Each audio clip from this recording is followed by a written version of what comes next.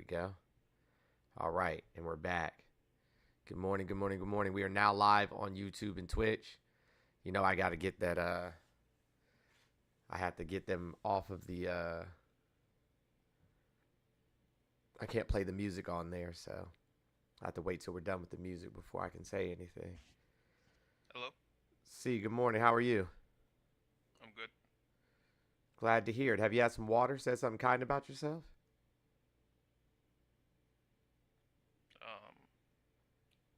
Yeah, I don't know.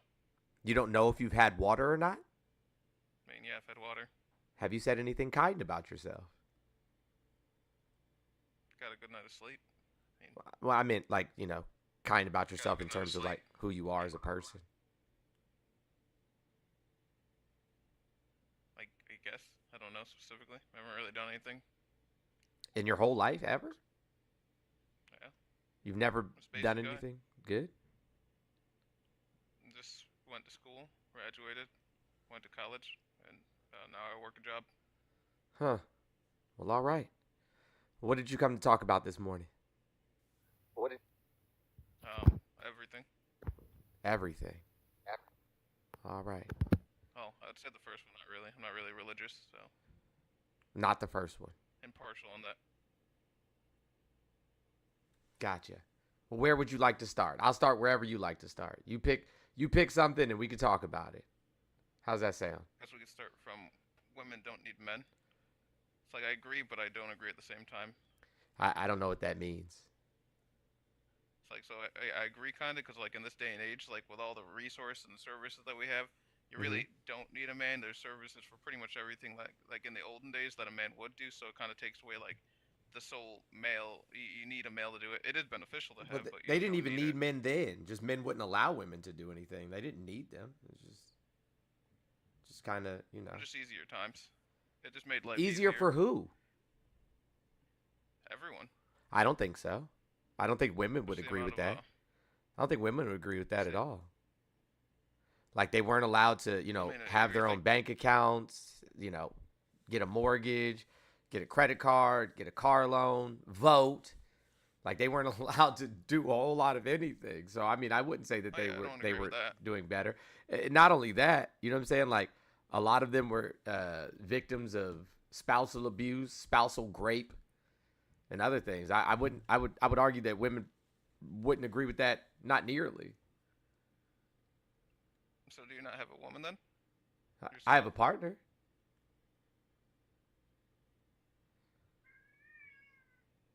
They don't belong to me But she though. doesn't need you though. No, not at all. But she doesn't need you though. Not at all. I mean, yeah. Technically, you don't need each other, but it just makes life easier though. If you can't find a good partner, yeah, finding the wrong one. I mean, you could find that on both ends. You know, there's definitely some bad women out there, you know, that are no good and only going to bring out the worst out of you, and bad men that are only going to do the worst to you too. So, and you could really go both ways in that scenario, where you're just going to be better off on your own. Sure. I mean, I But would yeah, the say most successful people I'd say on Earth, you know, they're generally going to be a power couple that complements each other's aspects of male and female combined together. sure. I think that some of the most successful and powerful people in the world don't really have uh, any real emotional attachments at all. Like Trump is president of the United States. Like he has a wife, but like they don't have a relationship. Like he doesn't give a shit about her, and vice versa. Just like Jay-Z and Beyonce. I could No, say now that's true. that's not the same. They actually care about each other. It's wildly different. Yeah. I don't know about that. I do. Seem just for convenience, Nope. business purposes more than anything. Nope. Kind of like Trump and Melania. Nope. Good for business. No, you actually see Jay-Z and Beyonce together often, spending time with each other, like enjoying each other's company. These things are not the same. I don't know. Like you think that Beyonce couldn't just walk out and get another person in a matter of moments? Not a Jay-Z. No. What do you mean not a Jay-Z? No, not a Jay-Z. There's plenty of very wealthy men across the globe. And any of them would die for an opportunity to be in a relationship with Beyonce. It's just a weird take, my dude. I don't know. It just seems like, modern times it just seems like it's just a good business move. It seemed like they really, I don't know, never really seen them like in the spotlight like that. Because they are private, that means that they don't like each other. Like they've been together for over 2 decades.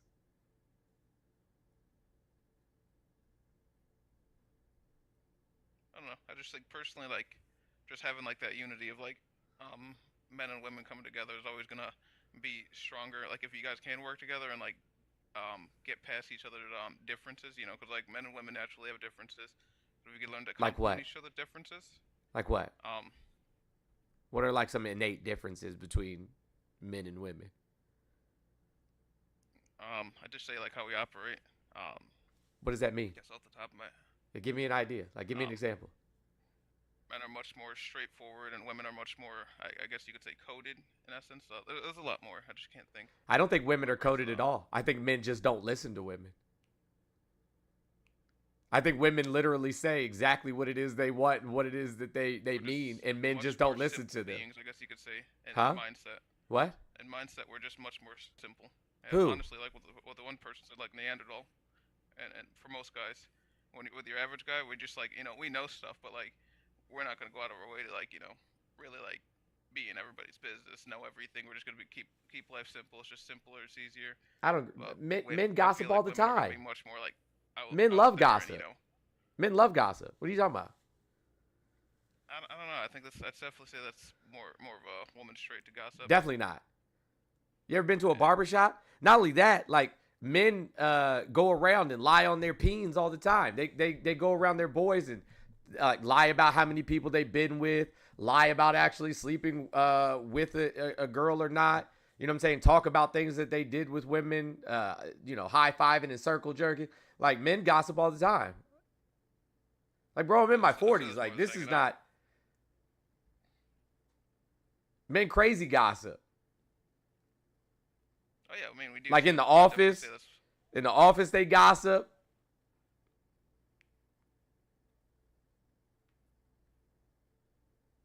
So you're saying that there's no differences between men and women then? Very few. And why do we have so much problems with each other?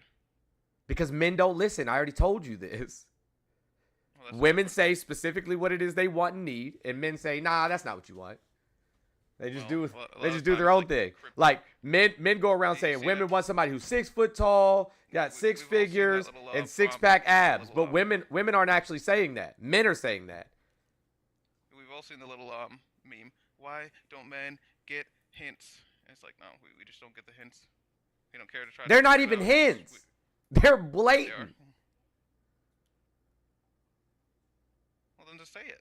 They That's do. the problem. They ask you to go to therapy. You don't. They ask you, you know what I'm saying, to take care of your hygiene. You don't. They ask you to be, a safe place for them to share their feelings, wants, needs, hopes, dreams, so on and so forth. You don't. Like they do. They are straightforward. You just don't do it. Like you have no, no desire to be anything other than what you've always been. What's up? Pretty much, yeah. Your camera's not Just on. keep it simple.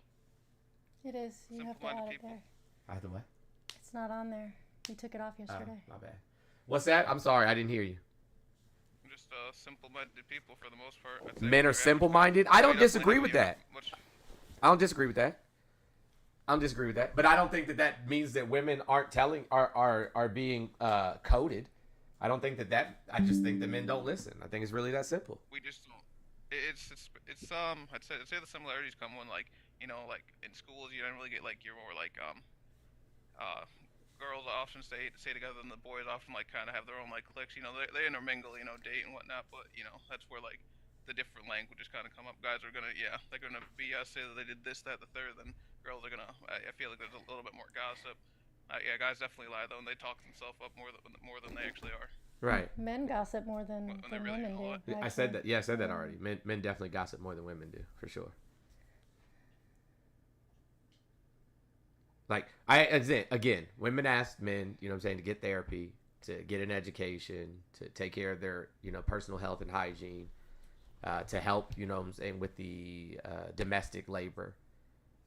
to actually be present in relationships, and then men just don't do it. There's nothing coded about that.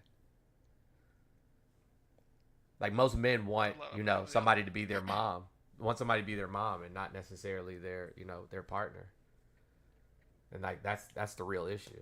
Yep. What did you have when you were growing up? Did you have a mother and father when you were growing up? Mm-hmm. Yeah, my parents are still together. That's the difference. A lot of guys don't have that, or they have bad parents. I didn't say my parents were great. I just said my parents are still together. Like my parents were wild. I feel like the resources for women, there's a lot more like resources out there. But what do you mean by when you say resources? What do you mean? Yeah, we operate.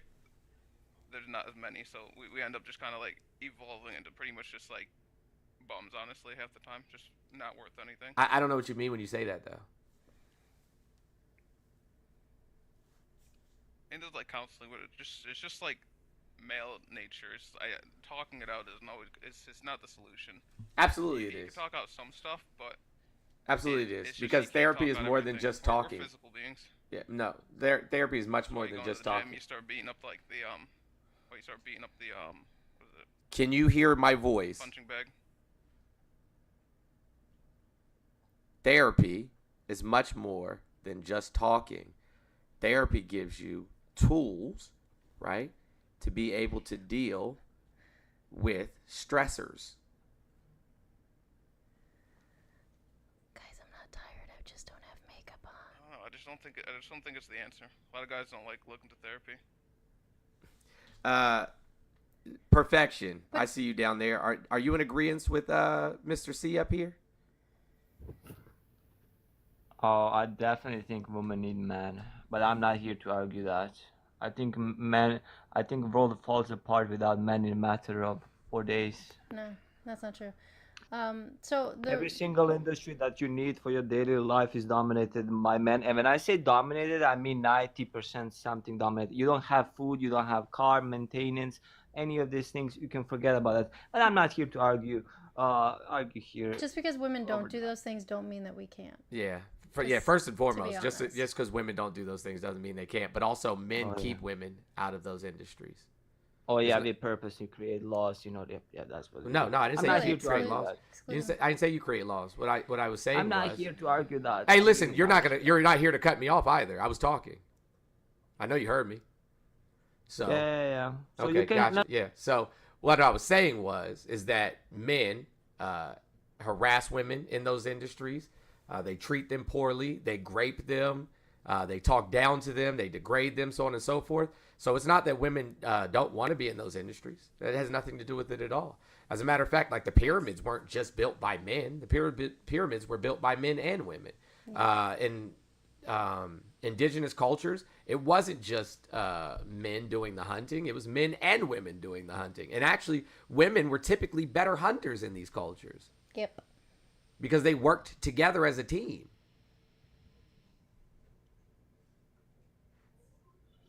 So, you can argue with C regarding that. I'm here to argue a different topic. I don't care about this. I mean, I'm not here to argue with anybody. These are conversations. But anyways, go ahead. Go ahead, C. What were you saying now? Well, no, I was gonna give it off to Perfection. I'm gonna let him talk on his subject. Sure. Yeah, there are definitely illegal immigrants. Definitely. No, there's not. Do you live in the United States? Absolutely, God, not. Where do you live in the United States? Don't want to live. What did you say? Where do you live? I don't live in the United States. You don't live in the United States? Oh. I live in Europe. Yeah, well, I don't really give a shit about your... It has nothing to do with Europe. It has to do with basic principle of legality. Yeah, I don't care about your opinion. What country I'm there. All right. Yeah, I could live in Zimbabwe right now. Shut up! I don't care about your opinion on immigration. You don't live here. I come from a colonizer country. I just don't give a shit. I really don't. My country has not... I don't care. All of European countries are colonizer countries. Literally all of them. You can't name one that's not. All of them are colonizer countries. Poland, Austria, none of the Czech. I don't care. You don't even go here. Bye.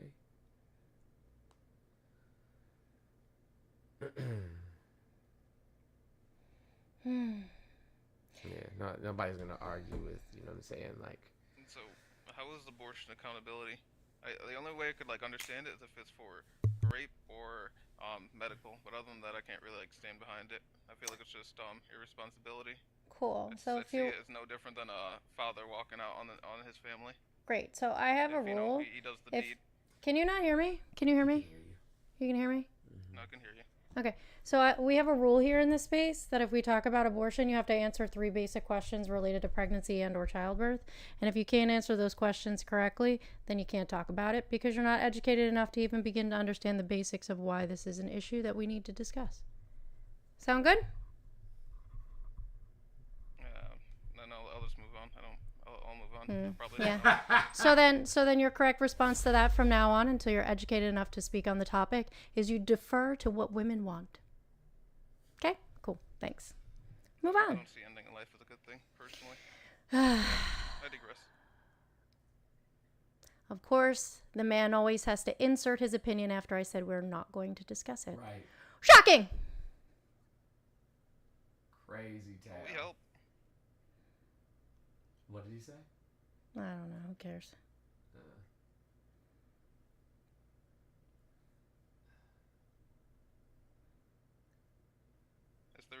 Is there even an abortion without us in the equation at some point?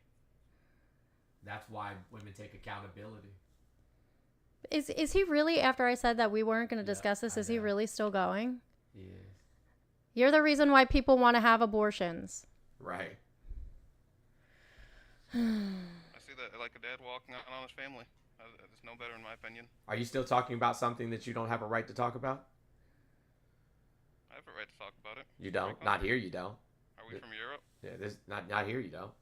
No, we're in the United States of Amanda right now. This is my space, and I'm telling you, if you're not educated about the basics of pregnancy and childbirth, your opinion is irrelevant. Take it, roll it up, and shove it. It's probably some article off Google that you read at some point. You know. Sir, I've given birth to 3 children. Shut up. Well, ask them then. What are the 3 questions? What is the average Sure, I human won't know. gestational Probably. period? I don't even know what that means. Exactly. He said, "I don't even know what that means." Lord have mercy. Bro said, "I don't even know what that means." Well, no, give me the other 2. I want to know. What is an episiotomy and how many different kinds are there? And the final question is, what are the differentiating factors I know between it. preeclampsia and eclampsia? Of course you do. All of those things have to do with pregnancy and childbirth. All of those things have to do with pregnancy and childbirth. And if you gave a shit about women and what they go through during pregnancy and or childbirth, you would know those things. But you don't give a shit. You just want to insert your opinion. I'm still speaking. You just want to insert your opinion on something that you're not educated on. That's why. Many people know the answer to that. An Most women episiotomy is what is You done. went to school for it. Of course No. you know it. No. Or if you looked it up in your free time because you're No, because many women during childbirth tear, and episiotomies are done to prevent that tearing. Preeclampsia is a very common pregnancy condition that occurs that can be fatal because when preeclampsia turns into eclampsia by methods of a stroke or other cardiac event, people unalive. So women and people who give birth know these things because they're at risk for them. But you don't because you don't care. Yeah, her OBGYN would tell her this, or her general practitioner. I didn't even hear what he said, and I don't care. I'm done talking to him about it because he's fucking stupid. Talk about something else. I mean, we're on the same boat. I said if it's not for medical. I mean, we're in the same boat. Yeah, if it's for medical. Abortion is You're medical much more procedure. in-depth. Abortion is a medical procedure. It is health care. As is an episiotomy. Right. As is an epidural. So how come As is walk no- away from his family with no repercussions? They do all the time. What the fuck are you talking about? No, Literally all the no time. action, no nothing. Literally all the time. Like less than 50% of child support is even paid. His mental health. you shouldn't even have to. You shouldn't have to worry about it at all. Yeah, they do all the time, and go ahead and start new families and leave them too. They go and do whatever they want. What are you talking about? He's gross. With no repercussion. No, Yes, literally all the time. There's definitely repercussions. Like what? You go to jail. Child support, all sorts of different. Yeah, almost no one goes to jail for child support. Litigations. Cool. Yeah, almost no one goes to jail. When's my ex going to jail? He owes me. Now it's probably closer to $11,000. When's he going to jail? They gonna take his driver's license? They haven't yet. Huh? When are they gonna do that? I talked to the court about that. Yeah. I'm not the judge. Right. Exactly. Fucking stupid. Do you have money to file for a court motion? You know, the average filing cost is $247, and that's not including drafting the motion. I would rather give that money to people who need it to keep the power on, who need to feed their children. Hey guys on YouTube, the call-in line is not on currently, guys. I love how his tone changed when I started speaking. Like he was so much more cordial with you. Nah, he's still ignorant. Cordial but ignorant. It can be the same thing. Two of those can be true at the same time. And I guess I wouldn't have called it cordial. But I mean, yeah. I don't know. I just don't think that it's going to stand the test of time. What's not going to stand the test of time? I don't think that the AB is going to. I don't think it's going to stand the test of time, honestly. I don't know what. Years, I think it'll be completely outlawed. All right. So whether or not abortions are legal, they will always still occur. 67%, more than 67% of the nation wants there to be access to abortion. What are you talking about? Worldwide, I don't think it's good. I think it's going to fizzle out. But you said it's not popular. You said it's not popular. That's not true. 67%. Every single state that has put abortion on the ballot, overwhelmingly, people voted to have access to abortion. Every single state, all the red states, Kentucky, Ohio. Who voted on Congress? Kansas. No, the people voted on it. The people voted via ballot I never measure. got to vote on it. What state are you in? New York. I never got to vote on that. Cool. So then what you need to do is you need to initiate a ballot measure. Yeah. Get enough signatures so that the next time there's an election, that the people can vote on it. It's not hard. Do it. Yeah.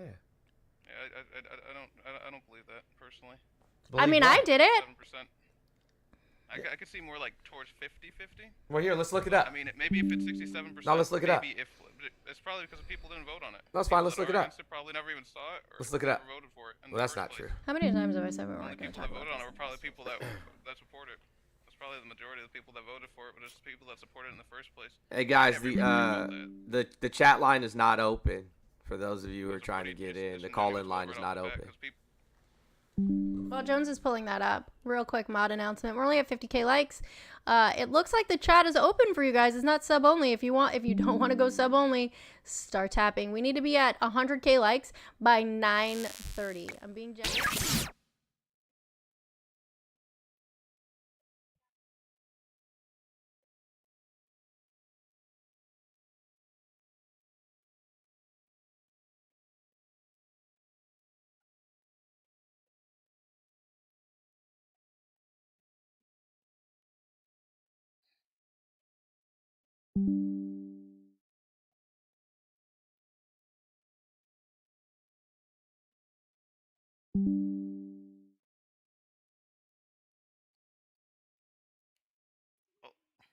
I'm gonna go bother some other life. You guys take care. Good talk. Yeah. Okay, I guess stick around. Do you have multiple articles?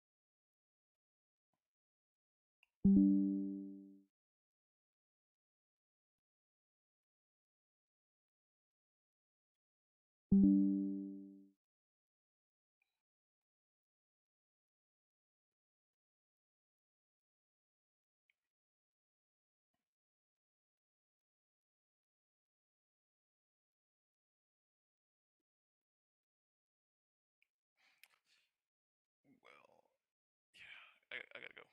See you guys.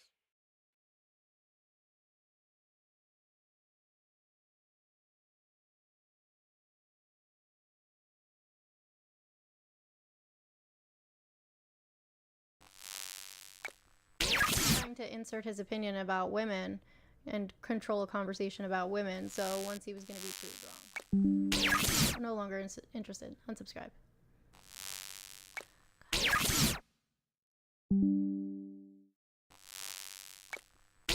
Like literally just barefaced with no lashes. I know. This is how I look when I wake up in the morning. It's scary. Chill. How long we've been live? About just shy of an hour, like 40 minutes. I don't know how many times I've said the call line is not open. Fucking weirdos. Jesus Christ. All right, we got some news stories that we got to talk about. Sure. All right. Thank you everybody for the sub wave. Hey, listen, what is it? We got today and tomorrow to get to 1,500. Yeah. We got today and tomorrow. Daisy said New York did vote on it. He probably just didn't read his ballot. I'm sure they did. Yeah. I don't doubt that at all. I don't doubt it at all. But you know they never know what they're talking about. Mm-hmm. Anywho. So, just in case you guys didn't know, yesterday, a man by the name of, what was his name again? I don't know. There's a couple stories with men's names in them. Scott Thompson. Oh, that guy. A white man by the name of Scott Thompson crossed the border in his pickup truck with hundreds of guns Firearms. that he was trafficking for the Sinaloa cartel. Not somebody from Central or South America, not a Mexican. No, not anybody from Mexican. A white man from the United States of America went to south of the border. Scott Thompson loaded up his truck full of firearms, and then came back to the United States to give to cartel members. And got caught. Whoopsie. It's almost as if we've been telling you that the schmugs and the firearms are brought into the country by alabaster assholes. Almost as if. Shocking. Not really. I hope he does a lot of time. All the time. I hope he gets visitors while doing his time. Because I'm sure he's going to rat people out. Oh, yeah, for sure. But like I said, when we talked about the narcotics coming into the United States, it was never, well, not never, but like 85+% of it being brought in here was being brought in here by American citizens, not by people from Mexico, not by people from Central or South America at all. And that's what our DEA tells us. That's what our Department of Homeland Security tells us. That's what, Border Patrol tells us, that it's certainly not, people coming here looking for. Guys, we know. Looking for fucking, asylum. Guys, we know that Mexican is not a race. We understand that. No, people from Mexico, because Trump says it's people from Mexico. Right. Who's saying something about Mexican being a race? Mexican isn't a race. Who said that? We in the chat. I'm just, for clarification, we understand that. However, when things happen that go across the border, the narrative of the GOP is to blame it on people from Mexico and Venezuela. And the cartel is in And Mexico. The cartel. Like, this is what they do. So that's why he said they're not Mexican. They were a white United States citizen. Cálmate, por favor. Okay? All right. Want to talk about Texas? Yes. So, RFK, who I've been vehemently against in his Maha bullshit, said that it was normal that a child passed away from measles. Currently, I believe there's 120 confirmed cases of measles in the state of Texas. Again, he said this was normal. That is not normal. We haven't had a childhood death from measles since 2015. It has been 10 years It is not normal. Please vaccinate your children. If your children are not vaccinated, please make sure if they are sick, they are staying home, especially if you're in Texas right now. There are people who are vulnerable, even if it's not the child who is vulnerable, they are vulnerable members of their communities and families. This is not normal. Okay? Vaccinate your children and your pets, because there are many things like bird flu that can cross between species. Okie dokie. Thanks for coming to my TED Talk. Thanks for coming to my TED Talk. Yeah, so this idea that, and I don't understand, like, we've been getting vaccinations our entire lives, you know what I'm saying? Like, I'm in my 40s. I just got my flu shot and my Tdap booster, what, a week and a half ago?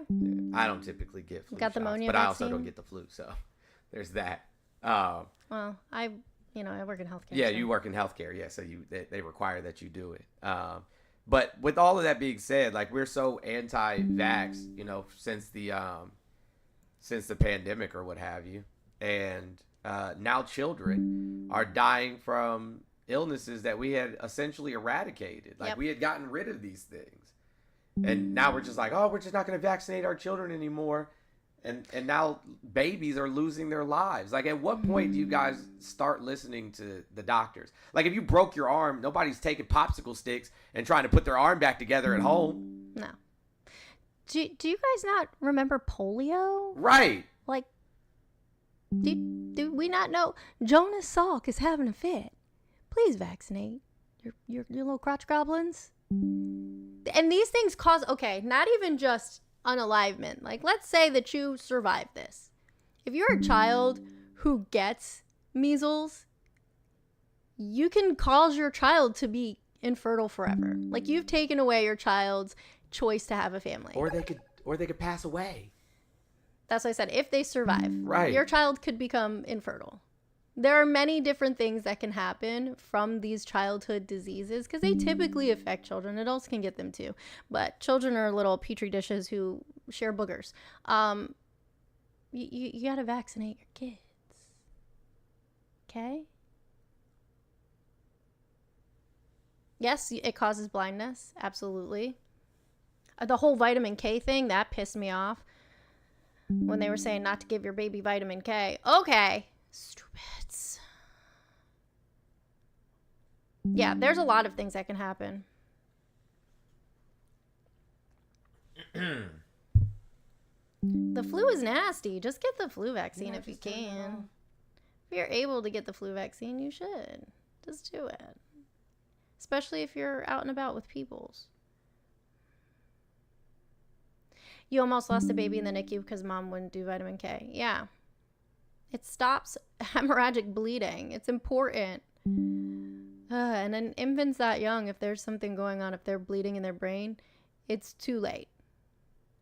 When they know, it's too late. Bobby, you can join if you request.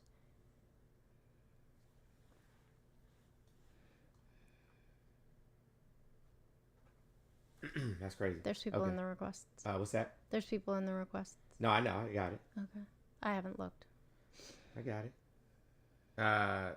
For the probably 90th time, the call line is not open yet. I will let you know when the call line is open. But it's currently not open. So you guys are just essentially wasting your time trying to get through. I see the banners. So, Larry Wilson, good morning. How are you? Larry.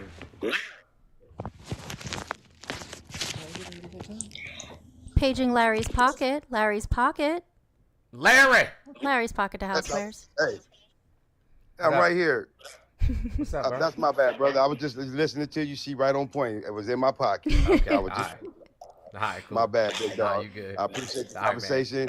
I enjoy you, bro. I tune into you every day. I'm listening. Y'all awesome, man. But she dead on point. I'm at work. I'm just listening to you. All right, sounds good, bro. Have a great day, Larry. All right. You too. Thank you. Anywho, in other news.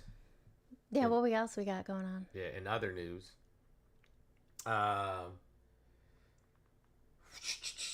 That's not the one I was talking about. I don't care about that. I'm still reeling that the House passed this fucking budget bill that's going to cost $4 trillion. It's just a budget resolution. I know, it doesn't actually prescribe any policy. But it's going to cost $4 trillion in debt. Doesn't it say that over time it would cost $4 trillion in debt? 4.5. Probably more though, because we're going to end up having to do. What do you fucking call them? Like stimulus checks to the American citizens. We're going to end up having to do bailouts to farms again. So, I mean, to be honest with you, it's probably going to cost substantially more than T.O. Shoddy said $23 trillion over 10 years. Yes, the Senate still has to vote. Yeah, so here's the thing, right? So he announced today, or he signed an order yesterday. Okay. That he's going to be doing 25% tariffs on everything coming from the EU. Now, we don't get a lot from the EU, but it's still going to cause, you know what I'm saying, somewhat of a price increase on goods in the United States. And then he said he's going forward with the 25% tariffs on Canada and Mexico. And I already made a video about this. I talked about it. The cost of, your onions, tomatoes, right? A lot of citrus products and things of that nature. For the average person is going to be unaffordable. Like right now, I can buy a 2-pound bag of onions, right? 2-pound bag of onions for like $3. Like $3. They said it's going to be $3 and some change per onion. Yeah, better go make friends with your people in Vidalia. Right. So, you know what I'm saying? You're going from buying a 2-pound bag. And I would say onions are pretty much a staple in everybody's house. Wouldn't you say that? Yeah. That pretty much everybody has onions in their house? You're going to cook with an onion at least once a week. Exactly. At least once a week. Yeah. And so, I mean, essentially, people are just going to have to start cutting back on the things that they eat or that they have in their house. It's going to be rice and beans. Yeah. It's going to be rice and beans. And, the vast majority of U.S. citizens, they don't know how to grow anything. At least legumes are very healthy. Yeah. At least there's that. But they don't provide like all of the new. Like, no, they're not going to be a replacement for. No. You know what I'm saying? Like tomatoes and citrus. Like they're protein and fiber. That's it. Huh? They're protein and yeah, fiber. Protein that's and fiber. Like that's it. Yeah, gonna be regular with scurvy. Avocados are gonna go up. Yeah. Yeah, avocados are gonna be crazy expensive. They're gonna be $4 or $5 each. Then we have. Oh, that's what I wanted to talk about. So yesterday, they had their first cabinet meeting where all the cabinet members were in the I don't know what room they call that, but you know what I'm saying, like they had a meeting in the presidential wing. Yeah, they had a meeting. Fuck it doesn't matter. So everybody in the cabinet's dressed business attire, suits, ties, sitting down, and the whole time Elon Musk is standing up. He's got a t-shirt on, that stupid ass long black fucking peacoat that he wears every day. And then a black MAGA baseball cap on. I bet you that peacoat smells like a wet dog. Oh, that joint's got to stink. Like he's always wearing it. And he's just wearing, street clothes essentially. Jeans, tennis shoes, baseball cap with a peacoat on. And he's just walking around, you know what I'm saying? Essentially directing and dictating the meeting. Mm-hmm. So Elon quite literally was here illegally for quite some time. Y'all didn't vote for Elon, but y'all just and as much as y'all like to pretend like you're okay with this, if you are okay with it, there's really something wrong with you. There's really something wrong with you. You don't care about democracy. In 2008, all you guys did was complain about the elites. Right. All y'all said before Obama was elected, the elites this, the elites that. And now all of a sudden, you're willing to just hand the keys to billionaires who wouldn't piss on fire to put you out. Like, they don't care about your existence, your well-being at all. And you're like, oh, well, I love them.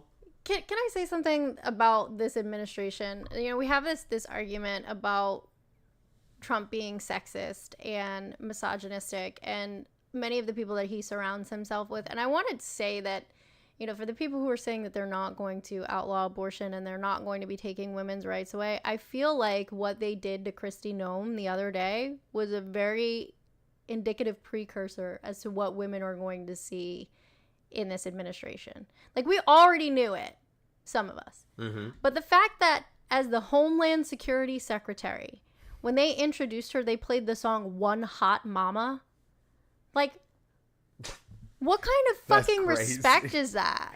Like, I don't think, I don't respect her after what she's done. Right. But if that's somebody that you respect enough to put in this position, why the fuck are you doing that to her? Of all the songs on this planet you could have picked, you picked a song that objectifies women. You know they don't give a shit about women. Like, what? So if you're a Republican voting woman, just know that the shit that's coming down the pipeline you asked for, so please don't cry about it. I'm sure you can say that she was fine with it. It doesn't matter.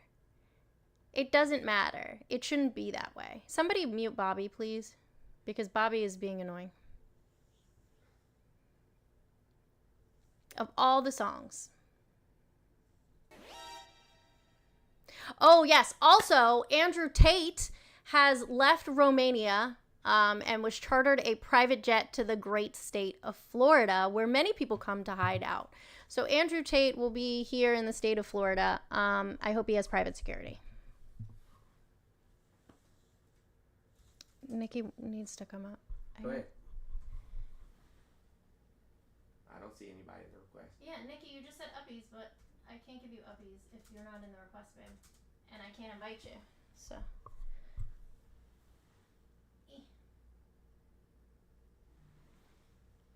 Yeah, I don't know what's going on.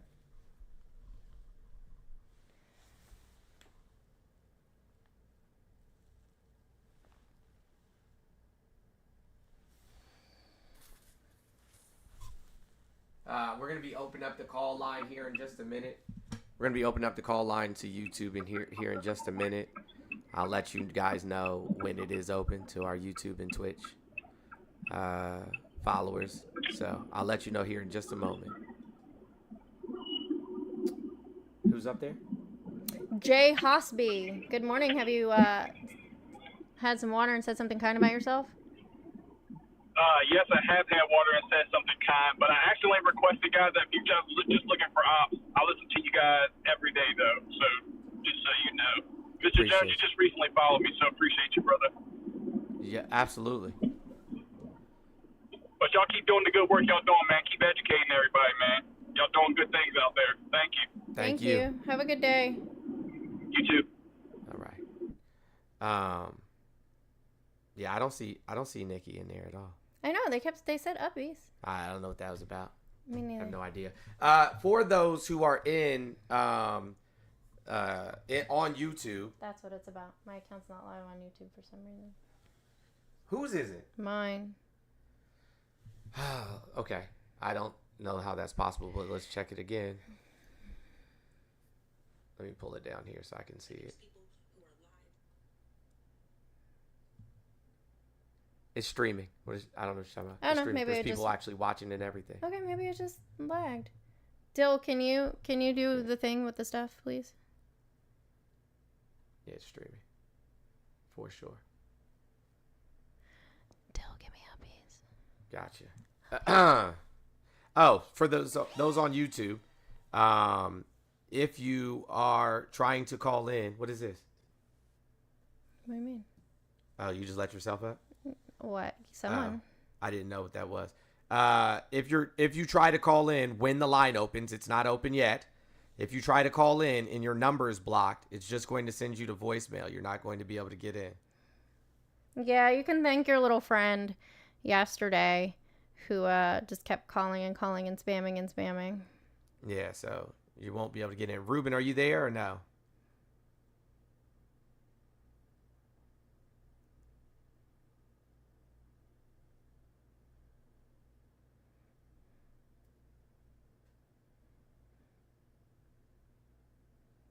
All right. I don't think they ever fully loaded. Just be good morning. Have you had some water and said something kind about yourself? Who's trying to let this account up? Stop letting Jones's account up. Yeah, please don't let my account up. Just be. All right. Nikki, good morning. How are you? If you had some water, say something kind about yourself. Oh, yes. Of course. Good. I wake up saying kind things to myself. That's good. I'm actually currently on a plane, but yeah. On a plane? I have a question. Okay, what's your question? I'm not. My question would be the budget passed yesterday, right? The new It was the day before yesterday. It was proposal, resolution, right? yeah. Medicaid, Medicare, and Social Security are in there, but only one is going to be cut. Yeah, so right? they're talking about cutting Medicaid benefits and SNAP benefits. Not Medicare, not Social Security. Those aren't on the cutting block yet. Not yet, at least. Aren't a lot of MAGA people from rural areas on Medicaid? Absolutely. Medicaid? Yes. And/or SNAPs? Yes. The vast majority of the benefits go to but Donald Trump said, I said it before and I'll say it again, I'm not going to cut Medicaid.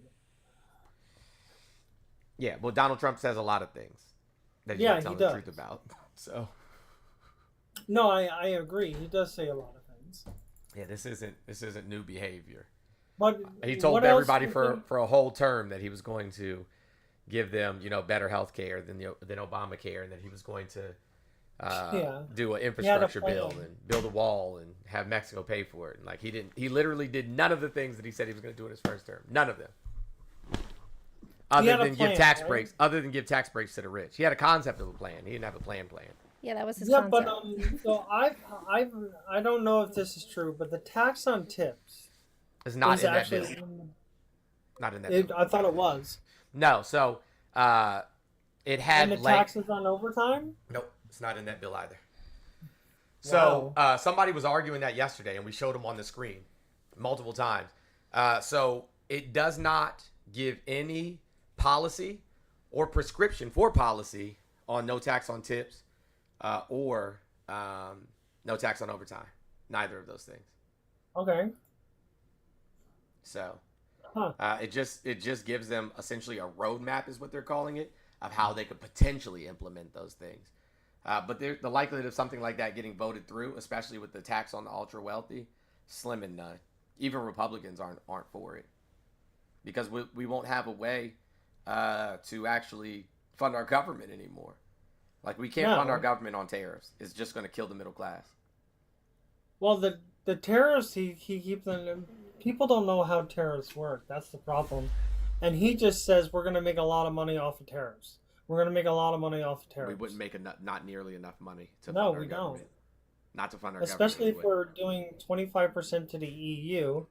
Yeah, we don't get much from them, but we got 25% on Canada and Mexico. Mm-hmm. And we got, 10% on China? Gas prices are about to be crazy. 60% of the oil that we use for gasoline in the United States comes from Canada, because we don't have the capacity to refine oil here in the United States. And the oil that we do produce here in the United States costs too much to refine. That's why we sell it. Well, actually, one of the largest oil refinery we have in Texas. It was in Texas. Yeah, now owned by the Saudis. Yeah, it's owned by the Saudis now. Thank you, Jared Kushner. But thank you for letting me up. I just wanted to ask a couple of those questions, clarifying. But keep it up. I love listening to you guys. Thank you. I appreciate you. Have a good one. Have a good one. Yeah. All right. Guys, tap that screen. Share out the live. We have 815 people, but not 815 shares. I don't know what that's about. And we're only at 143K likes. Hey, listen, we have 2 more days to get to 1.5, and we're at 1,060 or something, 1,060 something. I can't really see how many subs we actually have. I can tell you. But I think it's 1,061 or somewhere in that ballpark. We can get to 1,500. We can do that. And like I said, I'm gonna give away one of the outfits. Also, the tip jar the spin wheel has 1175 left. I don't know if we've gotten anything today. I haven't really looked. Oh, we did. We got $10 from Mike. I got you, Mike. I'll put you on the wheel here in a moment. Let me check PayPal and Cash App. I haven't checked those yet. Give me just a moment. today's the 27th. Okay, nothing today there. Nikki, I can't see. And we got Annie. We got Annie and Mike. I got you both. I'll put you on there now. I can't see you in the queue. I don't know if there's a glitch, Nikki, but Nikki wanted to come up just to remind everybody, if you were born before 1980, to go to your doctor and have a measles titer done. That's how they check to see if you're immune to measles, because it's not forever and you may need a booster. Many people do, in fact, need boosters of the MMR vaccine past childhood. Okay. And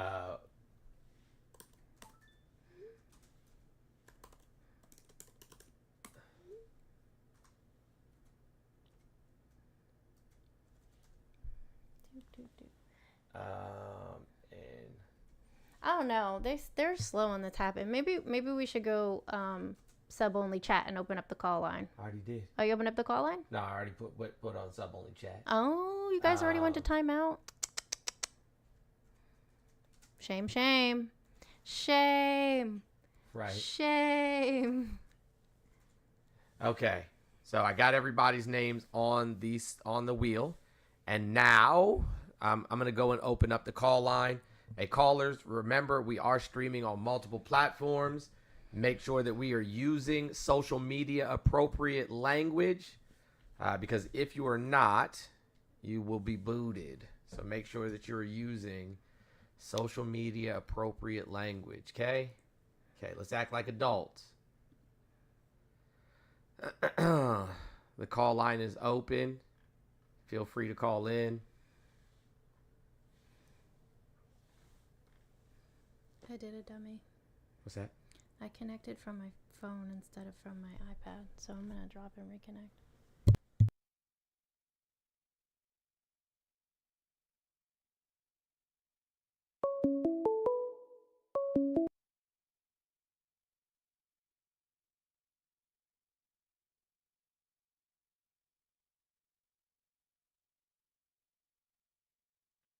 Caller, name, age, and where you from. Sam, calling from Detroit. I'm 44. 44. Good morning, Sam. How are you? Have you had some water and said something kind about yourself? Say that again? Have you had some water and said something kind about yourself? Probably not said something kind of myself, but yeah, I have kind thoughts, so I get you. I'm there with y'all. It's hard because most of the time when I call things, I'm here to debate, but I pretty much agree with everything that that I see you guys have as a topic. So I guess it's just hard for me to understand. I'm an 80s baby, so same age. So we saw a lot of things, and I think kind of when we got to our teenage, I blame ourselves for a part of the numbing of kind of the temperature of the country that was really going on, because it didn't affect us as much. So right. I know that we weren't as active probably as our previous generation. My parents are 50s babies from Mississippi. Okay. So my parents both went to segregated schools, so I definitely know what you're talking about. Right. So, and things that they used to tell us when we got to our teenage, I remember telling my dad, man, it's not like that anymore. Like, people just look at each other based off of merit, and we see the commonality in everybody. I never felt not that knowing. Well, you know what? I kind of, I would say, because I grew up in Detroit, and I grew up in the city of Detroit, so I'm not a suburb kid or nothing like that. But no, I mean, I grew up in the DC metro area, in the New York area, so I mean, I still knew it existed, especially in New York. Well, shit, I say especially in Northern Virginia, DC. I knew it existed. There's no doubt about that. But I would say that there's an insulation here. And maybe it's not the same for the kids growing up now, but when I was growing up, there was an insulation in Detroit where we were okay because we had ourselves. Black. You know what I'm saying? Like, everything I needed to learn, to get health-wise, to, everything you need to grow, everything to become a man, become a good human being or whatever, like, the city raised us up. Mm-hmm. You know what I mean? And it did prepare us for a lot of, for the world. That's what they say. If you make it in Detroit, you can make it anywhere in this world. Yeah. But I see now the ramifications of that. because there Sam, can you hold were on for certain 1 things. second? Sam, can you hold on for Go just 1 ahead. second? I apologize. Hey, listen. Hey, guys, when there's somebody on the line, you can't call in. Like, I see notifications of missed call. You can't call in when there's somebody on the line. One person at a time. So you're just going to have to wait, okay? All right. Go ahead. I'm sorry, Sam. That's okay. I did the same thing too. I almost left a voicemail for y'all, but I got off of that. But I can see where we got off track, and it's not so much that what I would say is like there's always a counter protest. Mm-hmm. There's always somebody countering. Well, Angela Davis always said has that. been. Angela Davis said that. She said as soon as, the more that people push for, equitable rights for all, the more you'll see a counter push, from the opposite side trying to, negate rights. And that's where I see the biggest issue is now is not even the opposite side. And if you're talking about political spectrum, absolutely. There's absolutely sides. This goes far spectrum. beyond politics. I mean, if we just look at the last election, had Kamala been not a woman or not black, there's a good chance that they would have won. But we are, uber misogynistic and extremely racist and xenophobic in this country. I do believe that. I believe that, and I hope y'all don't get any feedback from me, but I just know that, we fall into our biggest fears, and fears are things a lot of times that are taught. They aren't learned. Mm-hmm. And hold on 1 second, guys. I'm trying to watch y'all video so I can read the topic and listen to y'all, and now the videos pop back up. Give me 1 second. I'm gonna close that out. So, no, I just see that like where we went wrong, and I would say my generation, where we got to go forward and be the leader, because we are the leaders now. The 40-year-olds, like, this is the time where the 30s and 40-year-olds, that's where we got to step up.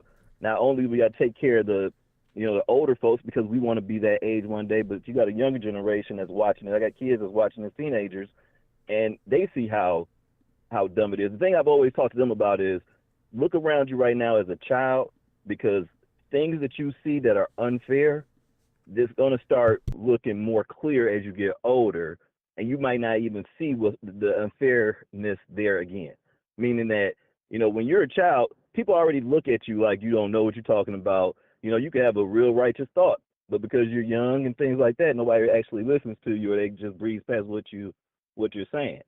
So you are sensitive to discrepancies. You know what I mean?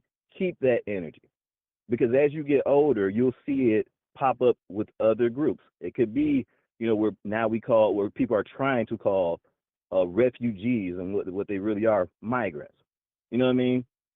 Where you knew that was, a person that was actually trying to get a better life for themselves. Mm-hmm. The same thing that would have been the Europeans back in the day. Yeah. But somehow somebody was counter to that. They're too brown. The jobs when you had the great migration from the south to the north, these people are taking your jobs. That's the reason why you're suffering, is because of these people that are trying to, not suffer themselves. The greatest. That's why if you look at the election maps, between 60 and 68, you see a completely blue South in 1960. Then in 64, you see like these big pockets of red show up. And then in 1968, the entirety of the South is red, because they was like, oh shit, Correct. Hold on, you giving black people rights? Correct. That's not what we wanted. And so all those people that were voting for Democrats, once the Democrats signed into law Civil Rights Act and the Voting Rights Act, they was like, nah, we didn't sign up for that. And then when Reagan came into office, he really talked their language. Welfare Correct. queens, blaming everything on black and brown people. And they was like, yeah, now that's the kind of politician we like, all of these people from the South. And then the entirety of the nation was red. And it sounded he destroyed the country. And they still revere him as like a great president. Yes. Like the only reason that their children have to pay these exorbitant costs to go to college now is because Reagan didn't want black people in colleges. Correct. Yeah. But that's the history loss or whatever, because and this is for my white people, my white family, brothers and fellow citizens. Everybody we understand that not everybody was subjugating black folks. We understand that. Not everybody in slavery, not every white folks in slavery owned slaves. We understand that part. It's not even a debate or a topic. What we're saying is there's always this sense of, I don't want to be down here with them because, I want to have some kind of a step above everybody. Like I said, my parents are from the South. They used to tell me about how, it wasn't the slave owners that were the problem. Think of the slave owners back in the day as the big corporations right now. Right. They exactly. don't care one way or another. Yep. They don't care one way or another what happened to the working class folks. Sure. But and that's what they don't understand. Like the 14th Amendment did not abolish slavery. The 14th Amendment, the 13th Amendment did not abolish slavery. It codified slavery. It said, hey, now if we lock them up, we can enslave them and nobody can say anything about it because, you committed a crime. But it created a new issue, right? Now these plantations, which are now the corporations, right? Now these plantations had to pay people for labor. So it didn't matter what your race was anymore. Now everybody had the potential to be a slave. It was just about who's going to work the hardest. Like there's no reason in the world that our minimum wage hasn't changed, you know what I'm saying, in better part of 2 decades. Like our minimum wage hasn't changed in 2 decades. It's not just black and brown people suffering from that. Like, there's no reason in the world that any of y'all, you know what I'm saying, should not be able to survive on one income. Correct. And now you look at the red states now, and guess who takes the most advantage of food stamps? Guess who takes the most advantage of Medicare? You know what I'm saying? And Medicaid. It is the red states. They take up the most. The blue states pay the majority. And I'm not trying to make it a blue or red thing. Let's just say the states with the biggest populations. Those populations that are the biggest usually have a diverse population. And that diverse population is amongst race, genders, and age and everything else that you want to put, but they're pushing the economy of the country. So it should give the example of like where we all should have been in the first place, and maybe if we were more diverse, maybe if you had more black farms. These cities and states that have a larger, more diverse population do significantly better. New York, California, I'm in Michigan, and now I know it's a red state now, but it's still blue in spirit. I'm holding on to that for us. But but it's just it's what from whence we came. I know you black person, you've heard that come from whence you come, and it really is just who raised y'all. And that's what I see with like so much of our society is that, you have some people that have been able because, and this is where and I'll get off your line because I know y'all got a lot of callers calling. When we say white privilege, the privilege is that, going into a room, you can be judged on your age, your weight, your, demeanor, your clothing, but race is never going to be an issue when you go in that room. And it's never going to be a topic of discussion to see if you are actually qualified for this, even though you got everything on your resume and your education standards have been up to par. Those are the things that, you don't get to see from the other side. Put yourselves in those shoes. I hear people all the time talk about, you got a lot of people that like feel like they're gods on this planet, but won't walk like Jesus on earth. And it's a heathenistic to me. This will be my only judgment, and God forgive me. It's a heathenistic way of thinking about life. If you are, living somewhere and you've only been around people your own ilk and your own like your whole life, that is like one of the most inhumane ways of living your life or raising a family that I could think of in this world.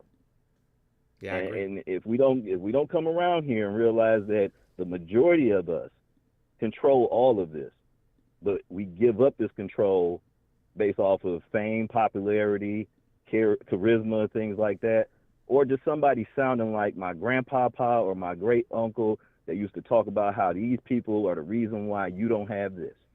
That, if we can get away from that, but that is the biggest problem. When we get to it and just think about what's going to be best for the older folks because we want to be old one day, what's going to be best for the younger folks because they're going to be our age one day, And then what is going to allow us to provide for both and provide for that next generation to do the same thing? Right. We're going to have a fight here now, though. So all that I said and everything like that, guess what? You got this orange buffoon in office.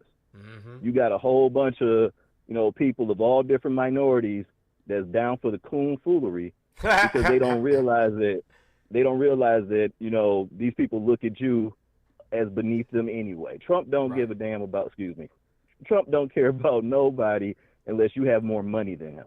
Absolutely. And that's where this I'm gonna let y'all go. This $5 million card here, and I was just talking to my son this morning about this. That $5 million green card, to me, that's a gateway for some of these folks. That's a gateway into indentured servitude. Sure is. Because you know that if they could get some people over here on a $5 million visa, let's say that, a corporation pays for it, or you start an LLC to pay for it, you bring somebody over here, you got that $5 million over their head, when are they going to be able to pay that off? Never. I mean, so it's going to be a slippery slope with that too if that ever goes through with what this. And I always think about that. I hate to put stuff out like that because then I feel like the negative idea somebody will jump on it and make it come to fruition. So a lot of times I don't be thinking about this stuff, but that's the worst case scenario, and that's what we fail to do. I think as citizens is think about what is the worst case scenario. If you have a plan, or if somebody else has concept of a plan, which one is the worst case scenario? Right. And I appreciate y'all. I just subbed a couple of days ago, but I've been watching y'all, and I appreciate y'all show here just in the brief moments I've been watching it. Thank you for letting me on. Well, thank you for being on. Appreciate you. Appreciate y'all. Have a good rest of your day. Stay safe. Thank you. Appreciate you now. Yeah.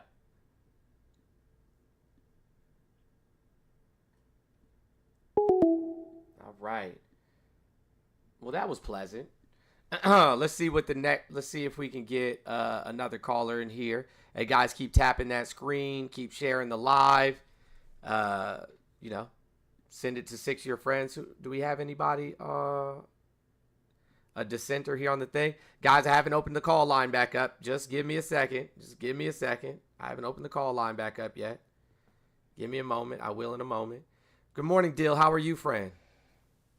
Good. How are you? I'm doing fantastic. Have you had some water? Say something kind about yourself. I have actually this morning. That's good. Good. Things are looking up. Things are looking up? Yeah. I love to hear that. I just noticed your smoke. I don't know how long that's been there, but I just put it there just a second. Oh, that looks good. I literally just put it on there. Because I forgot that I said yesterday that I could put cool backgrounds in the background, so I'm going to do it tomorrow. And there it is. And, you know what I'm saying, we fixed the audio, so, life is good. Can I suggest one day to have, lightning in the background? Lightning? Like some, purple lightning? It might be distracting, but we'll take a look at it. Yeah, I don't know. We'll see. Maybe a race in the back, like a NASCAR race or something. Guys, the line has not been opened back up yet. Give me a moment. I'll let you know when the line is open. Jeez Louise. Anywho.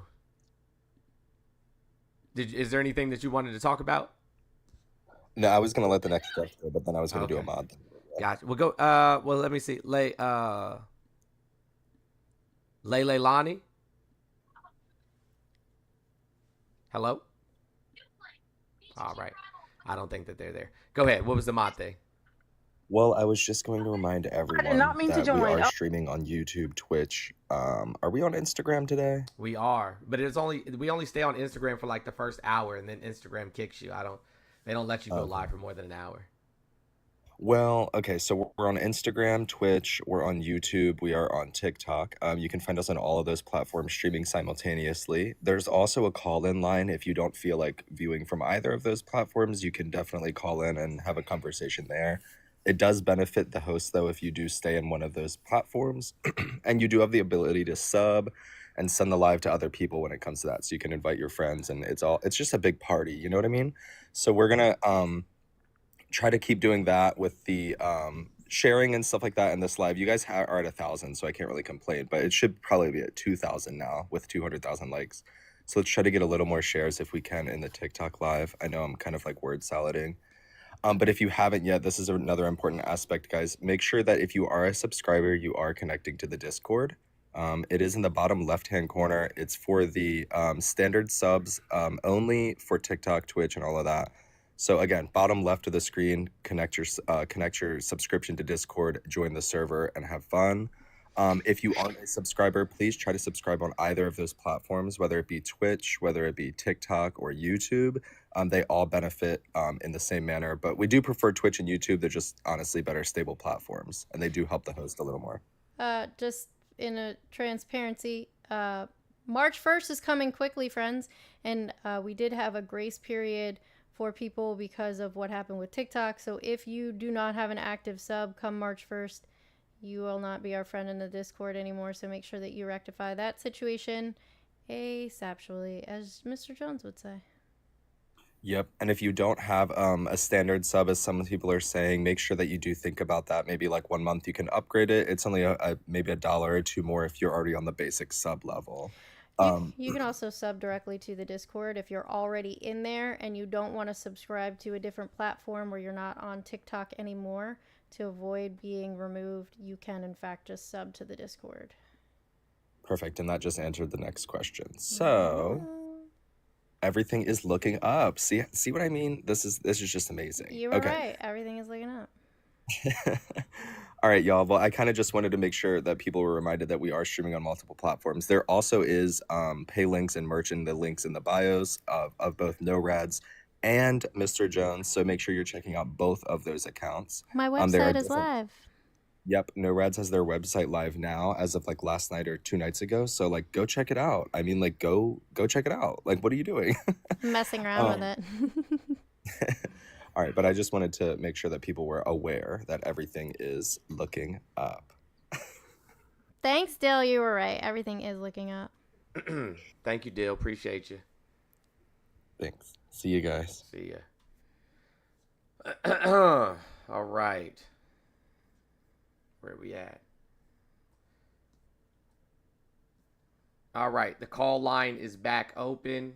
Remember to use social media friendly language or you will be booted immediately. The call line is back open. Feel free to call in.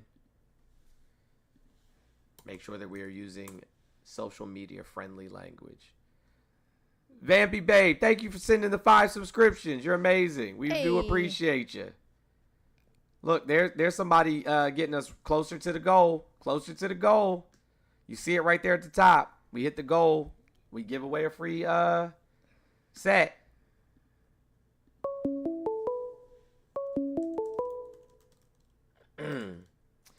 Good morning, caller. Name, age, and where you from? Name, age, and where I'm from. My name is Marco. I'm 29 from Nashville, Tennessee. All right. Well, nice to have you, Marco. You said something kind about yourself this morning. Had some water. It's funny. Actually, 2 callers ago, when you asked him if he's had water, I was just drinking my first glass of water. Good. So I'm a little nervous. Okay. Well, no reason to be nervous. We're just people. Yeah, no, I'm just excited. This is cool. I like what you're doing. And nice about myself. Have I said something nice about myself today? Every day, yeah. Every day? Nice about myself? No. I try to see positives in myself, but I guess saying to myself, no, not really. Can I ask what your names are? I haven't caught your names. I'm Mr. Jones, and that's No Rads. Mr. And what's her name? I'm sorry. You could call me Amanda. It's fine. Amanda. Okay, Mr. Jones and Amanda. Thank you. Yeah. No worries. So I like what you guys are doing here. It's really cool, and this is neat. So I see the bullet points on the screen, and if we could just go through those, I would love to hear your opinions on them. Sure. And share mine. Sure. So the top one, Jesus loves trans people. I agree. I'm just wondering why that has to be a bullet point. Do people say that he didn't? Well, yeah. I mean, people try to insinuate that, that it's somehow against God or against the Bible. It's a sin. But Jesus never once talked poorly of trans people or people with other gender identities. As a matter of fact, Jesus was Jewish, not Christian, obviously. Christianity is the following of Jesus. But in the Jewish faith, they believe in up to 7 genders at minimum.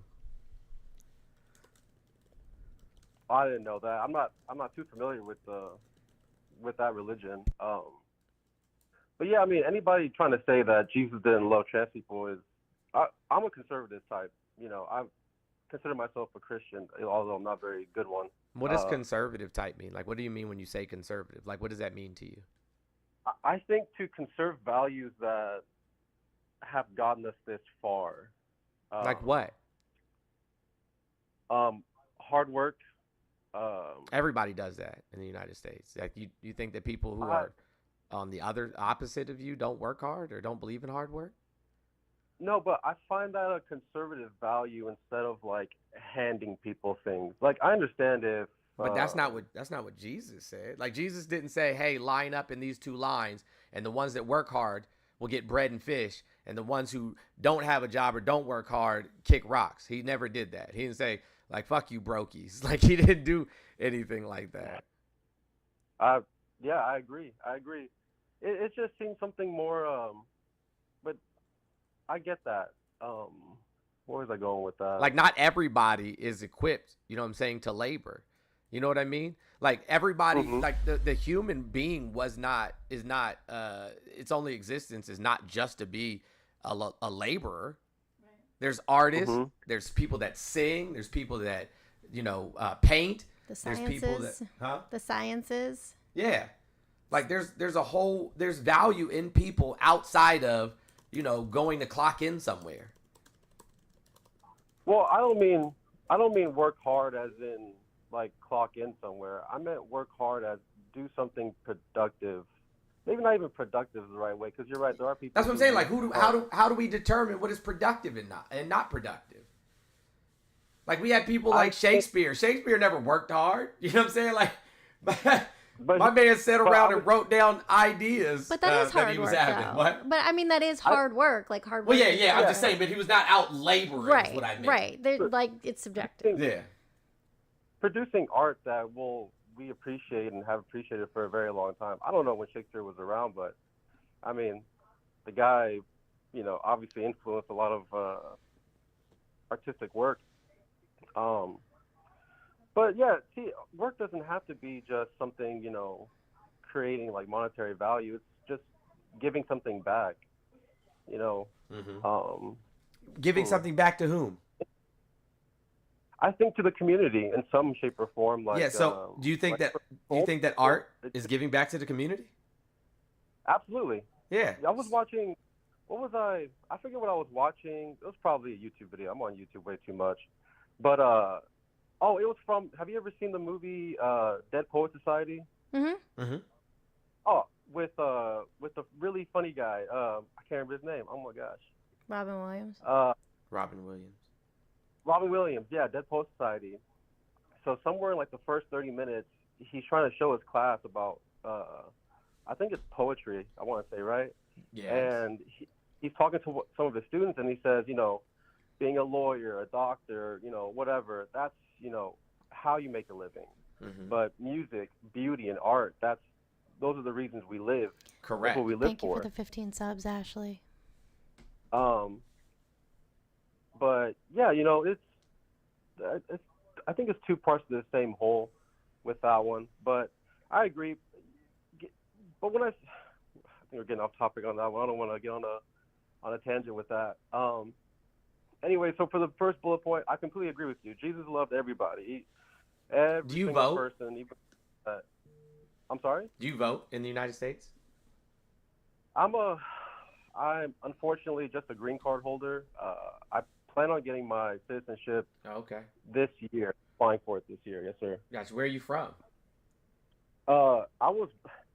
Funny story about that. So I've been here my entire life since I was 6 months old. Okay. Freaking, my parents were here, and they were illegal. You know, they were here in America. Your parents were undocumented, you mean?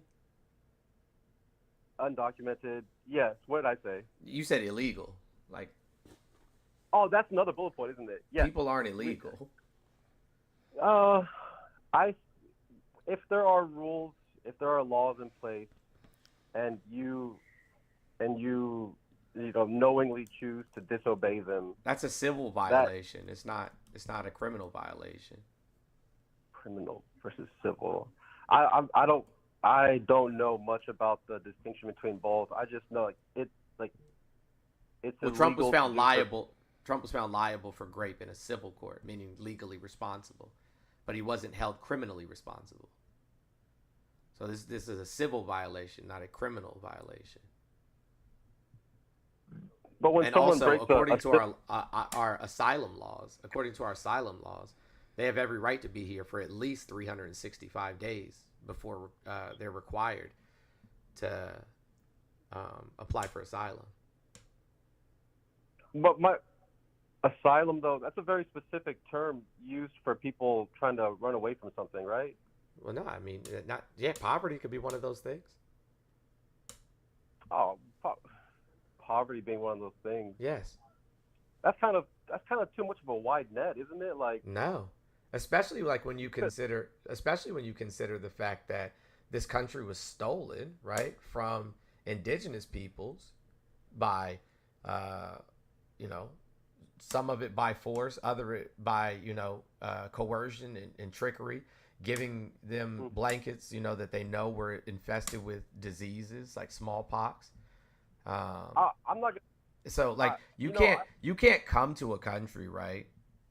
Supposedly seeking a better life, a better existence for you and your people, and then tell the indigenous peoples, because people from Central and South America, the vast majority of them are from indigenous ancestry. Like Spanish was spoken from Florida all the way up to Oregon for over 100 years prior to English ever being spoken on this continent, right? And so for people to be like, oh, you got to speak English, this is America. Well, Spanish was spoken here first. It was the first non-indigenous language to be spoken on this continent. And so they have more of a claim to be here and roam freely than anybody from Europe. And African people were brought here against their will. Black people didn't come here because they wanted to, at least not, in its inception. So we can't draw arbitrary lines on a map. That's like me coming to your house, right? I come in your house and then I draw a line at the end of your bedroom door. And I said, don't cross that line. That's the law now. I found this house and I'm drawing a line and you got to stay in this bedroom. Don't go to the kitchen. If the bathroom's not in your bedroom, too bad, so sad. I think that I agree with maybe 75% of your entire. Hello? Yeah, sorry. It's a TikTok alert. I apologize. Go ahead. I'm listening. Oh, no, you're cool.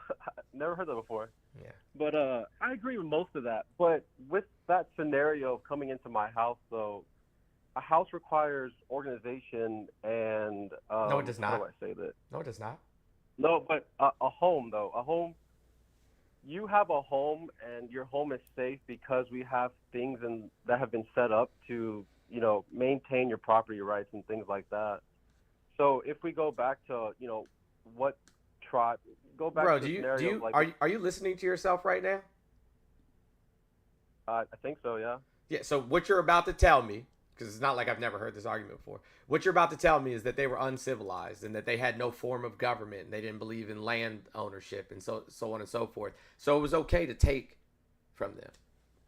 Well, no, but it's not that black and white. So from my understanding, there were a lot of different tribes and all spread out throughout the areas. Yeah. They weren't, as far as I know it. I'm not a freaking expert, They weren't exactly always peaceful about their interactions with other tribes. There was no wars between tribes prior to colonization. Now, were there interpersonal conflicts on occasion? Sure, but there weren't wars. And you know how we know that? Because if there was wars, we'd see mass graves, like what we saw with the with the Christians and their crusades. We saw mass graves all across, Europe and Northern Africa. We didn't have we don't have mass graves here in the United States. So like you would Well, see mass graves with bodies that have obviously been marred. You know what I'm saying? Like skulls cracked or bones sheared by arrows and so on and so forth. You would find a body or two, but you wouldn't find 100. that's an interesting point. But wouldn't So they didn't believe in land ownership. They didn't believe that people owned any bodies of water. They didn't believe that people owned, fruit-bearing trees and plants. They didn't believe that people owned the animals that roamed freely on the earth. They believed that we were all interconnected and that you should only take what you need and no more. So what would they have been fighting over? That's a good point. I don't have an answer for that. I really don't have an answer for that. That's a really good point. Yeah, and it was the same with the continent of Africa for the most part, except for small regions in northern Africa, eastern Africa, but that was mostly because it bordered, it was right there on the water and in the midst of trade routes. So they had a lot of influences from other cultures. But like Western Africa, down into the southern parts of Africa, they believed in, collectivism or communalism. Okay. Okay. Do you have YouTube on in the background? Because I can hear it. I do, yeah. I'm slightly listening in the background. Can you hear it? I did. Sorry, I turned it back down. Okay. All right. Can we move on to the next bullet point? Sure. Sure. Thank you. Women don't need men. What does that mean specifically? And I'd like to hear from Amanda. Yeah, so there's literally nothing that we actually need men for. If men are in our lives and present within our spaces, it's because we want them to be, or because they've injected themselves into the situation. But we don't need men for anything. Don't need men for anything? No. Oh man, I think the word need is kind of it's a very hard, strict word. Need. You need water. But I would kind of compare. Well, I was listening to the last caller and I was reading that, thinking about what I could say about that. And it kind of reminds me, I would compare it to like a car, right? Like the engine doesn't need tires to do what an engine does, to turn a drive shaft. Sure. Or a transmission. But the car isn't complete without the car won't function without the tires being on the car, right? Like sure. The roll around. Sure, those systems are dependent upon one another, but women don't need men for anything. I mean, is there something you could say that we would need men for versus wanting to have men? Need men for? I would almost say like Yeah. a man is like a seat warmer, You don't need it for the car to function, but it might be nice, That's like the actual analogy I would use. Like you need women. That's the reality. You need women. Women literally bring life into the world. You need women. Yeah, but without men, you wouldn't have the other half to bring life into the world, though, right? Yeah, we don't actually need men Yeah, for that anymore. We don't. But still, we don't.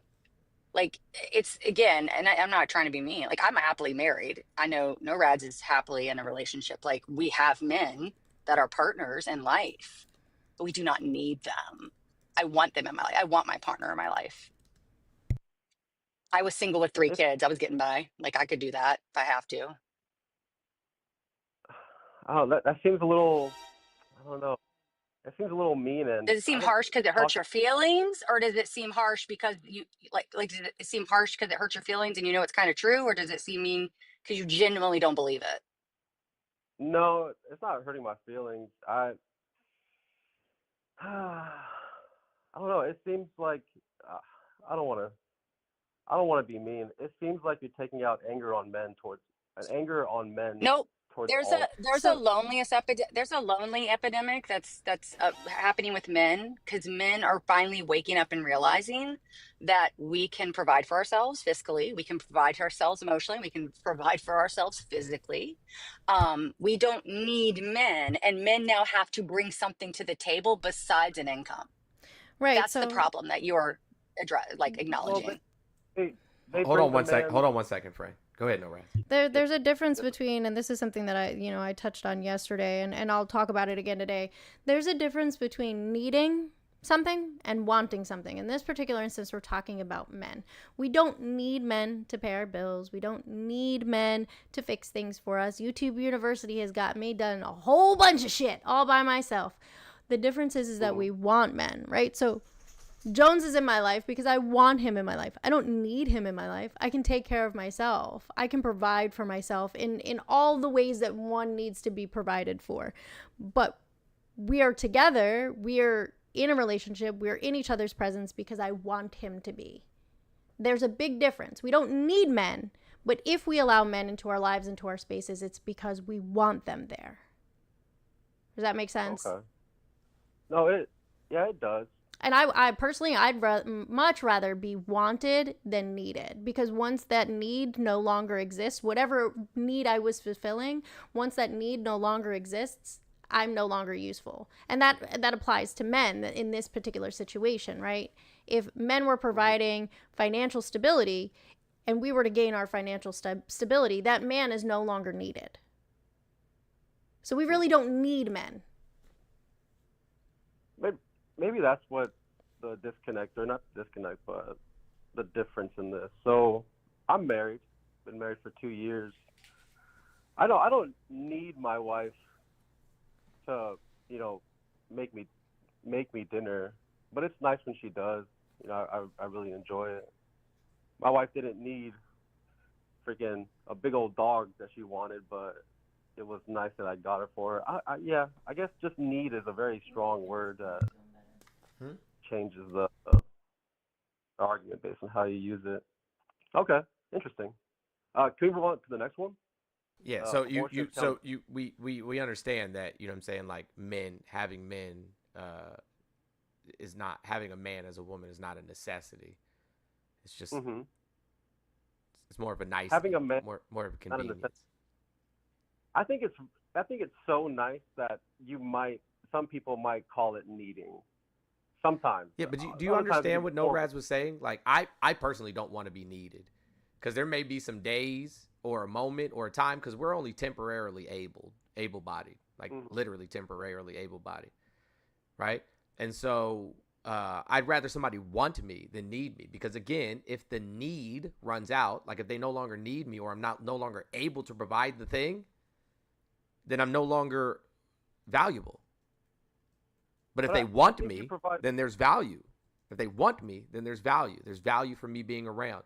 Aside from that, like when we look at statistics, when men's wives or partners get terminally ill or disabled, they leave. When women, right, when their partners or husbands or what have you, when their partner is disabled or terminally ill, they stay and take care of them. Like, men benefit from being in relationships. Women typically do not. I'm not gonna stand up for the horrible and disgusting things that men do. I have that conversation at work all the time with my fellow dudes, and I know. You said that you're conservative, right? And like that's part of, like, what was it, JD Vance? JD Vance says, oh, well, I don't, even if you're in an abusive relationship, you should stay for the sake of the children. Like, what kind of nonsense is that? Why should a woman stay? And do you think that it's good for the kids to watch their parents fight, or their mother or father, for that matter, be physically harmed? I would have to hear, like, the before and after. If he said that, I don't agree with that at all. Oh, I can play it for you. I have it. I mean, I would have to hear, like, a good while before leading up. Sure, yeah, I got it. I'd rather just. Why are you so quick to want to defend him? No, I'm not. No. I want to form an opinion, a more well-informed opinion. Like, but I doubt that. It sounds like it literally sounds like you were looking. You know what I'm saying? Like, oh, there's no way he could have said something like that. Like, you're looking for to give him an out. Well, here, we're gonna play it. We're gonna play it. Okay. We're gonna play it. This is one of the great tricks that I think the sexual revolution pulled on the American populace, which is this idea that, like, well, okay, these marriages were fundamentally, you know, they were maybe even violent, but certainly they were unhappy, and so getting rid of them and making it easier for people to shift spouses like they change their underwear, that's going to make people happier long term. And maybe it worked out for the moms and dads, though I'm skeptical, but it really didn't work out for the kids of those marriages. This notion that he thinks he belongs in the United States Senate today when he says that somehow women who are in a violent relationship for the sake of their children should stick it out. It's disgusting. I didn't hear him say that. Yeah, hold on. Here, I got you. All right, sorry. My bad. And this is one of the great tricks that I think the sexual revolution pulled on the American populace, which is this idea that, like, well, okay, these marriages were fundamentally, you know, they were maybe even violent, but certainly they were unhappy. And so getting rid of them and making it easier for people to shift spouses like they change their underwear, that's going to make people happier in the long term. And maybe it worked out for the moms and dads, though I'm skeptical, but it really didn't work out for the kids of those marriages. And I think that's what all of us should be honest about, is we've run this experiment in real time, and what we have is a lot of very, very real family dysfunction that's making our kids unhappy.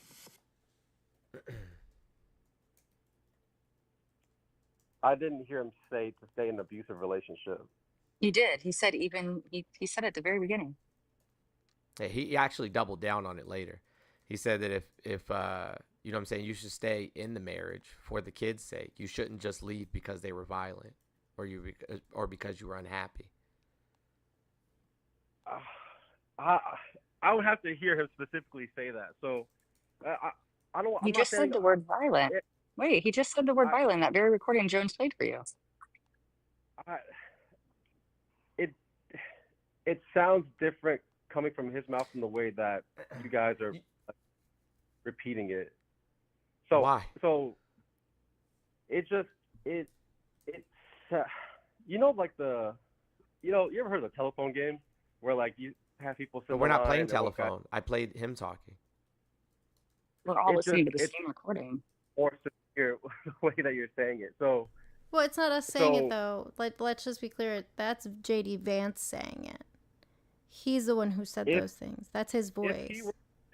If there is a relationship, okay, you know, not forget him. You know, obviously he has a position of power. He needs to be responsible for what he says. But me personally, if he says it and he means it, that if a woman or a man is getting beat, you know, consistently or inconsistently, whatever, by their partner, and they should stay, he is absolutely wrong about that. You have the right to defend yourself and your kids. You need to leave and be safe. So I didn't hear what you heard in that, but if that's what he means, I'm 100% with you that he is absolutely wrong. You know, forget him. That is not okay. I just want to say that's not what I got. So wait, just real quick, can I ask you a question? Like, let's say that he didn't say violent, which he does say in that recording, and he just said unhappy. Do you believe, because I left a marriage that wasn't violent, but there was infidelity on his part and, you know, there was emotional abuse. Do you think that it's acceptable for you to stay in a marriage that children are witnessing, you know, constant fighting and arguing and a clear disproportion of a power dynamic? Do you think that's a healthy thing that children should be witnessing and then believing that's what healthy mate relationships look like?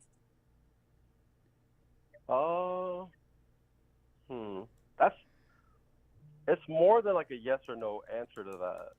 So, but that's the point. He's saying no matter what the situation is, whether it's maybe violent or you're unhappy, like, again, you shouldn't be changing relationships. Just like you trying to change underwear, you should stick it out because you're going to make the children unhappy.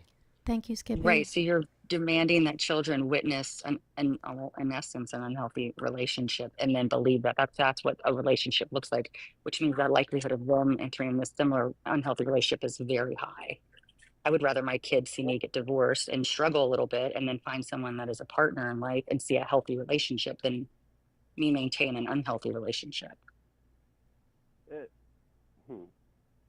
Sorry, I gotta process all the. Which, by the way, is exactly what I did. to be super clear. Like my kids see me be very loving and affectionate and playing, like we don't fight. Like me and my now husband, we don't have like volatile arguments, very, very few arguments, in fact. So like they are seeing and witnessing a very healthy and normal relationship now. Good. Congratulations, and yeah, no, fantastic. I mean, that is essentially what a relationship, like you should show your children, what a healthy relationship looks like. Because if you don't, your children are more likely to end up in unhealthy relationships. They'll see violence as love, and they'll end up in relationships that are in fact violent. And if you spank your children will grow up believing that like being physically assaulted, they'll attach that to love, because they were like, well, this is my parent, they clearly loved me, right? Mm-hmm. And so if they end up, especially daughters, if they end up in a violent relationship where the man is harming them, or even they're a lesbian and in a relationship where their AFAB partners is assaulting them or what have you, they'll see that, their brain, because this is the way it's been wired, will see that as some sort of affection. Mm-hmm. I understand that. I'm with you 100%. Physical violence is never okay. It's never okay on anybody's part. But I think, I don't want to read into what he said, but what I got from what he said about the whole thing is people are really quick to leave on both sides, but everyone has their line. I disagree. So, yeah, the vast majority of divorces. Go ahead. What's that? No, I'm listening to you. Go ahead. Yeah, the vast majority of divorces in the United States are initiated by women. Mm-hmm. And they're over a long period of time. Like it's something that's building. It's not something like, and most of the time women have to find means and resources even to make that type of decision. Like I know I did. It took me years to get there. I mean, and that's why it takes women on an average seven times to leave an abusive relationship. Because women don't just give up and run. And that's something that women are, I can fix him. I can fix it if I do this better. Like we tend to put the blame on ourselves and stay in relationships that we have no business staying in for way longer than we should have ever stayed in. I've definitely, I know what you mean. I've seen that firsthand before. Yeah. So, I mean, women aren't running away from good relationships. Women aren't just waking up one morning and like, I don't like the way you smell anymore, or I don't like the way you chew anymore, or I'm tired of washing your socks. That's not how it happens. It builds up over a period of time of them asking, for changed behavior and not getting the changed behavior that they asked for, and then just being like, you know what, I'm not gonna do this anymore. I'm not gonna spend the rest of my life being miserable. I feel like JD minimizes the reality of what's happening in the real world. Right. Especially somebody who grew up, in a single parent household. Is it possible that JD was also talking to the men about that one? About not leaving women? Well, I mean, how often are men involved in abusive relationships, if we're being honest? I don't know statistics on that one, but why? It doesn't have to be abusive either. It could just be. But he mentioned the violence. He said they could have even been violent. I did hear the word violent in there. But you shouldn't. But he said, we shouldn't be changing relationships like we change underwear. I'm sorry, but if your relationship is violent, it's time to go. Yeah, absolutely. And violence doesn't just mean physical violence. It could be emotional violence. It could be financial abuse, which is also violent.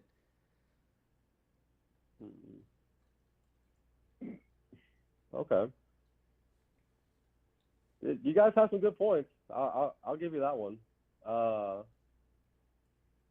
yeah. Okay. All right. I mean, like relationships are going to have their disagreements. There's no ifs, ands, or buts about that. But if it's a constant, and perpetual aspect of the relationship, I would say, especially if you're married, if both parties are willing and open, try couples counseling. But once like I said, once it becomes, like I said, violent, it's kind of time to move on. I completely agree. Man, this is nice. Yeah, hey, I do not. I'm gonna be honest with you though. There's two things that we've talked about so far that I really don't understand. One, you What's called up? your parents illegals, which I think is wild. Yeah.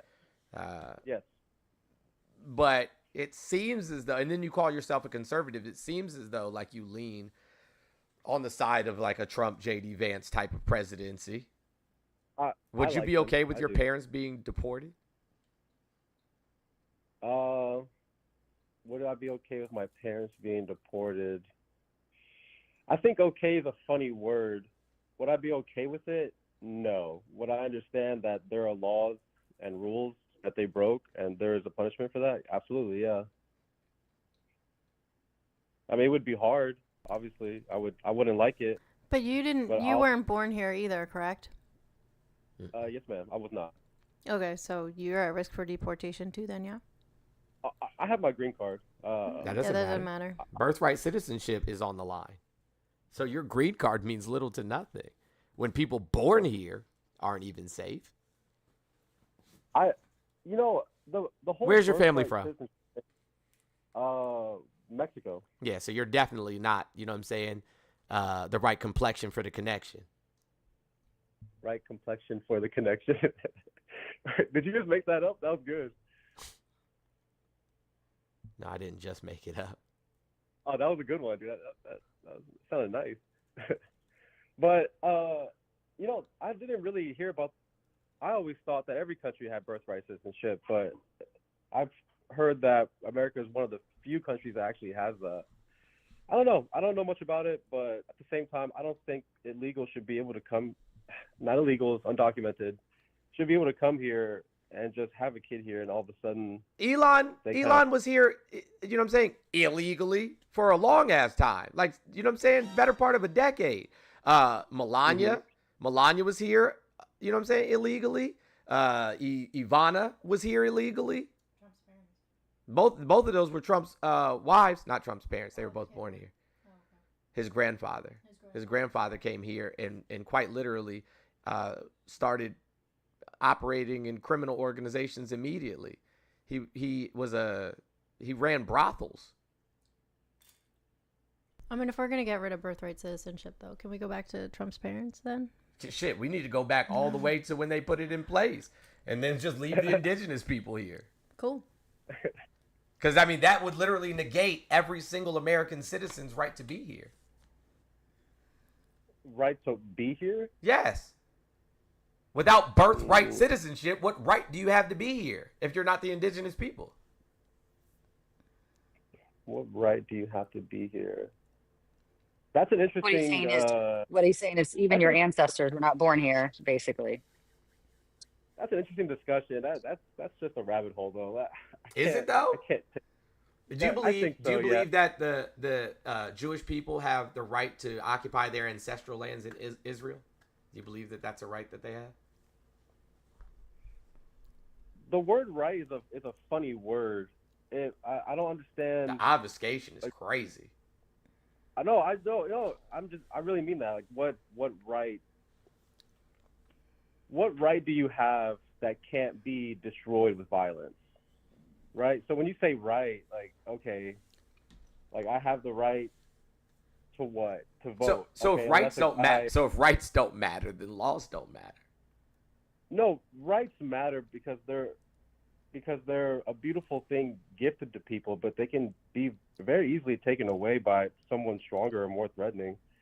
So when you say right, it's just a funny word. Like, do they have the right to be on their ancestral land? I mean, sure, if they can defend it, but that goes against anything. Like, does someone have the right to take something from you? I mean, if they can't, that's not the right way to say that. That sounds kind of bad. Rights are just very soft things, and you can't just say people have the right to this, people have the right to that, without having something to enforce those rights. I mean, sure, but I think that go ahead. You were gonna say something? No, I think it's just wild to me. Like, this shit really bothers me when there are men who are from the Latin community that hold these views, because a lot of these views have to do with assimilating to whiteness. And when you do that, you not only put yourself at risk for harm, you put the entire community at risk for harm. The views that you hold right now are of the views of the people who literally don't like you just because of how you look. I disagree with that. I Why? disagree with that. Why? Because the views that if you are, how do I say, I don't want to say blaming. I'm bad with words. If the views that I have are those of the people from this country, right? The white people, I'm guessing. Mm-hmm. Yeah. But I wouldn't call them from this country. They're just people that occupy this land. From America. From the European Americans. Yeah, European Americans. Okay. But those views are the ones that led us to having all the things that we have now. But that's right? not true. That's not true because the indigenous cultures believed in human rights and taking care of one another, and that women were women and they were valued. Like before colonizers came here, things were better. Yeah. So the white people took away things. Right.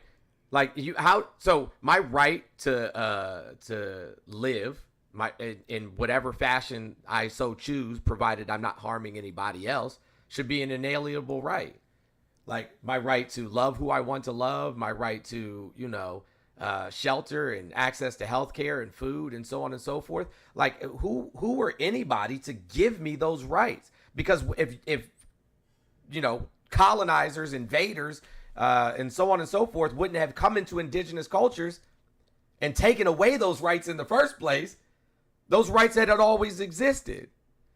So that's like when people say, well, white people freed the slaves. What the fuck?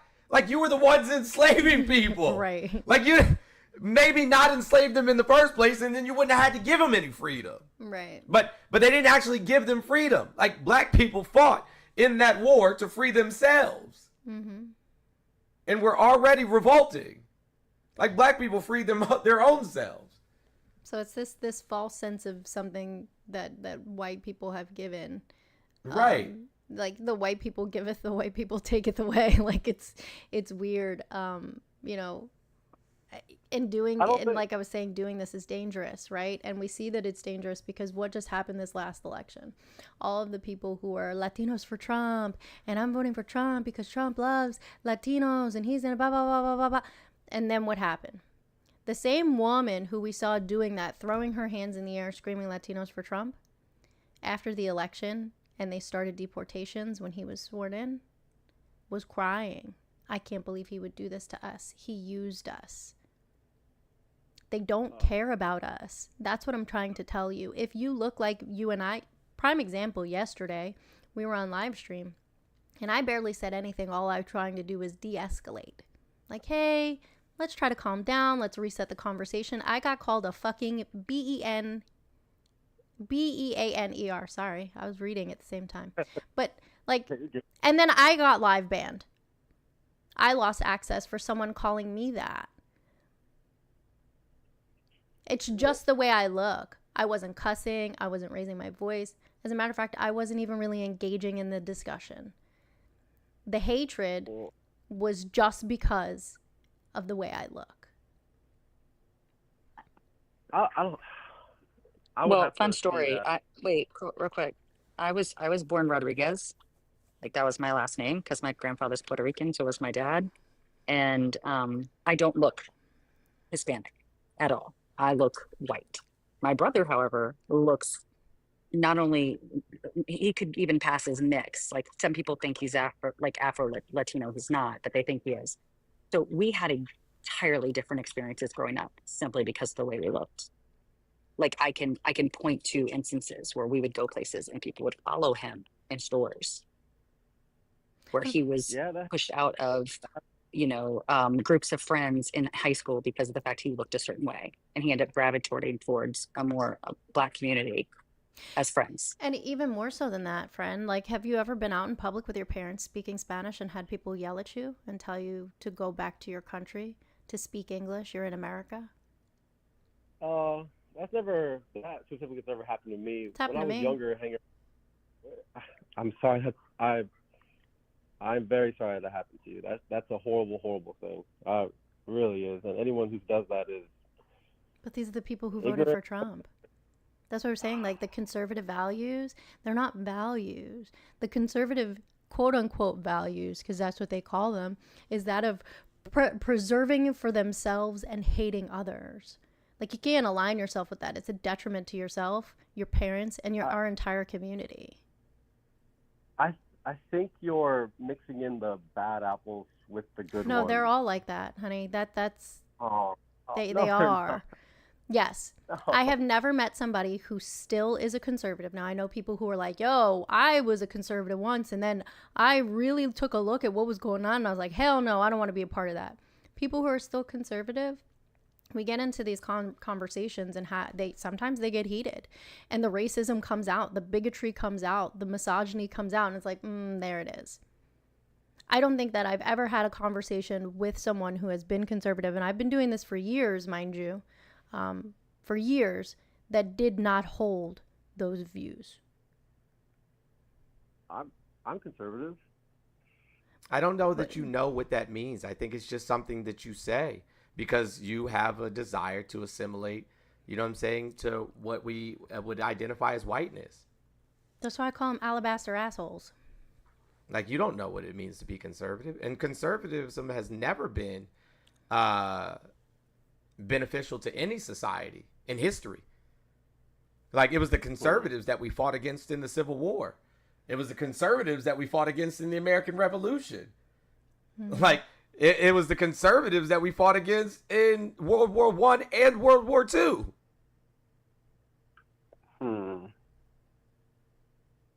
That's a good point.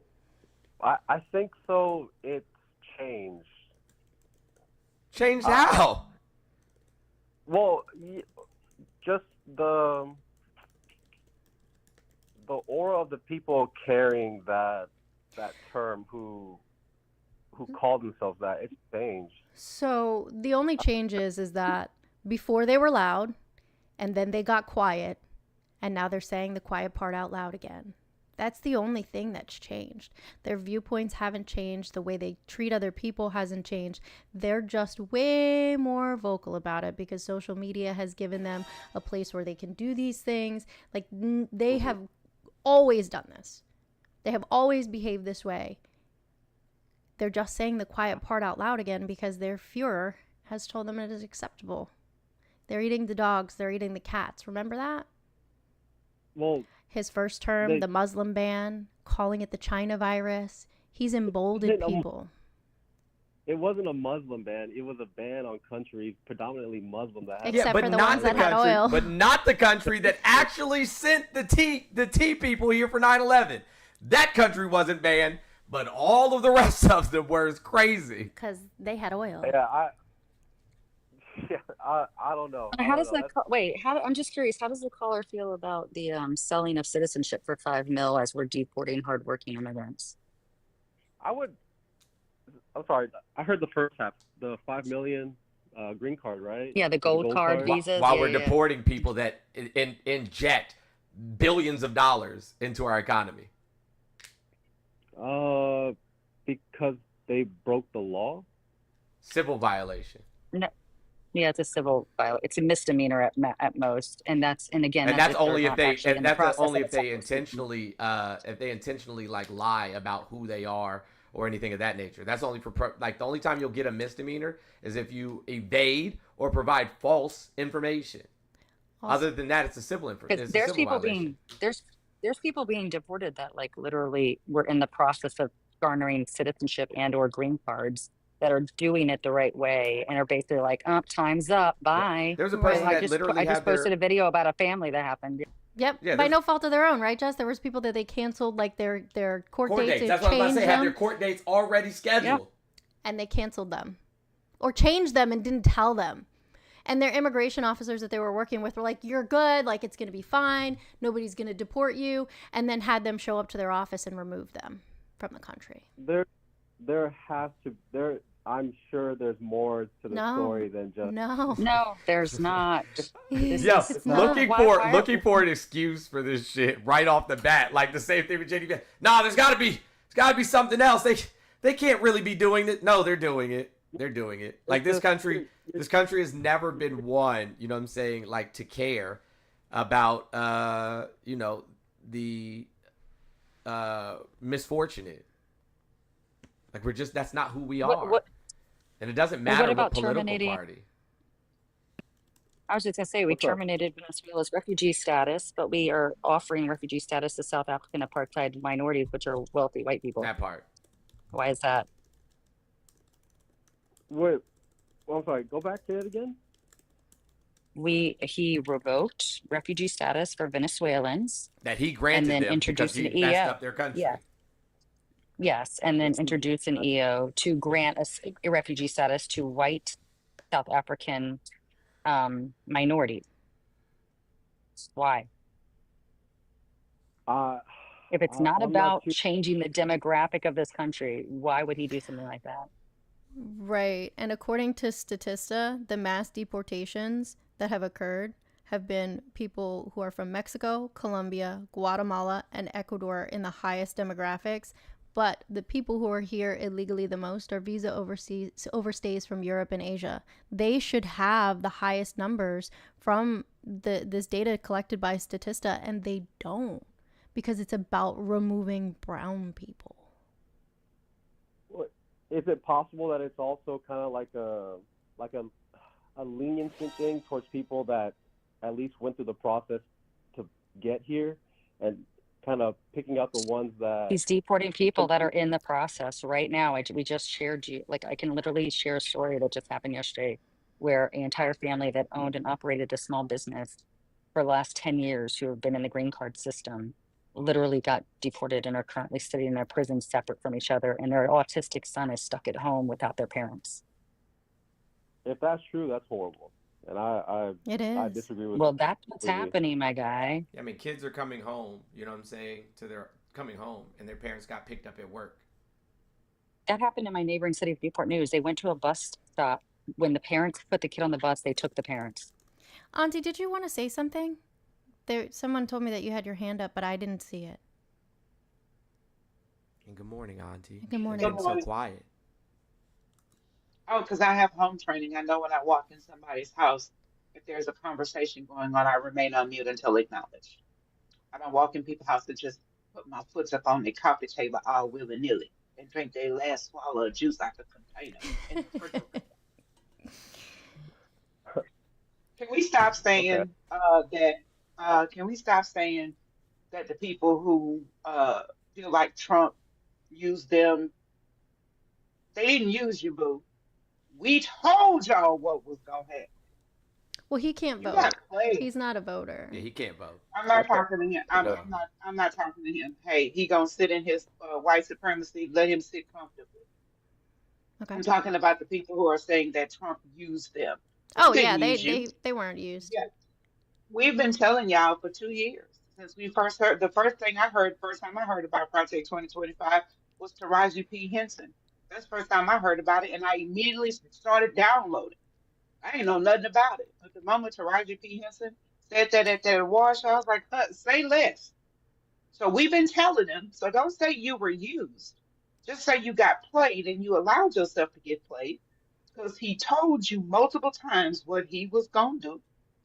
We told y'all he don't give a shit about y'all. He just wants your votes. And y'all didn't listen. So, henceforth, where you coming from, bon voyage, bitches. I do not care. That's it. Yeah, like if he deports you, you know what I'm saying, which is a real possibility. Like how many marginalized communities? Because here's the thing that bothers me. I'm gonna be honest with y'all, and me and No Rads have had this conversation off camera. But the only reason that people in the Latin community have, rights of any kind in this country is because us black folks fought for them to. Mm-hmm. Literally gave up our bodies, our lives in many cases, the lives of our children, went to, got beat, got fire hoses turned on us, got, Rottweilers and Doberman and Dobermans and German Shepherds sicked on us. You know what I'm saying? Yeah. Like in the streets, beat with billy clubs, so that you could come here and get a green card. Only for you to turn around and vote for us to go back to those days. And we realize it's not you personally cannot vote, but the Latin community who did vote for Trump. Yeah, that's one thing too. I completely acknowledge the sacrifices that people before us and people now are making to give other people better opportunities of a better life now. And I completely agree. No, Black people suffer a lot in this country to give the rest of us a lot of good things. So a lot of credit where credit is due. Seriously, they went through a lot. I'll give you that one. So that's what I'm saying. So like when you say, "Oh well, I'm conservative," it wasn't conservative movements that allowed you to be here.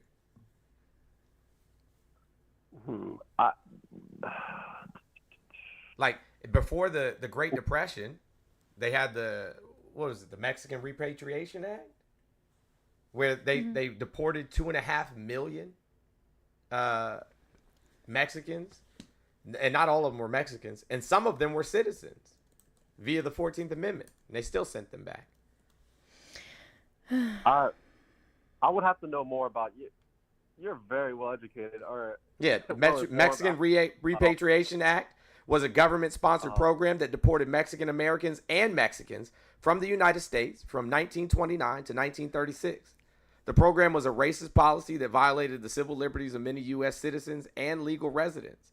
President Herbert Hoover issued an executive order in 1929 to remove Mexican Americans to create jobs for other Americans. And then these geniuses passed the Smoot-Hawley fucking Tariff Act. Yeah. Oh, and then again to the Latin community in 1955, there was Operation WB. Oh yeah. WB. I can't say it on here. It is in fact a slur, but the opposite of that would be dry front. So changed to the opposite words of dry and front. That was in 1955, where they mass deported. How many people was it? Over 1 million people. Like, took parents while kids were at school. They came home, didn't know where the hell their parents were, kicked people out of the country. Nearly 55% of those deported were U.S. citizens, and they were overwhelmingly children. Yep. The Mexican Repatriation Act. The program is widely blamed for making the Great Depression what it was. It would have been a recession, but because of the deportations and the Smoot-Hawley Tariff Act, which was placing tariffs on all goods coming into the United States, we went into the Great Depression. So now we have somebody trying to deport 11 million people, 12 million people, as opposed to 11 million, and put tariffs on all incoming products from foreign nations. And you think that the same thing's not going to happen? It's going to crash the housing market because those people rent homes, own homes. You know what I'm saying? So the housing market is going to crash. Rent's going to skyrocket because those landlords are going to need to make up for all the money they've now lost. Yeah. Right? Our agricultural sector, like groceries, are going to be through the fucking roof. One, because we don't have people to work the lands here, right? And 60% of the farm workers in Texas and in California are all undocumented immigrants. 60%. So grocery prices through the fucking roof. Hospitality, hotels, things of that nature. They're going to raise their prices because now they don't have anybody working at the hotels, cleaning rooms and stuff like that. Our infrastructure, building houses, building roadways, tanked. Mm-hmm. I guess I see your point. I guess I'm just in the mindset that if, I don't know, in the process of all this happening, that if things were to get shocked like that to that degree, there would, I don't know. It'll be too late. But that's the thing. It'll be too late. If we let things get to that degree, it'll be too late.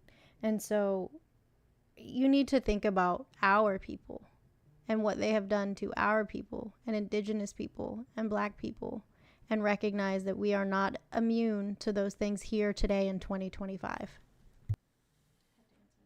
Yeah. Somebody said, do you think that, yes, I don't think, I know for 100% certain what the end result of us deporting millions of working Americans that contribute billions of dollars to Social Security, Medicare, Medicaid, and billions of dollars to state and local taxes that fund our schools and our infrastructure in our states, and then trillions of dollars in GDP growth. Yes, I do know what would happen to our economy. It would in fact crash.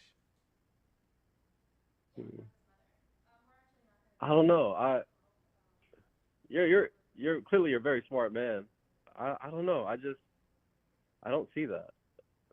I don't know. I'm I hope sorry. Can you're he very stop smart. calling you the good? Can he stop calling you the good black? Right. Can he But stop what, saying what, you're intelligent? right. What is your, Motherfucker, what? he said, I don't agree with that. Great. You don't agree with it based on what? I got you, Chris. I'm going to come to you in just a second. You don't agree based on what though? Like we have we have historical context, right? And we also know what amount of money and contributions they make to our society. Like you cannot take, right? You cannot take 12 million people and remove them from the workforce and from houses and think that it's not going to cause a disruption. We know how much, like we know who does our farming.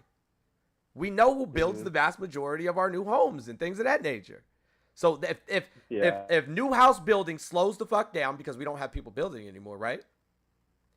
And then the older homes that people were renting and living in, those people got deported, right? So now you don't have any new inventory.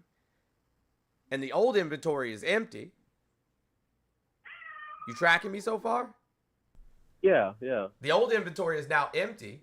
So now you have new home builders losing money, and you have the landlords who owned all these investment properties losing money. Do you think that rich people are just in the business of losing money, or do they have a fiduciary responsibility as the head of a corporation to turn a profit? I think they'll do what they can when the time comes to keep their things going as best they can by raising the prices so that they can turn a profit. But then, like literally, as a CEO of a corporation, your board can sue you. Like your board can sue you for not turning a profit. I understand that, but when stuff hits the fan, people figure out, what's that saying? When the going gets tough, tough get going. Whatever problems come from this, I think people have what it takes to. Is that what happened during the Great Depression? We made it through. Yes, because we started taxing the billionaires or the ultra wealthy an exorbitant amount, like 90%. And we put in place a shit ton of social programs, like Social Security, right? Like Medicare and Medicaid. For the most part, from my understanding, from what little I understand about all those social programs, I agree with them mostly. So I'm with you on that one. Like those were created as part of the New Deal so that these types of things didn't happen again. And we put we added consumer protection so that corporations couldn't keep taking advantage of the working class people. Chris, Chris, good morning. Did you want to say something Go about ahead, Chris. this? Can he hear me over here? Yeah, we fixed it. Okay, cool. So I just want to ask you a question. So I think the solution part's really going over your head, right? So we see all of the data saying that even with, the migrants' help on this type of stuff, unlike the rhetoric that a lot of people spew out that they're taking jobs, we still have like 8 million open jobs. So if all this were to happen, and by the way, there's 1 million undocumented entrepreneurs that are employing Americans, by the way, in case you didn't know, and those business incomes, right, are normally never counted towards the overall trillions of GDP growth. I feel like it should. So what would be the plan to replace all of this primarily through American means? Like, what would the plan look like? Because nobody's ever figured that out. I have no idea. I have no idea. I don't know. I just believe that when things get rough, people find solutions. That's all I know. I don't know what it looks like. It might be painful, it might be extremely difficult, whatever, but when when people are faced with a problem, people find solutions. That's Okay. all I know. So outside of price increases, because price increases is would be the only solution to, get to net positive revenue for whatever. So you're okay with hyperinflation. That's essentially what you're saying. Because I really hope you don't think that we live in a world that with all of this GDP disappearing, people would just start handing services at a discount or free. I hope you don't think that we live in that society right now. No, but Yeah, like do you think like all of the money that gets spent at your Walmarts and on Amazon and at your Target and at the local grocery stores and at the gas station, like all of these people are going to be losing significant amount of revenue from this sector of the population in this country? Do you think that they're just going to lower the prices? no, Especially but when I it costs think more to produce things here in the United States. So we're putting tariffs on goods coming into the United States. So they're going to be paying yeah. more money for the goods that are coming here. And they're not going to be making as much money because we lost a whole bunch of participants in the system. Yeah. So now they have to pay more for goods and they have a smaller consumer base. Do you think they're going to lower prices? Well, no, but exactly. Well, my wife and I, we make a decent amount of money, and we buy things sometimes that really we use once or twice, and we don't ever touch it again. The point being is that people, as far as I know, still choose where to spend their money. And if prices were to go, increase on certain goods and services, you'll take a good hard look at your finances and choose, like, Hold on. do I need? It would be everything. So the produce that the undocumented migrants, hold on, you're telling me, okay, so this is essentially what you just said. You just said, okay, so in this scenario that, the migrants are indeed, producing to agriculture, we should just stop eating food, period. Because no matter what happens, the price of all food, and I pick food because everybody needs food, right? I know we have all these technological innovations, but at the end of the day, right, even if we did say that people need to cut off on maybe their more expensive purchases, what the migrants are producing is stuff that people need every single day. That's just food, period. So you're telling me that people should just starve to unaliving instead? No, but no, that's not what I'm saying. I'm saying we can get through hard times. We have You that are ability. just going to use that every single time as a cop out, and you're not. So I need what's called a fiscally coherent argument, right? So if they disappear all from the fields tomorrow, food of any kind, right, is going to increase. Everything from like avocados, tomatoes, poultry, all this other stuff, everything, Yeah. right? So you need to make us a fiscally coherent argument, because what you're telling me is that people should cut their spending. No, people should not stop spending money on food, because then you will starve. Maybe not spend money on food, but other things that you don't need, absolutely, and then spend That's the money not you what do I have. asked you. Because What? what the main thing that the migrants are going to be impacting is food, right? So you need to make a fiscally coherent argument, because even if you cut off on other things, you're still going to have hyperinflation of food that everybody needs. I I don't I don't have a specific answer for you. I just know, I don't know. People do things all the time that you have no control over. You might have a voice, but at the end of the day, you're not the one. That's a So cop out. you can only control what you do, and if things hit a point where it's hard to buy certain things, even important things, then you'll do what it takes to survive and get through it. That's all I know. A cop out, I don't know. Very simple and I think to the point. you haven't provided a fiscally coherent argument like yet. So this is Yeah. just bad. So everything that you said is that you're just copying out to like we're going to figure it out when we get there. I want you to name me one time in history where that's actually worked out. Sure. So the French Revolution, they figured it out where they got their guillotines flying all over the place and civil unrest and all that other stuff. Roman Empire, we're going to continue to let barbarians eat up housing and then hope, and when we get to the year 470, it all fell apart, right? Same thing with the British Empire, same thing with the USSR. The common theme is figure it out when we get to the nexus of things getting bad never works at all. But we're still here. Yeah. Hold on, but. Why would you want a Great Depression? Like why would you want that? Do you know how much of the population we lost during the Great Depression? Are you aware? No.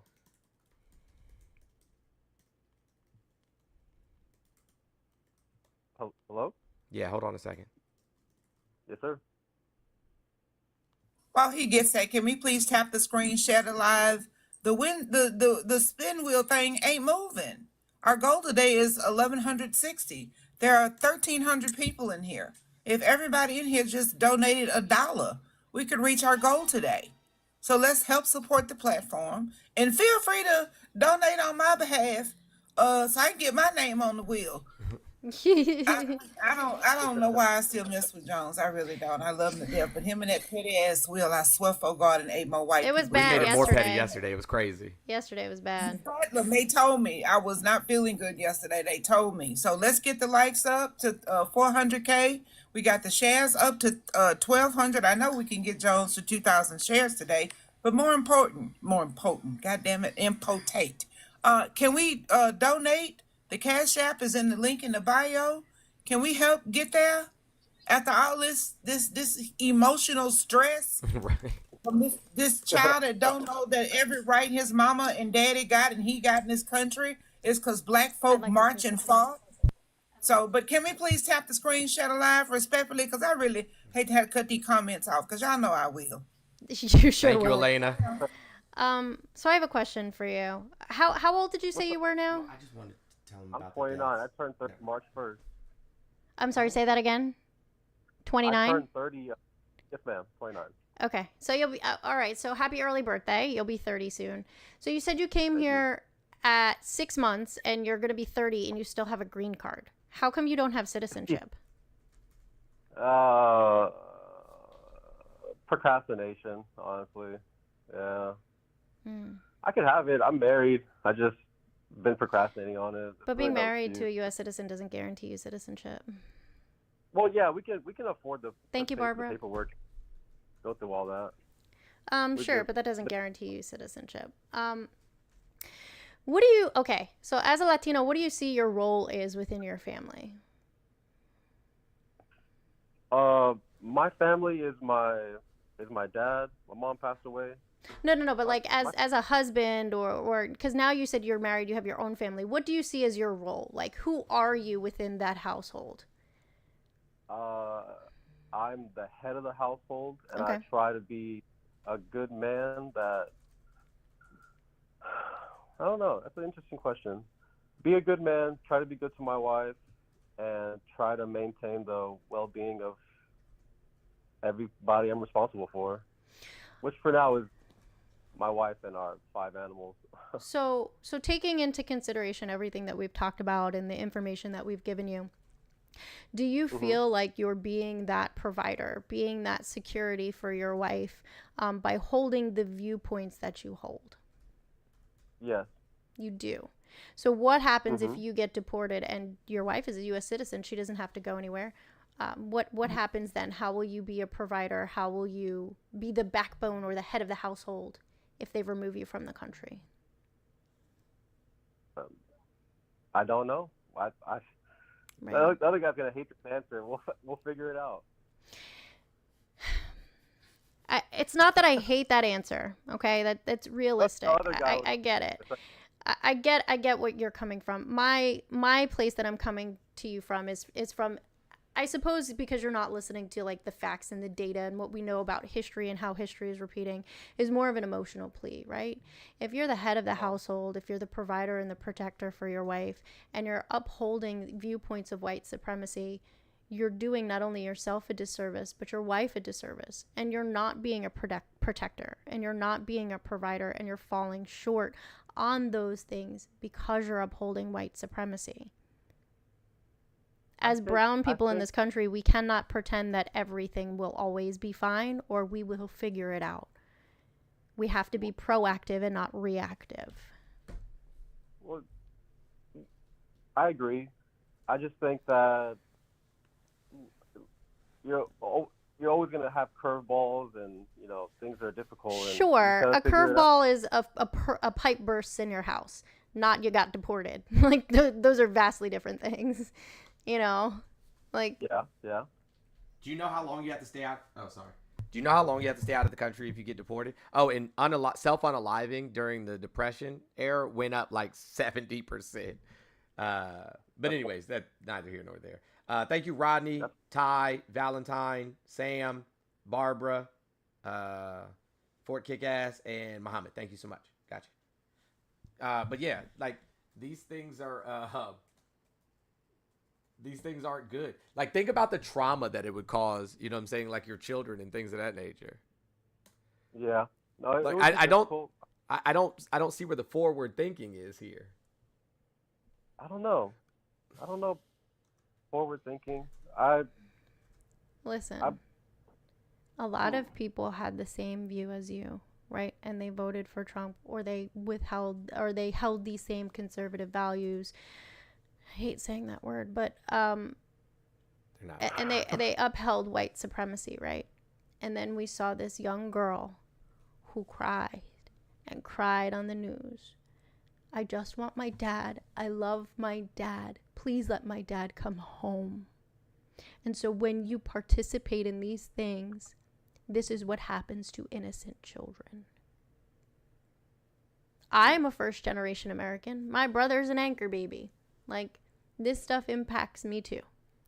Yeah, I think we should stop calling them conservative values and call them conservative views, because I feel like they just be going on vibes. Like, the data doesn't matter, science doesn't matter. We should just call it conservative vibes. I got conservative vibes. No values. There's no value because I don't value human rights. I don't value human existence.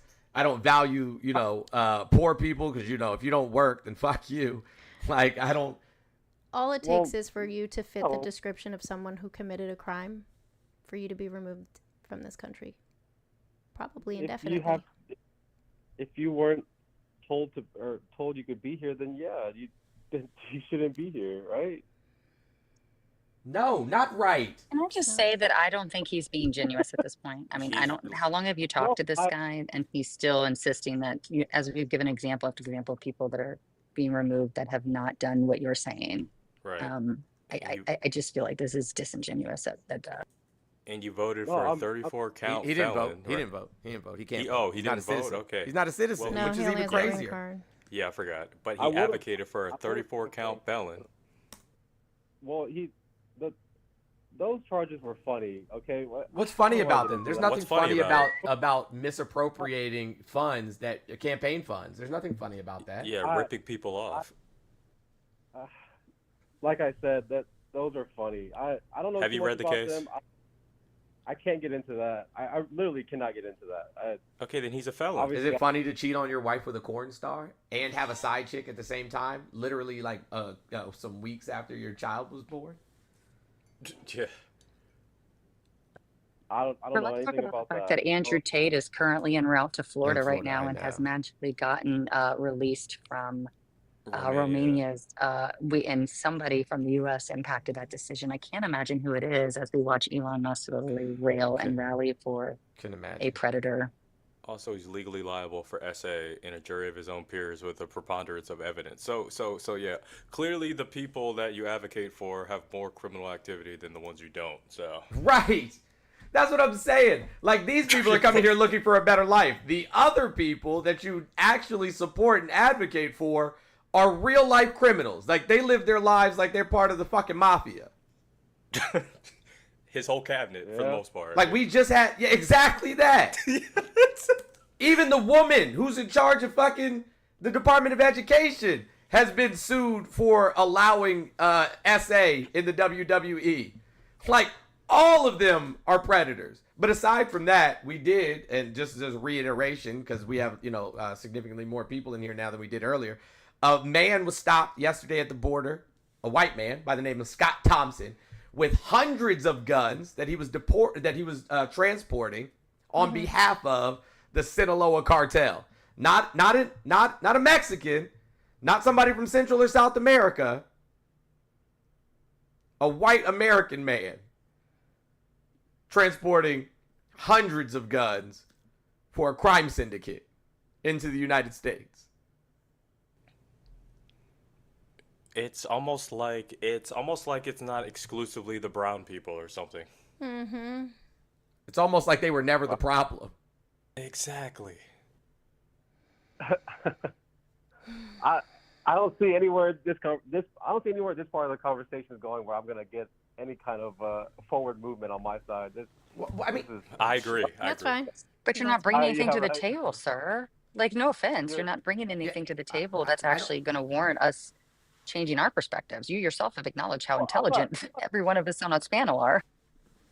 I'm not trying to change perspectives. I just want to have a conversation. But I have to walk my dog in a little bit. Can I get to the last bullet point that I want to talk about?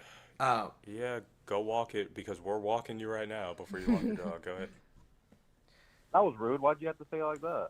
I thought I was being nice.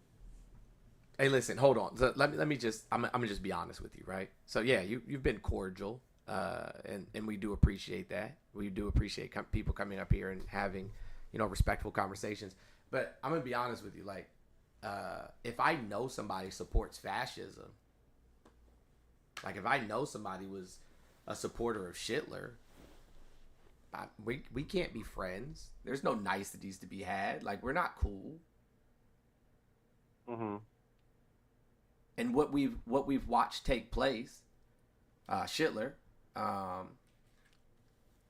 started an insurrection against the German government. He was charged, convicted, which a court did find Trump to be involved in an insurrection. That's why they said he couldn't be on the ballot. Luckily, the Supreme Court bailed him out. Lucky for him, the Supreme Court bailed him out. But then he was sentenced to 5 years, but he only did 9 months. And in those 9 months, he was given some of the cushiest fucking, confinement spaces to exist in. And then in those years in those 9 months, he wrote Mein Kampf. Trump, on the other hand, in the 4 years that he wasn't president, had the Heritage Foundation compile Project 2025, which reads precisely like a fascist manifesto. Literally. I thought he said he didn't know anything about Project 2025. He had nothing to do with it. He's a liar. Yeah, as soon as the election was over, they said, just kidding, we knew. Yeah, Stephen Miller literally said the next day, yes, we are implementing Project 2025. We're going to rebrand it. It's called America First Policies. And everything that they've done, every single executive order has been from Project 2025. The press secretary is the one who did the commercials for Project 2025. Mm-hmm. Russ Vaught, who is the framer of Project 2025, is in his cabinet. He appointed several cabinet members directly from Project 2025. You think it was by J.D. Vance was handpicked by the framers of Project 2025, and J.D. Vance wrote the foreword on Project 2025. Mm-hmm. Like, do you think this is just happenstance? Just coinky dink? No, I mean, if what you're saying is true, I'll have to look into that. I didn't know any of that.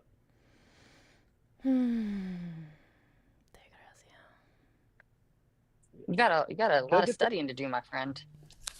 I do. I don't know everything. I don't even know a lot. Listen, if I were you, I would just be careful, right? Because at this point, you have a green card, and if you go and apply for citizenship, they may deport you. Just be careful. I'm not really. I don't know. I don't feel worried about that. Maybe when I'm deported and back in Mexico, I'll. Yeah, you can't come back for 10 years, just so you know. I can come back illegal. I can come back undocumented. Yes, and you would, and And what then did you he would say actually that they go were to going to put in place? That if you come back undocumented, they have the right to give you the death penalty. Yeah, that's what he said. Dang. Yeah, Yep, that's on Pam Bondi's new memorandum. Yep. That's too much. That's too much. That's what they want. They don't like brown people. Tried to tell you. I don't know if it's just.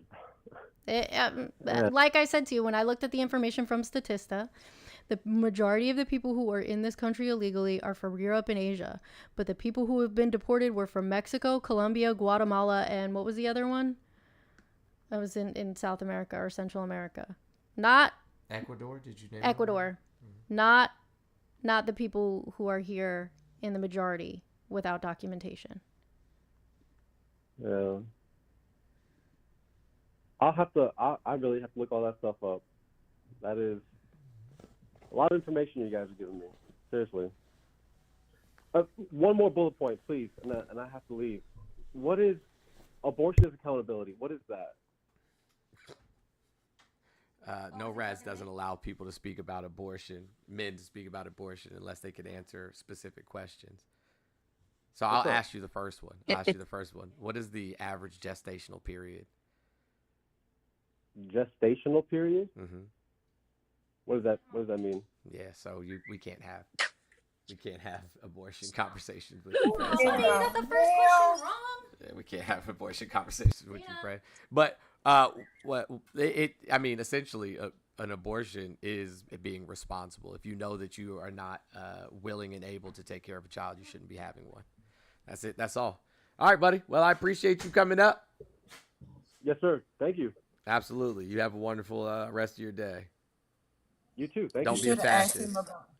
You should have asked him about dilation. See if we're going to talk about eyes. I'm never getting over that. Oh, stop it. You heard that. I did. I'm never getting over eyes for dilation. I'm never getting that. I might lose my mind and not remember who I am. But if somebody say dilation, I'm going to go, eyes? Yeah, I'm going to yell it. Comments off until 400K because y'all think I'm playing. Thank you all who have donated to the spin. We still got 1,020. It's 1,300 people in here. Everybody send $1. Half of y'all send $2. 1/3 send $5. We can reach our goal today because I'm trying to get on the wheel of petty. Somebody did put you on the wheel, Auntie, just so you know. Woohoo! The person's name was Mr. Petty Wheel? The person's name was Sam. Sam put you on the wheel. Why am I excited with the petty wheel? Why am I excited, bro? We're going to open up back the line in here in just a minute. We have a new panelist here on TikTok. Jacqueline, good morning. How are you?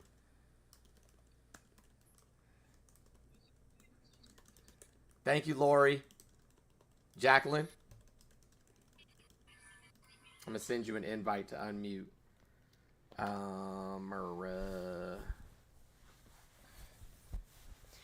Lakin, I hope you're paying attention because I'm freezing and I'm taking off my hoodie just so you can see my shirt today. I don't know why I'm freezing. This is my shirt today. I don't know if you guys can see it. It's my Stonewall shirt, and right in the T, wait, come backwards, the T is the trans flag. So that's just for Richie you Evans, what we were good talking morning. What's about up? in Discord. Richie, are you there?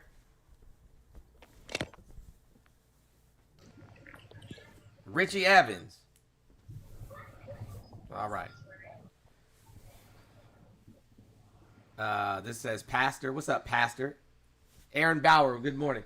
Hold on one second. Hey, guys, the phone line is not open yet. I will let you know when the phone line opens back up, but it is not currently open, so you're going to have to wait a bit. Pastor, good morning.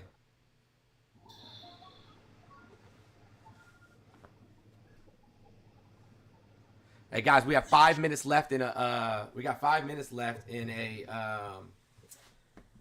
subwave. Remember, if we get to 1,500 by the end of the month, I will give away a set. I got some cash apps. I got 3. Gotcha. Yeah, let me put them on. As soon as we're done getting through these cash apps, thank you, Amy. Hold on a second. What does that say? for all the spaces on the wheel is hilarious. Who that petty? Kick him out. Go ahead. You can go ahead and read them out, and I'll start putting them on here. I got BH. Just the letters BH. BH, okay. Then Oki-Shan. Got it. But we're going to put Auntie's name from Oki-Shan. Okay. Hey. Chunk it. Pop it. I'm still not going. Hey, what is that doing? Oh, we got a new sub. I don't know who it was, but we got a new sub somewhere.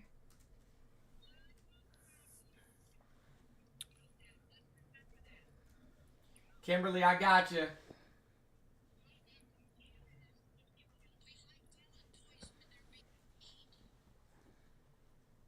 I don't know how much those people sent though. My people? Yeah. Oh, 15. Total. Okay, gotcha. Got another one. So just take off 20. And I'll give you their name. I just sent 20 randoms. Auntie, you're amazing. 20 randoms. Thank you, Murph Authentic. I haven't checked my Venmo yet. Just give me a minute. Priceless. Yeah, what y'all do for me is priceless. So, just 20 random people are about to get a subscription to Jonesy's. Hee hee.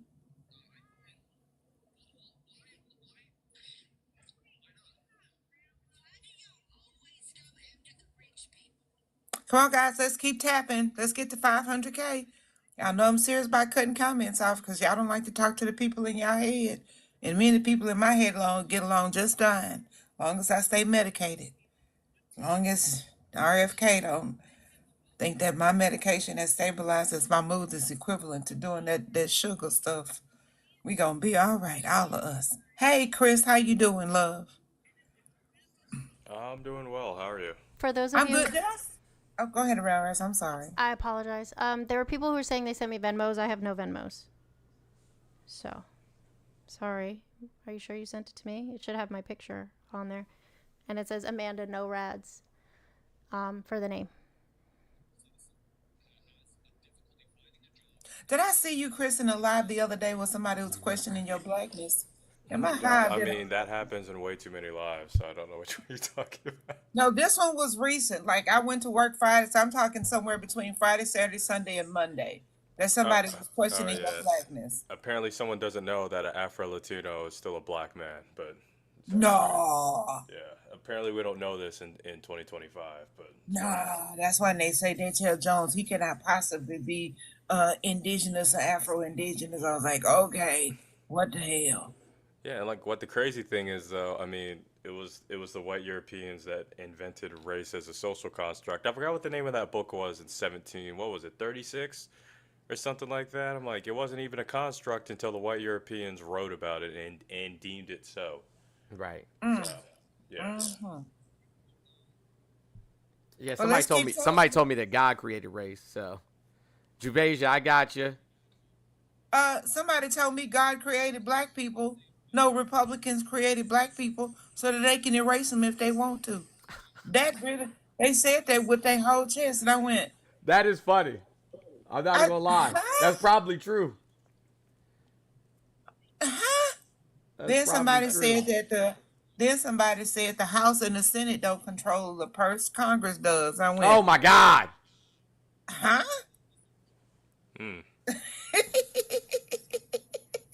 Fascinating. But these are the people who vote. One lady even upset that Trump released files on Dr. King, and Coretta didn't defend her husband. Crazy. Thank you, Thomas J. Where are those Epstein files at, Auntie? They ain't coming out. Yeah, they're not coming out because they're gonna show that Trump's a PDF. They gotta remove his name first. They gotta do a lot of redacting before they release that one, I guess. If they do all that redacting, it's gonna be just a white piece of paper with some page numbers at the top. You ain't wrong. He was quick to drop those RFK files, but not so quick to drop the Epstein ones. Of course not, because I found a whole bunch of I know it's 540 redacted names. They have pictures of him with Epstein, multiple pictures.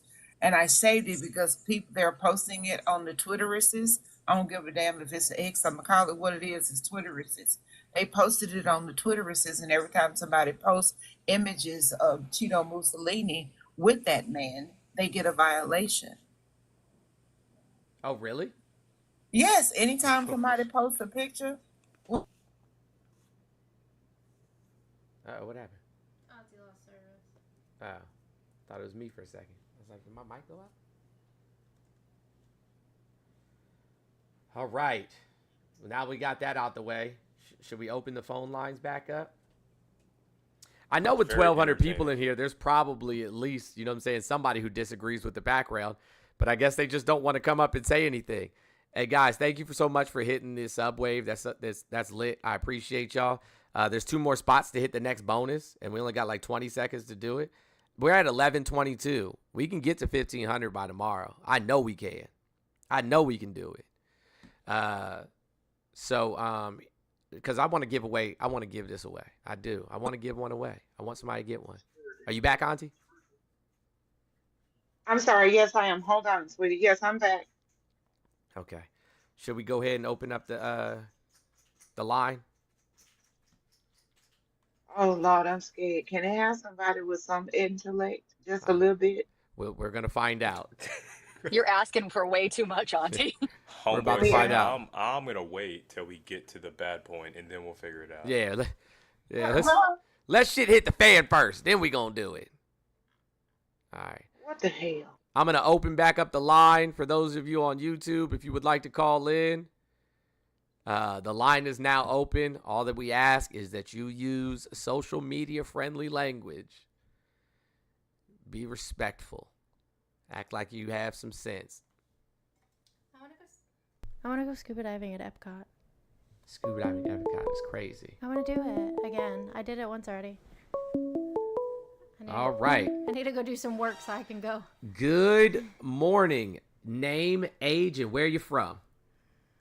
What's going on? My name's Zachary Davis. I'm 27, and I am from Wilmington, Delaware, currently in Florida right now.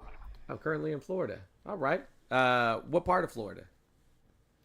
Port Charlotte, southeast side, a little south of Tampa. Sweet. What would you like to discuss with us today, Zachary? Well, honestly, you guys have been pretty informational. I've just been watching for a little bit now, but I just wanted to just hear your opinion on the one bullet point, Elon is a fraud. I just wanted to hear genuinely kind of why you guys, what facts you guys are grasping at to support this. Yeah, so, I mean, Elon has never actually created anything. Like, he has this public persona as some type of genius. Like, he's, like a super mind or something of that nature. And he's not. Like, he's not our modern day Einstein or anything of that nature. He didn't create PayPal. He didn't create Tesla. He didn't create SpaceX. Like, he hasn't created anything. He made a video game once when he was a little kid. Thank you, Lisa. He made a video game once when he was a little kid, but I mean that and sold it. But I mean, it was kind of like just what do you call it when you? I see that our camera's froze. What do you call it when a modulator? Like when modulator? Okay. Yeah, so like when you buy one of those things that has like all of the old games on it. Yeah. So I'm made sorry one not to keep going back. Yeah, he coded one of those to like redo Asteroid, like the game Asteroid or whatever you call it. I mean, he's also. Would you like to hear some other examples, or? I'm sorry. Actually, yeah, no, go ahead, sure. I guess I'm a little misinformed, so I'm sorry. Go ahead. So he's often misled investors about Tesla's profitability. He has multiple SEC violations and manipulated stocks, talking about Dogecoin and crypto manipulation. There's been a lot of false promises that he's made, overhyped claim like the fully self-driving vehicles, Mars colonization, Hyperloop. There's quite a few things. Yeah, I guess I'll just touch on, my opinion from my knowledge on a few. The first one you mentioned, PayPal. I know he co-founded it and he helped with the algorithm. He did not co-found it. He did not co-found it. No, he didn't co-found it. He did not co-found it. It already existed, and he literally just invested and rode the wave of success. He actually co-founded and created his own platform The called X X, payment. X payment. ironically, Yeah. that literally tanked and had shit nothing in success. Correct. So when the failure hit, he got invested in PayPal, which already existed in its form, And tried to just get them got to change lucky. the name of it to X.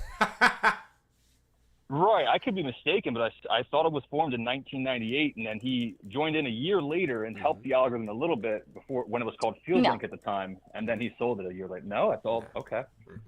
Elon's success is knowing when a good business deal is happening and getting into it, and so much so that like he sued the original founders of Tesla so that he could be listed as a founder when he in fact is not a founder. He has absolutely no intellectual design or creation when it came to Tesla's origination. Correct. But he sued them because he is such an egotistical psychopath narcissist that he wanted legal documentation to show him as a co-founder. And you know what the crazy thing is? He tried to become the CEO of PayPal when things were going good in September 2000, but guess what? The board kicked him off like instantly because they knew that he was a threat to the company. Okay. I guess on that note, why did they say any specifics of why he was a threat to the company? Just egotistical, narcissist maniac? Or Oh no, anything I'll go pull it up right now because it's actually got a lot more to do than just being he was a threat to society. But you know, hold on one second. I'll pull up the details. Just give you like 30 seconds. Do you find it interesting? Go just to your point, do you find it interesting? Because I'm assuming you're American, correct? And you voted. Yes. Did you vote in this election? Okay. I did not vote, so actually. I didn't vote either in this election. Oh, okay. All right. Well, okay. So I find it interesting because I've actually done a lot of video content on this and just dissecting the origination of Elon Musk. Do you think it's interesting that Elon Musk came here illegally on a student visa because he did not complete his student attendance with his higher ed? He actually was basically illegally here, and then got into tech industries here in the US and built his wealth further than what he already had from what he invested or got from his family. But he paired up with the likelihood of David Sachs and Peter Thiel, two other South African apartheid like wealthy white people, and then basically built this monopoly in PayPal in the finance industry, and now him buying Twitter and creating kind of a monopoly in the social media avenue, and then also having multiple contracts that give him a lot of power with SpaceX, Starlink, as well as Tesla.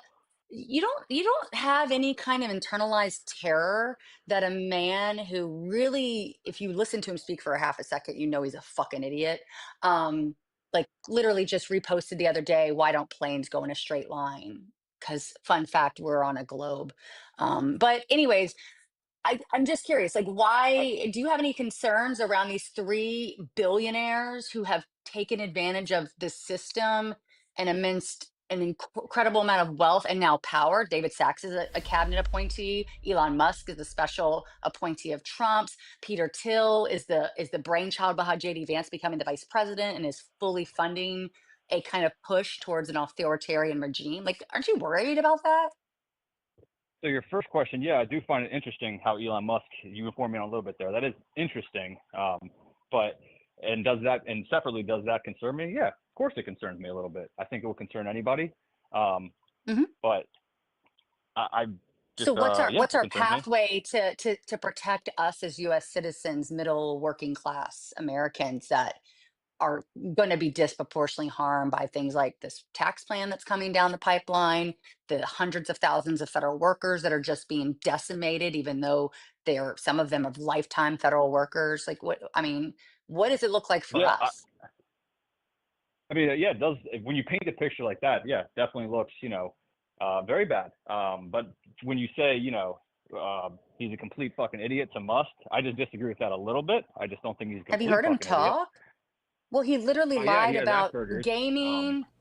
He's lied about gaming. He's lied. He's literally, he like pretended to like be the best on this game, and then he ended up, someone like made him, what was it?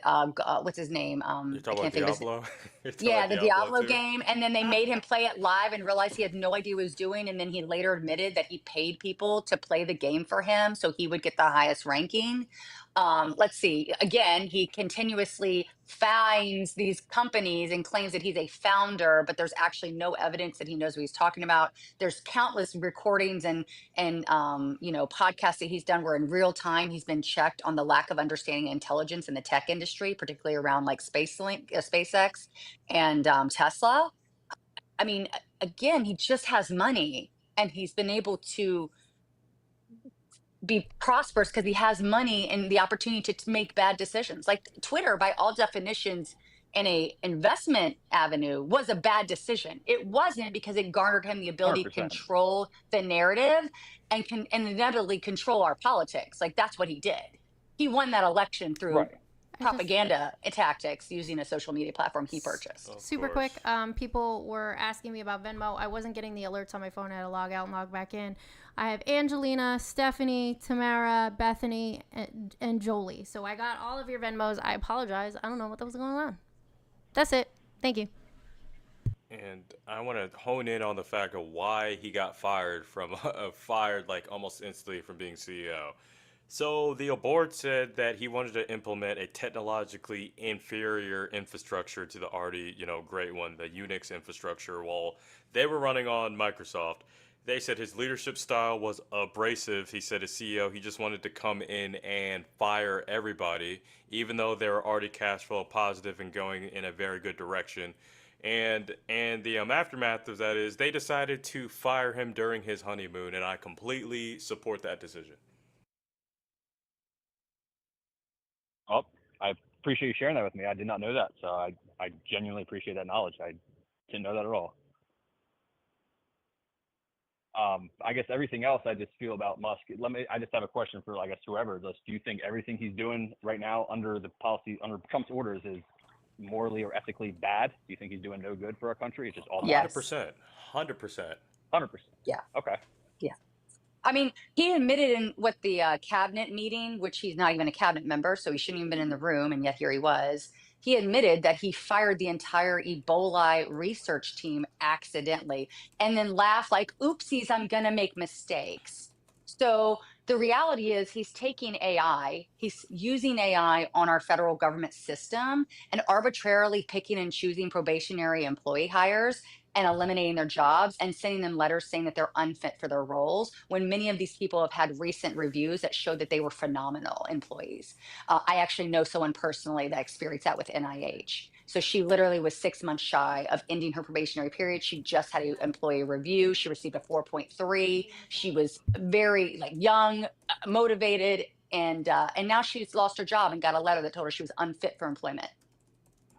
So yeah, he also, that's the okay. nuclear weapon group was completely annihilated by accident. He also eliminated the people that are doing studies and following and keeping track of the N1H1 issue with the bird flu. So those are 3 agencies that he mass fired people and then afterwards went, oh, oopsies, please come back. Yeah, and the fact that he gets $8 million, a day from the federal government. Last year we paid him over nearly $4 billion in government contracts. Why aren't we auditing him at all? Walina, thank you so much. I appreciate you. Why aren't we auditing him?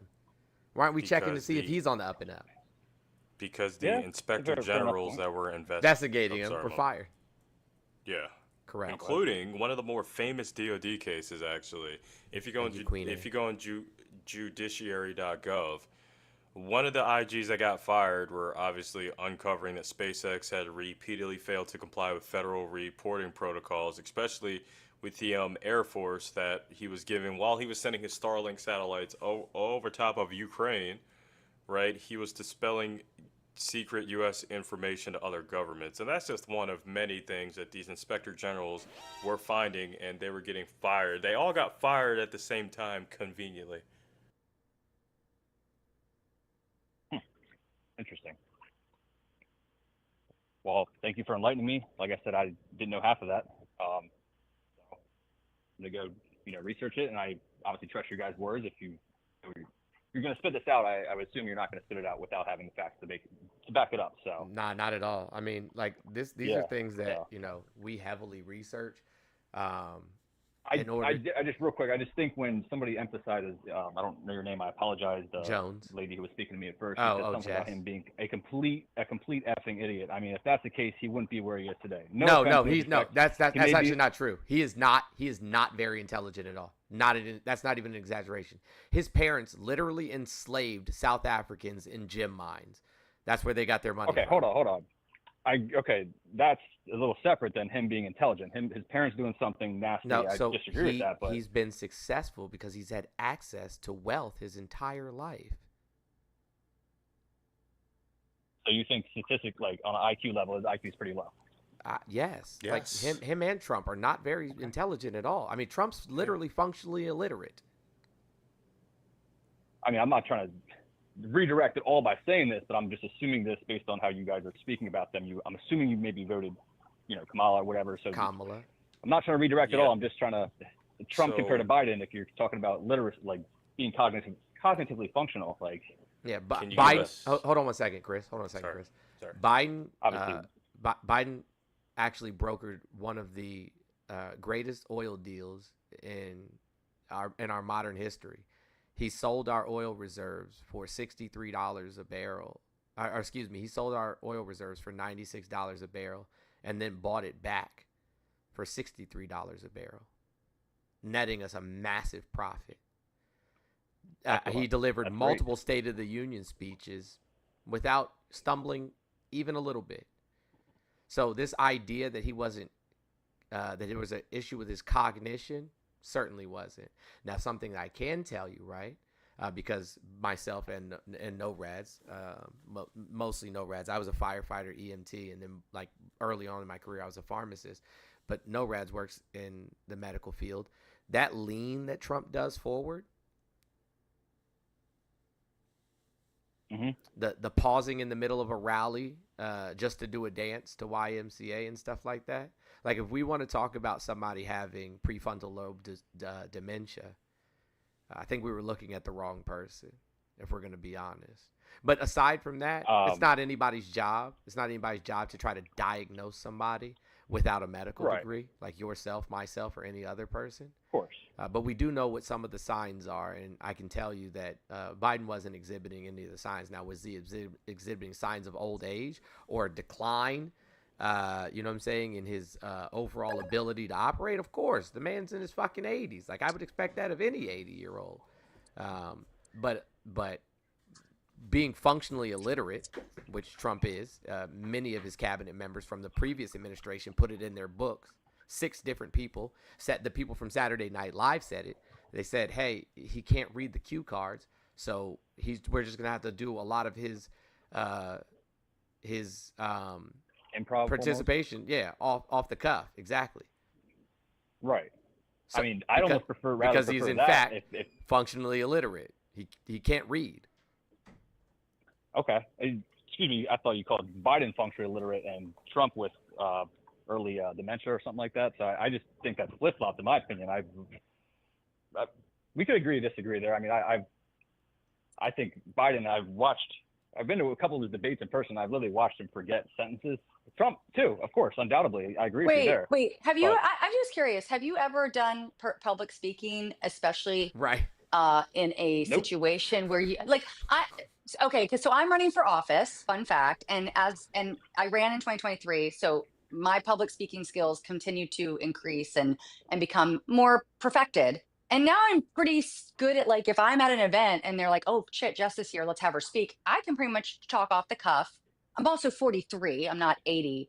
But the idea that you're pretending like Biden, we've watched for roughly 5 decades in politics, be one of the most eloquent and intellectually sound members of every branch of government, to sit here and say that he forgot sentences, no shit. I do that all the time. I did a speech just this last 2 weeks ago for my kickoff, and literally I practiced my speech 20 times in front of the mirror. I felt like it was perfected. And when I got in a room full of people with 200 people staring at me as I spoke, I definitely left shit out that afterwards I'm like, I forgot to say that. Like, you to say that that's a cognitive issue versus the fact that someone who has to do this not once, twice, but day in and day out, press conferences, State of the Union, addressing a national emergency, addressing diplomats, like this is what he does every day, all day.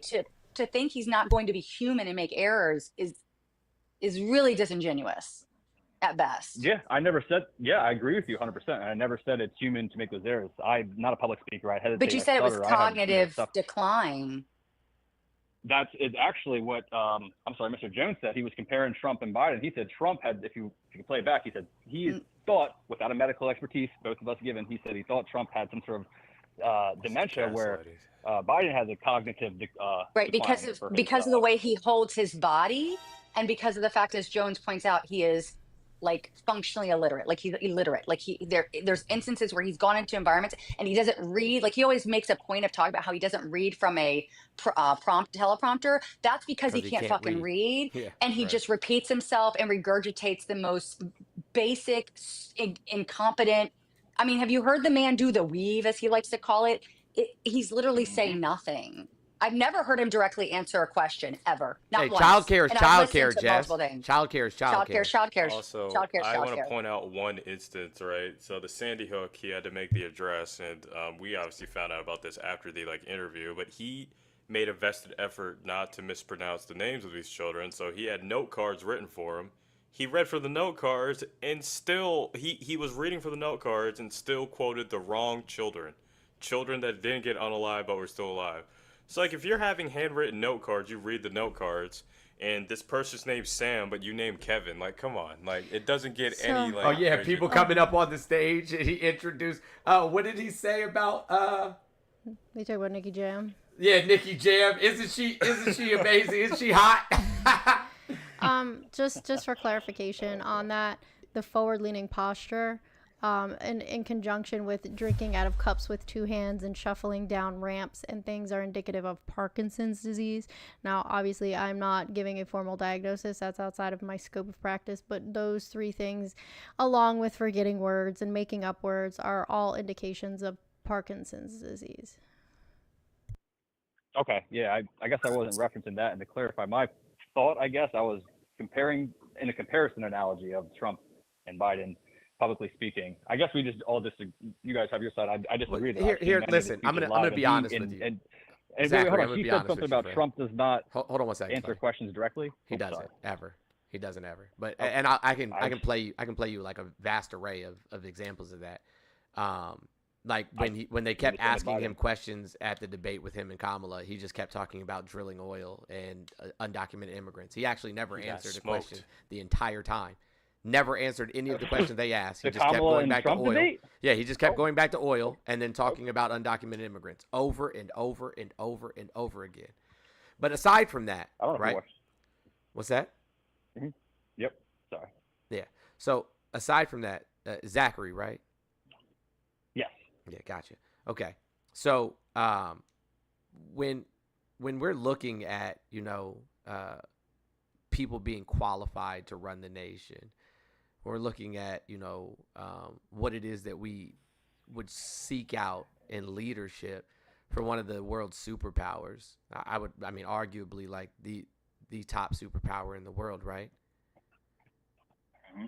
Yeah. Wouldn't you want somebody in power that at the bare minimum can read?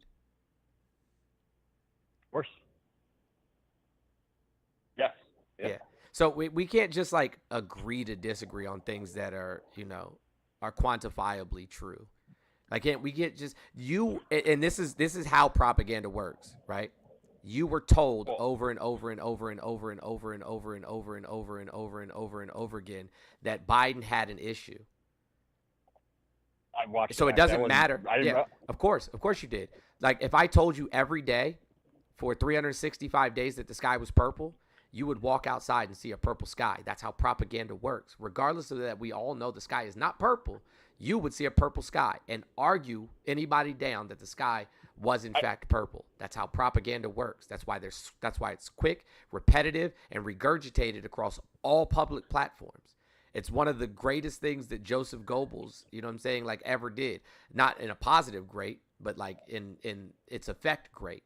is Goebbels told Hitler, hey, listen, the rank and file citizen is relatively unintelligent. So all you have to do is keep it simple and keep saying the same thing over and over and over again until the lie becomes the truth. I see your point, but the analogy was pretty vague.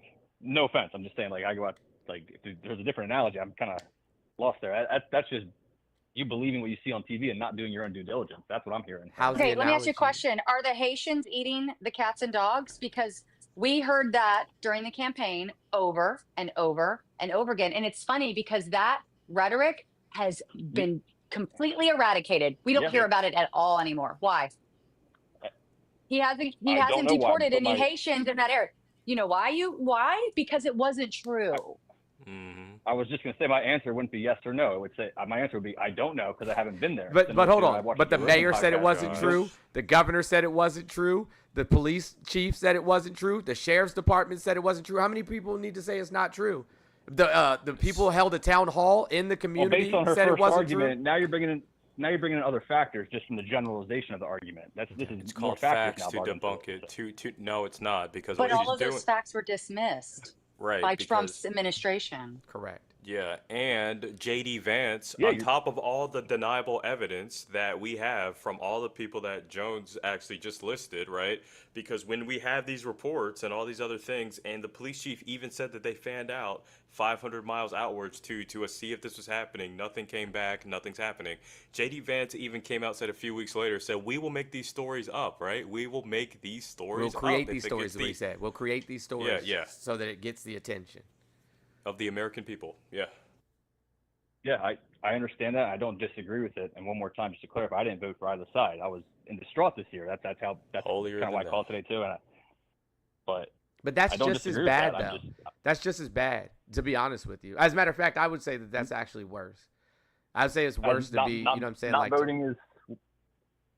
Yeah, I would say that it's worse because, you know what I'm saying, like this I'm going to sit this out is a privilege. It's a privilege that myself as a black man could never partake in, right? Because too much is at stake. Okay. What if I hypothetically told you, I could not vote, legal purposes? I'm a legal citizen, but certain people, certain records don't have the right to vote. Sure. I mean, in that case, if you don't have the right, you don't have the right. Like it is. And what yet it is. he's one of the same as our president right now. Yeah, right. I was about to say you can't vote, but a fella can be president is absolutely batshit. Nuts. I mean, I'm not disagreeing with that. I'm just, I guess not to redact again. I'm just there's clearly somebody that you feel like you align with. You know what I'm saying, more. And the reason personally, being, I personally would side with Trump more, honestly. I'm not based on what, though? That. I didn't based vote on for what? him, based on what? I mean, comparison his 4 years in office compared to the last 4 years of Biden. That's correlation causation fallacy, right?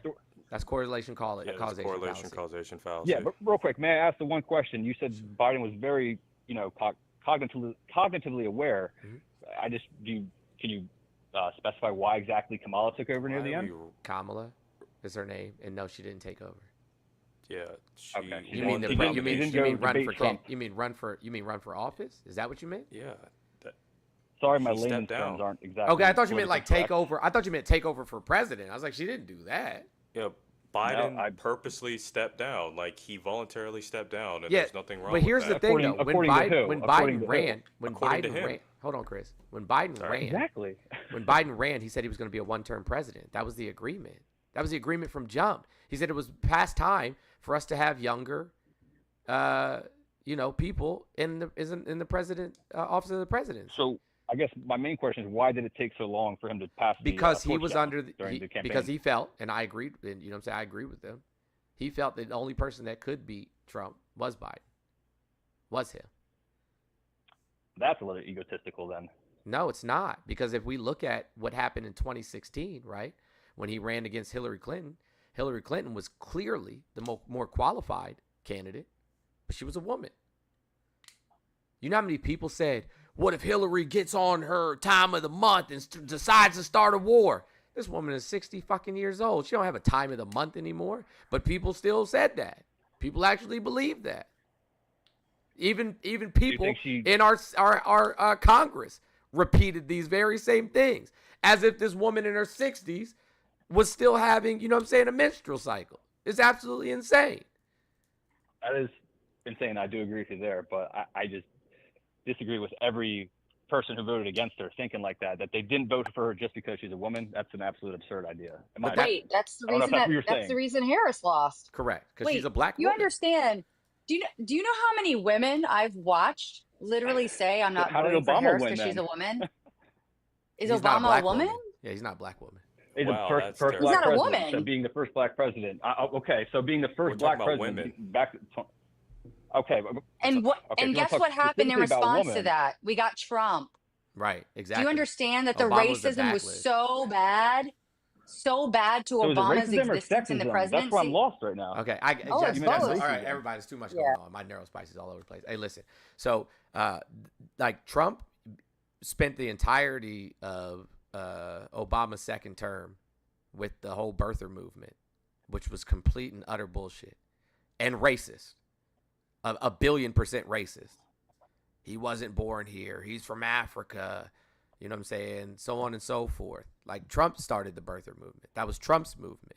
Oh, give me a couple of weeks. I have proof. Mayor Giuliani jumped on that bandwagon. Oh, we've sent people down to Hawaii. We have proof. We never got the proof. But we did get Obama's birth certificate in Hawaii. We did get that. They hung effigies of Obama. They burned effigies of Obama. They called Obama's wife, a black woman, a man, which is something they commonly do to black women. Mm-hmm. They commonly call black women men? Yes.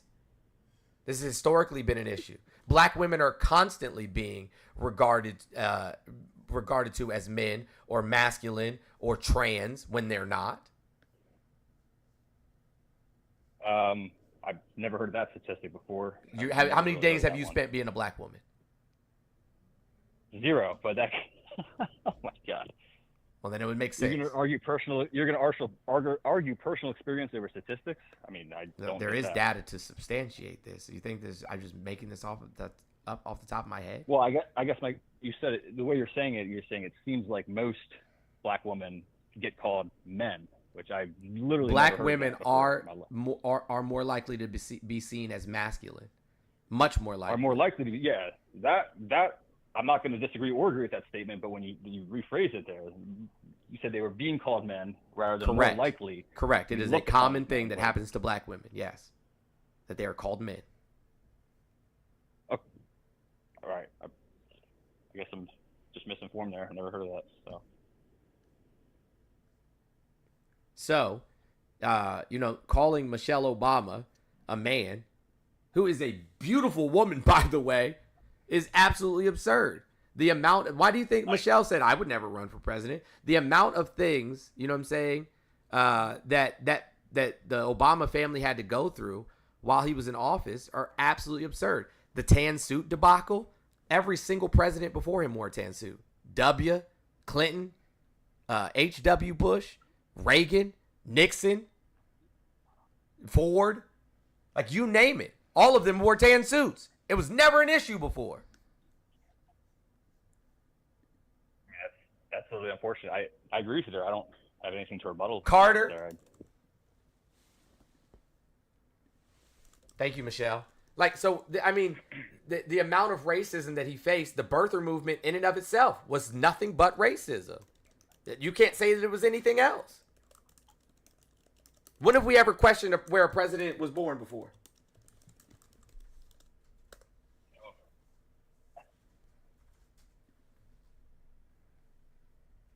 You asked? I was just joking. You said when have we ever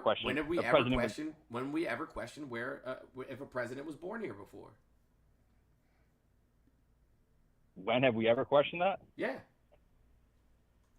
Could be wrong here. I honestly don't. My assumption, I don't know. My assumption would be, I'm pretty sure I would assume we've been doing that for quite some time now. Never. A couple decades. We've never questioned whether a president was born in the United States or not.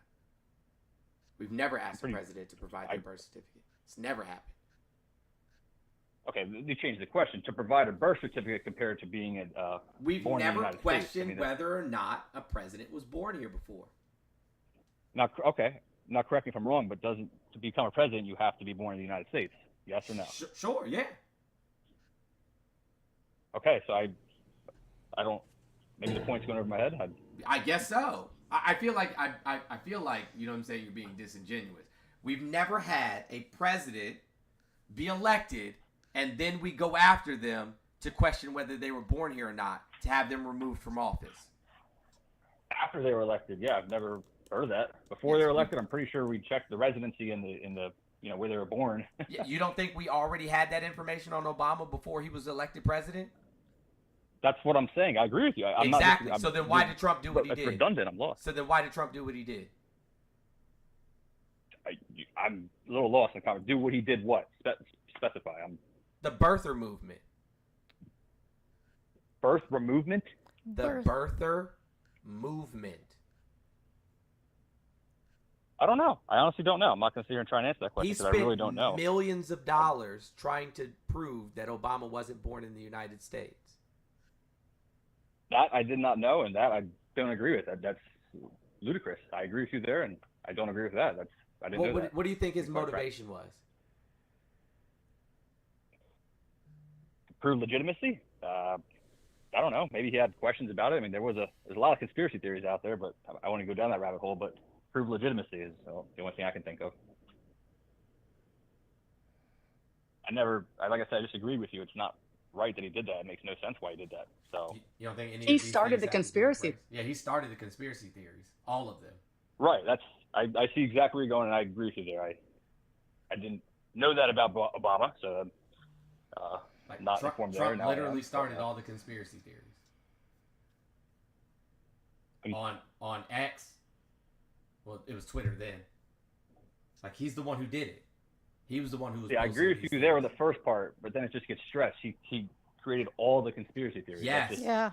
Yes, he was the one doing it. He was the one posting these things on Twitter.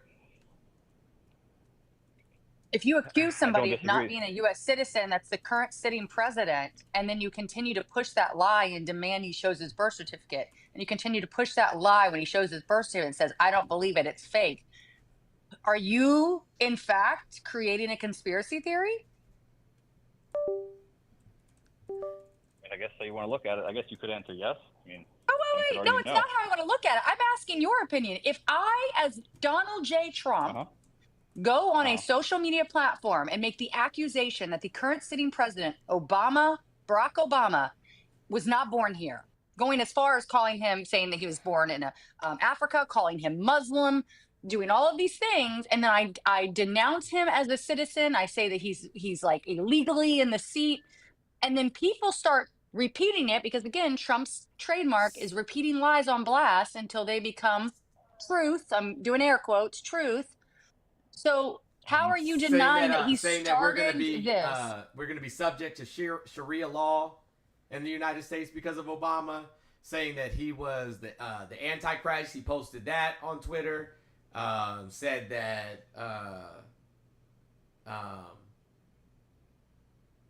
the world war, said he was going to start a world war. I'm trying to think of some other things. Okay, literally everything that he could lie about. Yeah, I mean, like all of these things he said about Obama while Obama was the president. Then he gets in office, removes every single one of the measures that Obama put in place to protect, consumers. He took away the housing regulations that would protected renters and made it easier for people to buy houses, especially like in nicer suburban neighborhoods. He tried to get rid of Obamacare, the Affordable Care Act, because he didn't like that it was named after Obama. Like, everything that he did in regards to Obama was fueled by what? By what? What did Obama ever do to him? Existed. Existed. Yeah. I mean, I really don't have an answer for you there. I don't know.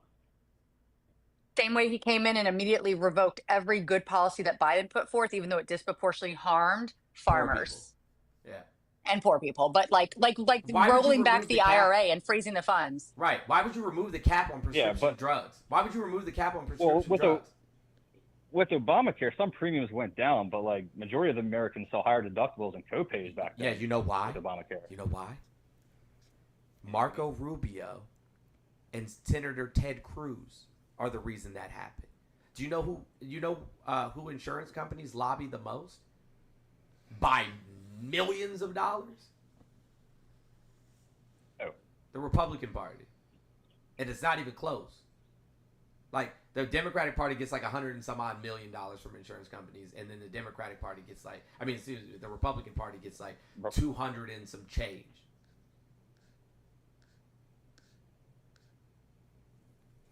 I mean, I really just don't know what you want me to say about it. Do you want me to rebuttal or not? I mean, I can show you on the screen. Question or? Not really. Yeah, I mean, I can't get the live up right now, but I don't know what you want me to say right now. I mean, but I don't like. What about this do you support? Like, I'm trying to find the parts that you support. You said if you were, you were going to. So I guess like one thing is like you just small examples of many. You say Trump is a pathological liar. He's lied, never told the truth. That's one of you guys said he's never told the truth, which I just thought was amazing. Just one small example of many when Ms. Harris was announcing that the troops were not deployed. They're not. When there still were troops. They're not. Not right now. Not right now. Not right now. I'm talking when this was about 5 months ago. Yeah, when she there said were it troops was deployed. Yeah, no, there wasn't. We were not actively Where? engaged in any combat What? zones. Not one. No, we weren't actively engaged. Yeah, we were deployed. They were deployed though. No, that's that's the thing. not what that means. People weren't home. Those things She was talking about combat. Yeah, that's not the same thing. Like, have you ever served, bro? She said deployed. Have you served? If you go watch the video, she said. Have you served? No, my friend has though. Okay. No, your friend sir. has. Okay. Well, Chris and myself are both veterans. That's not what that means. We're not deployed. Yeah, the generals Can I ask him one specifically thing? came out. Go Yeah, ahead, I got you, Chris. Chris. That's Hold on. right. The generals in the military literally came out and said that Kamala was in fact correct. Now, could the wording have been different? Sure. But we are not. We have no active combat zones. We have hostile zones that were identified. You know what I'm saying? We have hot zones that are identified by Congress, but we're not actively engaged in any military. You know what I'm saying? Military campaigns. None. Right. I was trying to find the clip, and I did, but it's stationed is what she said, and home. They're not stationed in their home. That's not what she said. That was a. So I'm going to read the quote. Oh, go ahead. I'm going to read the. Yeah, I'm going to read the transcript, dude, because this dude's straight up lying again. All right. As of today, there is not one member of the. Yes. So interrupt me again. I'm going to read from the top, right? Because so Mr. Doha agreement, Donald Trump is not good in my eyes. As of today, there is not one member of the United States military who is in. Let's break this next part down, right? In active duty in a combat zone, in any war zone across the world. So let's break down the last part of that sentence, right? Because we use what the congressional, the only entity that can declare what a combat zone is or isn't, right? So she said at the end, active duty in a combat zone, which is 100% correct, or in any war zone around the world, which is actually also 100% correct. So what was incorrect about what she just said, according to our laws here in the United States? I guess I'm mistaken. So. Okay. Well, as far as I know, they were overseas, and she had a. That's not what she said. Now, you can be overseas. For example, I was stationed in Germany, South Korea. That's overseas, but that's not a combat zone. You're gonna have to try again. You can be overseas in Hawaii. You can be overseas and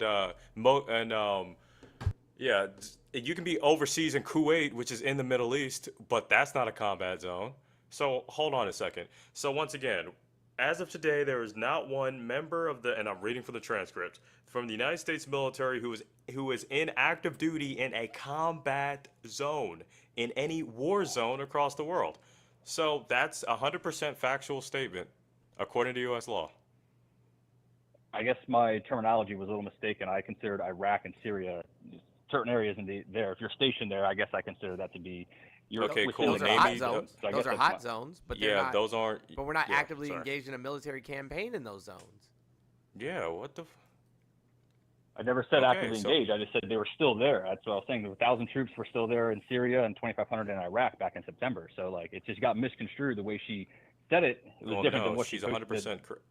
can you give me a quote from Congress that, so Congress is the one that declares combat zone, hot zone, or war zone. Congress, I actually just checked, they declared those as hot zones a while back, which are not combat zones or war zones, because we do have these definitions in the actual law. Hot zone, combat zone, war zone. And the people that can declare those as such is Congress. Congress did not declare Iraq at that time a combat zone or a war zone. Same thing with Syria. So former Vice President Kamala Harris was 100% correct in what she stated, according to our law. Yeah. I guess I'm just mistaken on the terminology. Like I said, Okay, you said or lie just again. That's the first thing I don't understand. I'm trying to, understand. But Okay, well, 2,500. what you just said is not a lie. But what you just said was not a lie. Was Syria or Iraq, according to Congress, a combat zone or a war zone? And please don't lie, because I'm In looking at September, it. according to the U.S. Department of Defense, it was considered a war zone. That's not September. Congress. That's not Congress. Give me a quote from Congress. I'm reading what Congress actually says right now. And that's Please exactly don't lie. where we're butting heads. I'm not lying. I'm Okay, reading what well, the U.S. Department of Defense said. That's and not that's where I'm quoting my Congress, though. sources from. Is the DOD Congress? No, that's my point as well. Okay, then go to Congress, and it will show you that neither of those were Please don't quote something out. Okay, so watch this. According to the Constitution, who can declare war? Is it the DOD or is it Congress? I'm sorry, repeat the question. According to the Constitution, who can declare war, the DOD or Congress? I believe it's Congress, yeah. Okay, awesome. According to 10 U.S.C. Code, I believe it's 268, who can declare a combat zone or war zone? Is it the DOD or is it Congress? That I don't know, honestly. Congress. So please don't quote the DOD. Please quote me Congress that was declaring that area a combat zone or war zone. I'm actually looking. It wasn't either of those. So let's not use somebody that doesn't have the authority to make that decision, right? And see, here's the thing, though. Here's the thing, Zach. Here's the problem, Zach. Here's the problem, Zach. They told you to think that. They told you over and over and over again that Kamala lied about this thing. I watched it. It's my job and No Rad's job, because, you know what I'm saying? We work in politics. That's what we do. I speech write for politicians. You know what I'm saying? I've written policy. It's our job to know these things. So we watch all of the other news outlets continuously say the same thing over and over again. And they spoon feed it. And you guys just and never question it. And that's scary. I guess you're generalizing again. I don't know if you're... I'm not. I go online and do most of my research. I really don't watch the news. If I do, I switch back between Fox and CNN. When my family's watching it, I like to see both sides. I don't watch. Fox? I don't watch. Yeah, I don't watch. CNN is right-leaning we don't watch too. network television. I find it comical. Is why I watch the news. I do my DD online though. That's all I was trying to say. Yeah. So what? So what news sources? What news outlets? Written news outlets do you typically use? I really don't go to the news outlets. Like I said, I find information from the Department of Labor, just statistics online, sources that I like to cite from the government. So you can call me wrong if I'm wrong there. But like I said, I don't go on the news and watch it too frequently. When I'm with my family, I like to do my own research online. Yeah. So what I would recommend in the future is Associated Press, Reuters, Al Jazeera, BBC, NPR. People that don't have anything necessarily to gain from reporting the news. You know what's crazy is I remember when I was a kid, there wasn't 24-hour news channels. You know what I'm saying? The news came on at specific times during the day. 6:11, noon. Yeah, exactly. And that was the news. And that was the news. Oh, and you know what I'm saying? My parents got the Washington Post and the Potomac News because we lived in the D.C. metro area. And I read those. I read the newspaper when I was a kid. I was heavy into reading the newspaper, all of it. I was excited when the paper got there. Right. Can I say a comment? Because I heard you say that you look at .gov, Zach. You look at .govs. I heard you say. Here's my one concern with that. Yeah. Right now, for instance, right now, Doge.gov is a website. It is about as bullshit as you can be. But not only that, the Republican committee has their own .gov site. So when they do a Republican committee investigation that they make bold claims with no backing of evidence, no sourcing, that is a .gov website that now by your own definition has given it credibility. So even with what you're looking at as research, you need to be a little more diligent and make sure that the person you're going to is sourcing their information. So like Jones suggested some different news articles, all those news articles source their information. So if they're including information like AP, they will typically have a link within the article that will literally say what it's talking about. And you can click that link and go to the document or the piece of legislation or the executive order or whatever the case may be that it's currently referencing. That is not what you're getting from some of these .gov websites, especially ones that are by definition biased. Right. And like the White House right now, the White House is a .gov, and you can go on the White House's website, and there's tons of misinformation on there. Like Trump's executive order in regards to gender and sex. Like he says your gender is determined at conception. That's fucking insane. At conception, we're all, for the most part, female. So that means that everybody's a woman according to his executive order. I kind of see what you're saying there. I didn't look too much further on that executive order, but I think scientifically what he's saying is once that one sperm cell, fertilizes, it's bound to be whatever it is at that point. No, it's not. That's not when their sex is determined. The sex is determined through a series of hormone washes in the uterus. I'm not saying you can determine the sex immediately. Implantation Right happens there. after conception. Like implantation doesn't even happen before conception. Yeah, so when the sperm meets the egg, we are still a floating entity that is not actually implanted and began its process to become a human being. But regardless, that language in that executive order had nothing to do with science or reality or biology. It had everything to do with granting personhood at conception. That bill was for a gateway for an abortion ban to come down the pipeline at the federal level and to have language on the books that is giving personhood to conception. This is all just gaslighting on the highest by our president. Right. So it's pushed through really nefarious agendas with legislation. Yeah. So the fetus, I can understand that. The fetus is female for the most part. It lacks most sexual characteristics, and it's XX. It would be XX material until hormone washes. Okay. So at conception, everybody is essentially female. I mean, if you put it like that, technically speaking, yes. I guess what I'm arguing is even for him. I guess the preconceived notion. But it's not technically. It's scientifically. It's based in fact. I just want to be clear about that. Yeah. Okay. To clarify that, scientifically, it's not going to be a female every time, though. No, nobody said that. That's not what we said. That's not what John Right. said. Okay. Yeah. No, I'm just clarifying that. Yes. Yeah. Okay. Yeah, so all I'm saying is when we engage in, these conversations, or when we're looking at something, on a White House website, if I didn't know any better, if I had little to no education in this matter, I would go on there and think that, at conception, people are either male or female, when that's not the case.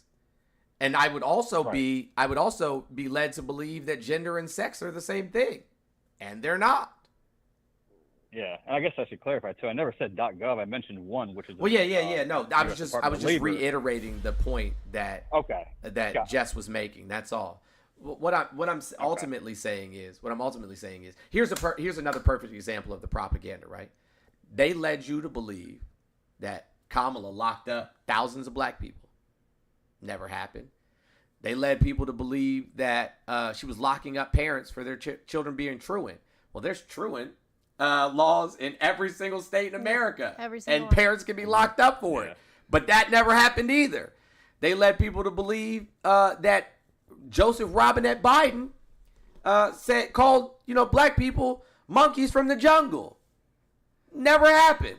Yeah, that's not okay. Yeah, and So So all they engage, and then the ultimate gaslight is, oh, well, you know, Democrats, I'm not a Democrat, by the way. Neither is No Rads. Correct. But Democrats engage in identity politics. The only reason people's identities ever come up in politics is because of the Republican Party. Bringing up trans people who make up 1% of the population. Bringing up undocumented immigrants and calling them criminals who are the least likely demographic to commit a crime. Bringing up, you know, Haitian people eating dogs and cats when we know that that's not the case. Bringing up, you know, people teaching queer ideologies in schools, which isn't really happening. We should be teaching acceptance of all genders and sexes and, you know, relationship types so that people can be more accepting. We should be teaching these things in school. Acceptance of other people, regardless of, you know, how they come.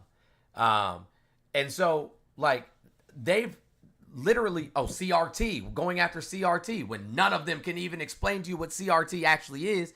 Like, they've done nothing but engage in gender ideologies and gender politics. Right. Or, excuse me, identity politics. Yeah. I mean, I don't disagree with you there. You've definitely have your facts and ducks in a row and made some good points to me today. So, yeah, I mean, that's... I just want... if you take anything away from this conversation, when it's all said and done, right? Because fascism is here. There's no ifs, ands, or buts about it. It's not coming. It's not a maybe. It's not an if. Fascism is here. When your children look back on this stain on our society, who are you going to tell them that you were? What side of history were you on? Fair enough.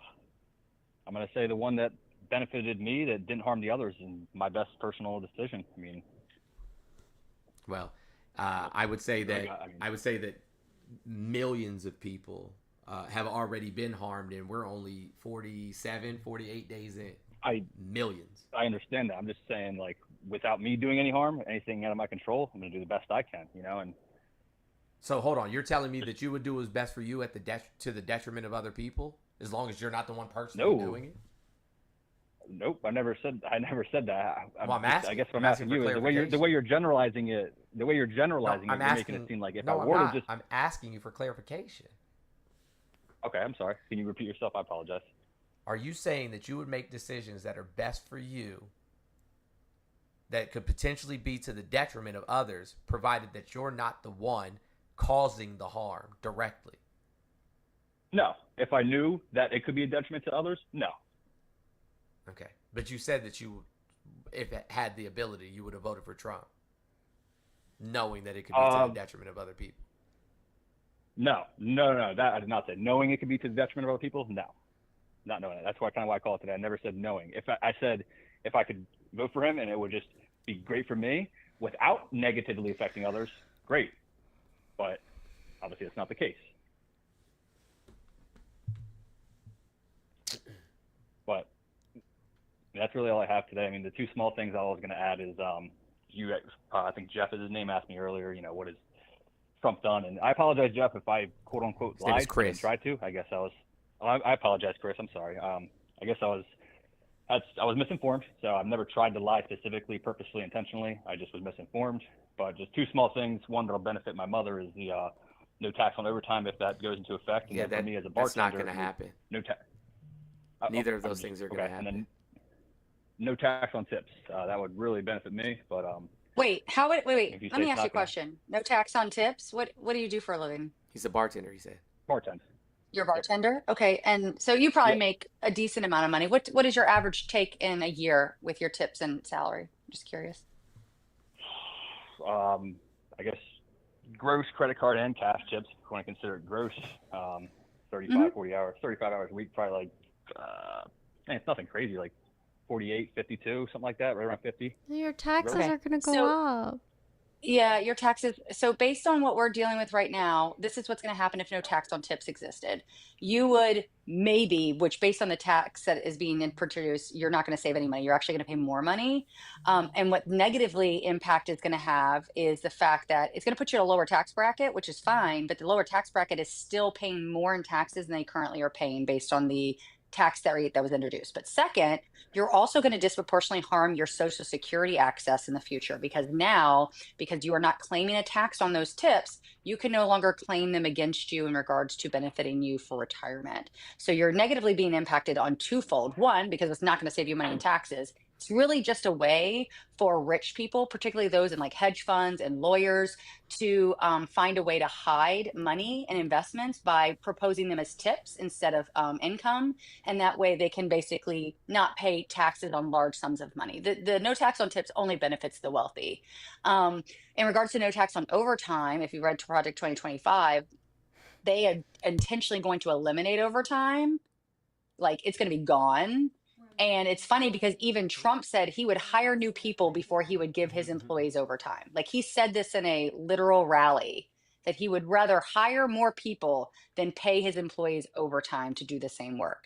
This is the mindset of corporate billionaires and millionaires. They are going to basically front load their work, change the way that the work week appears, and take away overtime altogether. Neither of those things are going to come to fruition, but even if they did, you would not benefit them, and neither would your mother, like, at all.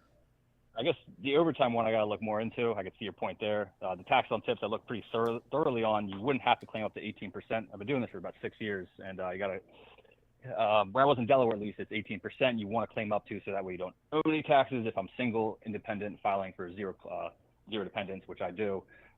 So the tax on tips actually would benefit me. I really don't understand how that is going to benefit.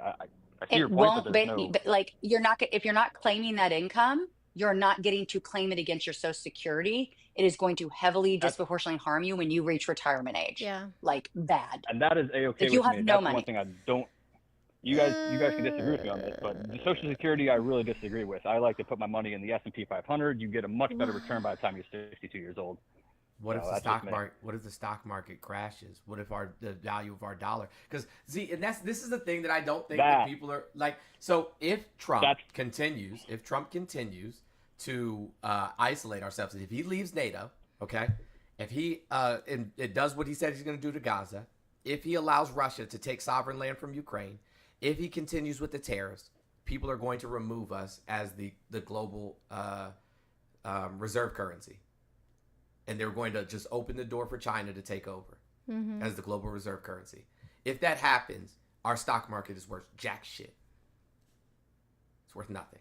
I understand that, but that stock market crashing that's something far out of, I think, most of our controls. Yeah, but that's the point. Like, we have a system that we pay into that helps us at retirement age. Which is self-funded. Right. Versus a volatile stock market. Like, that doesn't make sense, my guy. I mean, to me, it kind of makes sense if it's a choice, but it's not a choice. You can't take, you can't take out your Social Security and dump it into the stock market if you want to. Why shouldn't that be a choice? I mean, once you're eligible to withdraw Social Security, you can put it into stocks if you wanted to. But my point is, like, if I don't care for Social Security at all, I'd rather have that money so I could take it out and invest But it then myself. who's going to take care? Then what are we going to use to take care of you when the money that you invested into stocks and those stocks go belly up or the market crashes? Then what? Who's going to take care of you? How are you going to take care of yourself? I mean, I guess if I sound morbid, okay, I guess I'm not going to have to take care of myself and ends meet, but that's a very big hypothetical. You're saying if the whole market crashes. But it's not, though, because 401k is based off of, like, stock investments. And when Trump was in office last time, my 401k took a fucking shit. I lost half of the money in there. I mean, granted, COVID. Same. It doesn't matter, right? But that's the point. That's the point. Is there's so many things that influence the stock market that are out of our control. That if something happens, a pandemic, you have a fucking idiot in the office who destroys our economy. The stock market takes a shit. You have nothing. You have nothing. Then what? That's a risk I'm willing to take.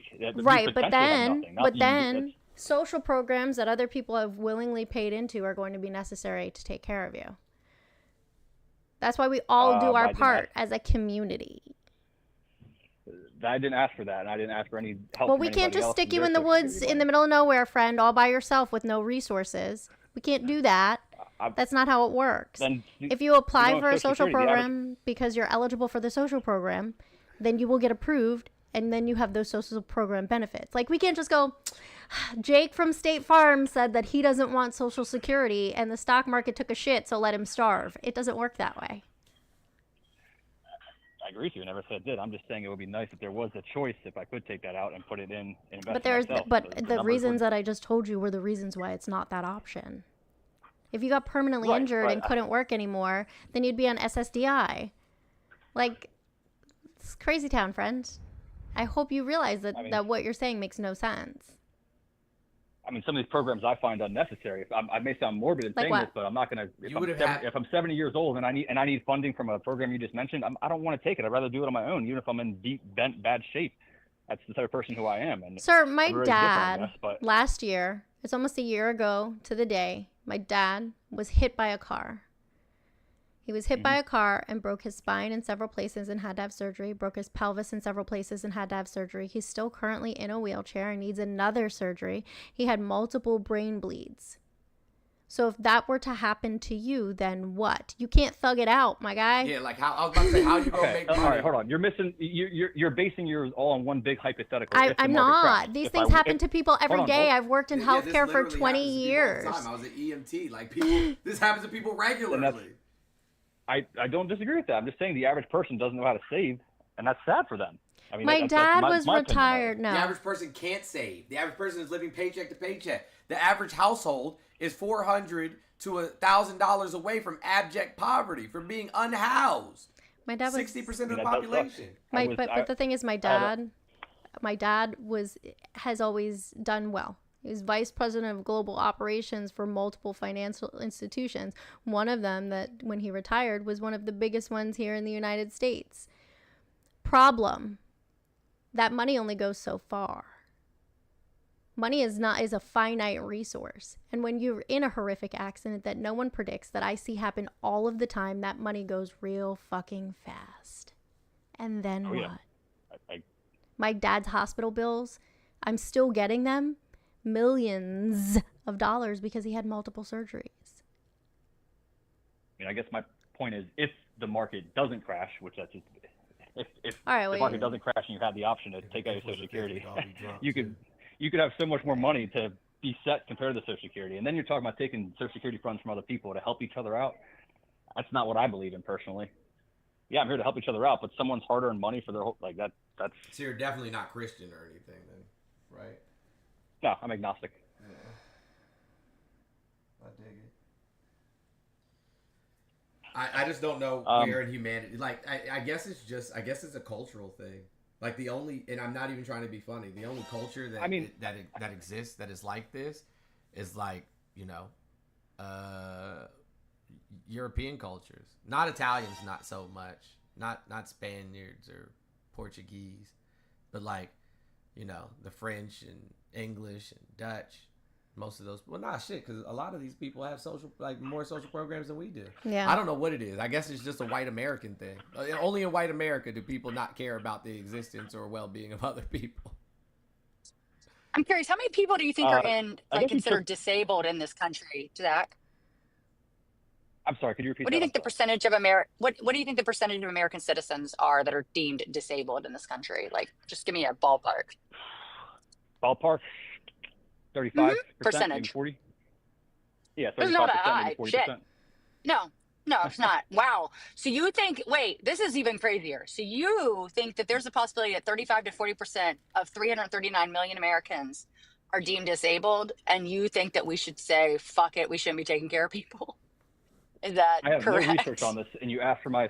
I have no research on this, and you asked for my assumption. I understand that the number is lower, but it's the fact that you made the assumption that it was that high. You're nearing half the population in need, and then simultaneously shitting on social programs that you could be one bad car accident away from needing yourself. Yes, 13.4% of Americans are disabled, which is significant without itself. Like, it's still significant, but it's like, yeah. And then 65, like if you're older than 65, it's about 25% of people over 65 that are disabled. So, like, old disabled people and disabled people in general, they're just going to have to suffer. They have to thug it out, I guess. I have a sneaking suspicion you I mean, call yourself a libertarian in your friend group. Me? No, I do not. I Would I swear be I correct in don't. that? That Yeah. no, You don't call I yourself a promise you, libertarian? I've never called myself a libertarian once in my head. I promise you that. You seem very Like I said, I didn't vote this year. anti-taxation and very anti-social programs. I'm not anti-questionable taxation and questionable programs. Like I said, this all What? derived But from what me is just questionable? policy. What programs would you Because deem unnecessary that I currently was exist in their form? well. Excuse me. Let me redact my statement. Maybe not the programs. I was trying to go back to what I originally said, which was just the taxes. How no tax on tips is going to help me out, and you kind of went into this I whirlwind still where I disagree with don't that. agree with everything you said. Okay. I understand what you said to me. It's just none of it really factually makes any sense when you don't have to You're claim that talking 18% about anymore. maybe. That's where. So okay, let me understand. And I want to make sure I understand this. Are you under the guise that no tax on tips means that you get to just not claim that as income? Or do you understand that no tax on tips means that you just don't pay tax on the set of income you receive that you still have to legally claim? You still have to legally claim your tips under this premise. You just simply don't pay taxation on it. You understand that, Yeah, and I right? guess. It's not like you're going to get Oh, I 18% understand of that. your income to stay in your pocket. So I understand based that. I on guess. that, you will still on paper make $52,000. And based on Trump's current tax plan that he has provided, you will be paying more money per year in taxes with a $52,000 annual income. You're not getting to keep that 5 to 8 grand that you claimed was 18% you won't pay income on. That doesn't stay in your pocket. You simply don't get You don't have to taxed claim on it. it. I don't think you I could be understand the premise misinformed, of no but tax on tips. okay. I guess you can call me, this an illegal act, but being in, the restaurant industry for about almost 7 years now, 6 years, you don't have to claim all your cash tips. You can say, Yeah, I mean, he's not I was a claiming server tips, for it's 3 illegal. years. Like, right. Understand? So So you know the game a cash little tips, bit. Yeah, you only pay yes, as percentage. but I do know the game a little bit, but the problem is majority of people nowadays do not tip in cash. I mean, my daughter is a literal server and hostess. Like, I mean, most people do not do that. A majority of her income comes from credit statements. So what I'm trying to explain to you is there's no way in God's green earth you're gonna bank 5 to 8K a year based on a $52,000 per year income with no tax on tips. You are still going to have a taxable income. However, the way the tax bracket will be written is you will not be taxed on that specific part of the income that was tipped. You don't get to keep it. Okay. Does that make sense to you? Do you think what I'm saying is incorrect? It makes a little sense. I'm just still lost on the end. I'm just the cash thing. It's something that's a gray area, and you don't Just have to like claim 18% overtime. now. Just like overtime. If I work it's just like overtime. If I work 45 hours and I have 5 hours that are overtime, so I say I make $10 an hour, I'm just going to ballpark $10 an hour. So that 5 extra hours, I'm making $15 an hour. Okay. That extra $15 an hour for 5 hours, if they did no tax on tips, I would still claim that as income. It would go towards my overall it would go towards my total income for the year, but I would not be taxed. It would be pulled out of my taxable income. That doesn't mean I get to keep that entire, like, you know what I'm saying? Like, you're viewing it in the wrong light. Because when you take your 18% from your 52,000, you're still going to be in a tax bracket that's going to require you to pay more taxes than you are right now because of the new tax policy that's coming down the pipeline. I agree with you. Yeah, for everything on credit card. I guess the gray area I was talking about is cash. You don't have to claim it all. But legally speaking, yeah, you do. But that's a gray area I was talking about, I guess. And you don't have to claim 18% anymore, unless I'm misinformed on that. That's However, you're missing the mark that the fact that you think your employer is going to let you like float that dollar amount that's cash under the table with a new guideline like that's literally monitoring every dollar and penny, you're fucking fooling yourself. Every fucking dollar is going to be accounted for by your employer. I guarantee you. They're not going to allow a policy like that to get by. I'm not saying that you can't lie to your employer. But I'm just saying, any dollar that your employer is aware that you got that's cash, I guarantee you, it is going to be recorded. I guess every establishment's different, and some feel different about this. I'm not saying it's not. I'm just saying there's going to be more. There's going to be more guardrails on these employers with a policy like that. They are going to be scrutinized because of the fact that they are going to have two separate forms of employee pay that they have to have evaluated in a different format if they go through with this no tax on tips. So when you're putting that type of pressure on an employer, they are going to check every dot and cross every T. It's just I mean, that's their liability. Fair enough. I'm not gonna be able to go live on my account. I have to go live on my backup. Oh, fair enough. I understand that. Guess I'll have to do some more due diligence about that, but I don't agree with that. Don't really, but. Hey guys, it's that time for me. I gotta go eat so that I can come back. I will be on my backup account because I do have a banana, but I will be back probably right around 1:30-ish. So if you don't follow me on my backup account, it's the one that's right up there in the corner. Go ahead and drop it a follow. And I will be coming back. And you guys know how my comment section is and my guests are. So let's see if we can have a good time there. I'm gonna go get some food. I'll come back. I'll see you in a little bit. Be good. And if you can't be good, be gay, do crimes. Love you, NORAD.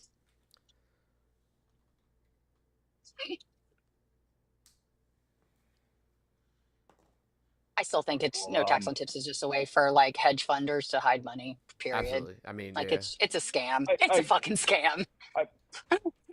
Yeah, like I said, I agree with you to some extent. I see your point, but to where you're saying I'm going to get taxed more, I actually literally don't even see even what you explained to me how I'm going to get taxed more. Hedge funds making more. Yeah, I can see that. It's a scam, but me. Okay, how much of your income per year is tips? Like, I'm going to try to really like break this down for you. Like the majority of it. Right, the majority of all of it. Let's do let me just do this real quick. 225 times 40. Yeah, it's not. It's probably like 45 of it. 44. I'd just say. $44,000. Okay. All right. Yeah. So right now, what would you say you pay annually in taxes, federal taxes, legitimately? It's not thousands of dollars. It's not. I paid about almost $2,000 this year. Yeah, I have my tax form right okay, in front of me. So $2,000 this year. Okay, so you're gonna save maybe $1,800. Wait. $2,450. Okay, so you're maybe gonna save $1,800, and you're still going to pay taxes on the part that is not included in your tips, which would be minimum. So, I mean, once you do the balance, I'd say you probably might walk away with, let's say, high end, like $1,700. You're telling me $1,700 a year is enough to make you like one risk lowering your Social Security in your final days. God forbid something horrible happened to you, like NORAD's brought up. But two, something that will disproportionately allow for corporations, lawyers, hedge fund guys to just basically hide large sums of money under the guise of tips, which now is also going to defund incredible social programs that benefit our most vulnerable citizens. Because now that taxation does not exist anymore. But aside from that, like, it not only that, but it's just going to cause more national deficit. We cannot fund our government by giving massive tax breaks to the ultra wealthy, massive tax breaks to the wealthy, or to, you know what I'm saying, to those who are you know, in the 400,000 and above. And then, I mean, like, why are we cutting taxes for all of the people that make all the money and raising taxes for all the people that don't make any money? And cutting social programs for the poor and destitute. I mean, you guys have enlightened me a little bit. Wouldn't you even agree? A good bit, but Zach, wouldn't you even agree that, like, based on your own assessment of what you paid in taxes recently, that you aren't going to get much more than probably $1,700-$1,800 technically in your pocket per year? Like, is that really going to break the bank for you in the sense that it's going to do something like astronomically beneficial to you? Trust me, they're going to. Wouldn't it be more beneficial if there was a requirement? I know, exactly. But especially when we're going to watch everything that fucking costs money daily, like consumerism is going to skyrocket and it's going to be virtually impossible to afford goods and services. But regardless, like when you really sit down and look at the brass tacks of it, what is $1,700 over a period of 52 weeks really going to do for you? Seriously, like, I'm legitimately asking. No, I mean, versus, I don't know, fighting for a higher wage. I mean, I agree with that. It's not going to do much when we pay some bills, and I would much rather have a higher wage. Of If course. that, And I those mean, servers again, get we're paid. going to watch energy bills go up. We're going to watch energy bills go up. It's already happened. I can't remember which state was it. Was it Alabama? They got the letters that they all automatically got a $100 monthly spike on their energy bill because of a rollback of policy that Trump rolled back during his first executive order, rolling back Biden's policy. Like, I mean, energy prices are going to go up. We're going to watch groceries skyrocket because there are an immigration situation where mass deportation is happening and people are being scared off of job sites for both construction and agricultural. Like there's like that money is going to literally go back into the pockets of rich people for you. Like you're not going to save anything. And it's going to be presented to you under the guise of like, we're doing good things for you. I guess that's what I'm trying to drive home here. Right. Yeah, I see your point. I really do. Actually, I just have to trust your words. Like I said, no reason for you to lie. I just have to, I guess, read a little more about it to understand the fundamentals of some of these policies. Yeah, I would definitely look into it. Hey guys, listen, we only have 790 left. There's like, I don't know, 1,200 some odd people in here. I want to spin the wheel today, but it's not looking like we're going to get close. I want to give one of these sets away. I don't remember where we're at in terms of subscriptions. We're at 1129. We got like 300 and some change to go. So let's get these knocked out. Let's get these knocked out before the end of the month. Welcome back, Chris. All right, Zach, bro. Listen, man, I appreciate you for coming on. Thank you, guys. You have a wonderful rest of your day. Thank you, Mr. Jones, Chris, and forget your name. I apologize, the lady's name. Thank you guys all. Jess, thank you guys. I appreciate the conversation today and really enlightened me on some things. So well, I encourage you to come by and watch some more. I will. This is my first time watching you today, actually. So I decided to call. So yeah, I definitely will pop back in. All right, sounds good. All right, thank you guys. Yep. Hi, Chris. I have to go to work because, work anyways. But I appreciate you, Jones. Appreciate you. That was fun. I mean, I realize he can't vote because he's clearly got a felony record, but Right. I would like to think that he learned something from that, honestly. I hope. I pray. So. Yeah. Hey, listen, it's cool that, you know what I'm saying, like I finally fixed the fucking audio though, so now people can hear both ways. We can hear. Yes, Caitlin, it does include Twitch subs, but I don't even know how to look up see how many Twitch subs I have. I have no idea. I guess I have to go on my computer and figure that out. But I have no idea how many Twitch subs I have. None whatsoever. Hold on, let's see. Let's see if I can look it up.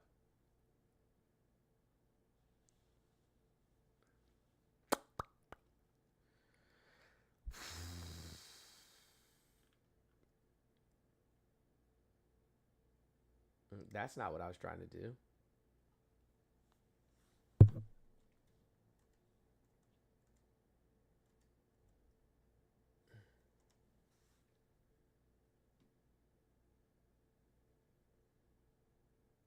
Chris, you had to go do capitalism shit? Actually, no, I'm off today because your boy's injured, but I'm just taking care of some other things. Training for a marathon, got some hip pain, so. Training for a marathon? Yeah, man. Yo, I don't trust people who go running, you know what I'm saying, and nobody's chasing them.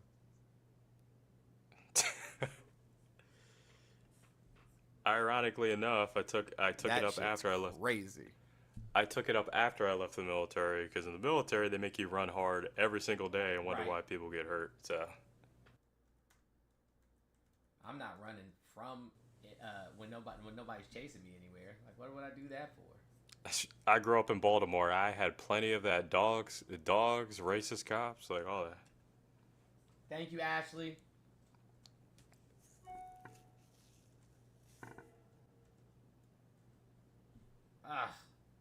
Sorry, guys. Hold on a second.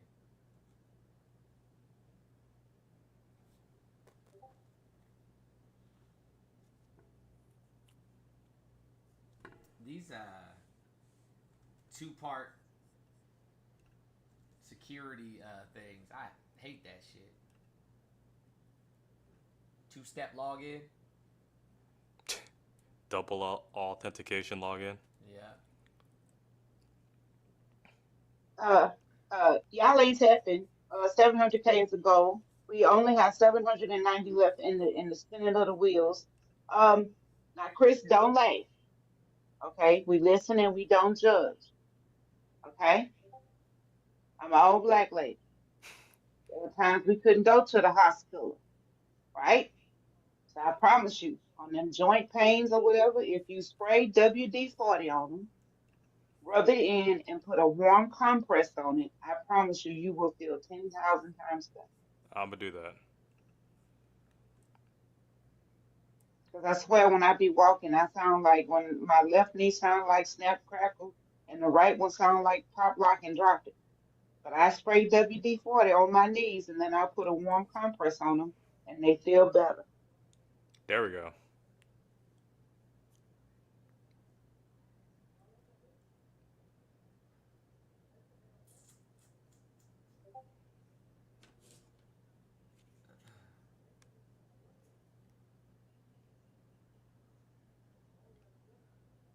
Guys, can we get up to 1 million taps? What y'all doing?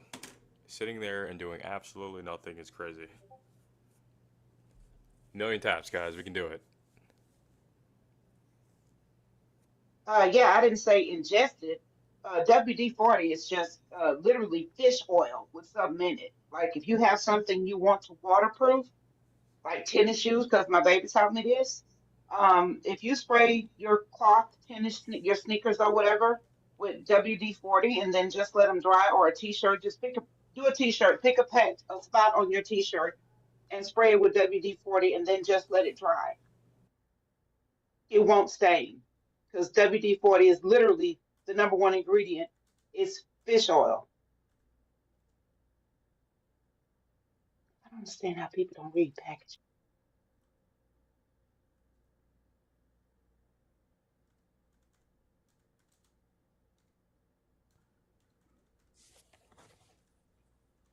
Auntie out here just making shit up. Facts. Jones, because if I take acetaminophen, it hurts my back. Even the smallest dosage of acetaminophen. I can take ibuprofen, but if you take one acetaminophen and 2 ibuprofen, Miley Perka, you know where I'm going. That is the equivalent. That's what my doctor told me, that is equivalent to that 325 milligram of Miley Perka, that thing right there. So that's what I take when I'm in pain, but it hurts more. It hurts my stomach. So yeah, trust me, I know what I'm talking about. I'm an old lady. Look here, we couldn't always go to the hospital. I keep telling y'all that ain't nobody trying listening to me. All right, y'all. I gotta go pick up the kids. No Rad said they'll be back on in a little bit, so I gotta go pick up the kids. I wish we could have got to the spins, but listen. I just figured out how many subs. I just figured out how many subs are on Twitch. Is 123. That's how many are on Twitch. No, I don't want to do that.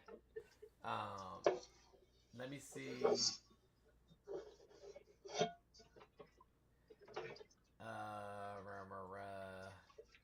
I don't know how many's on YouTube. I'm gonna look right now. So what does that put us at? That puts us at 1280. Mr. Jones. What's up? Before you go, so I worked in Social Security for, like I said, 13 years. I just wanted to clarify that none of these systems are exactly connected. Medicaid is a state benefit. Yeah, state benefit, yep. And that is, for individuals who don't have health care, for individuals who have not worked enough to have health care or Medicare. Medicare is actually a benefit that's paid into by us in case we become disabled once we retire. And at age 65, you can get Medicare. Medicare only covers hospital visits. That's Medicare Part A. Yeah, and then Medicare Part B. Yeah. Medicare Part B, we have to pay into that after we get Medicare Part A, even after we're retired, even after we are on disability benefits, we still have to pay into Medicare Part B. I don't think people are understanding that retirement benefits are something that we pay into in the instance that we become disabled and once we do retire. And they're consistently raising the age on retirement benefits. Now, Medicare does have that federal expansion, and they've had that, I don't know, since what? I don't know, beginning of COVID or somewhere, you know what I'm saying, around that time. Well, the federal expansion, you have to also pay into that. That would be any type of gap coverage. Like Medicare Part D is prescription drug coverages. And then what they refer to as Medicare Part C would be any specialized care that you would need that would not be covered under a hospital stay or a doctor's visit. Right. It would be specialists. And you have to buy that through a separate private insurance company.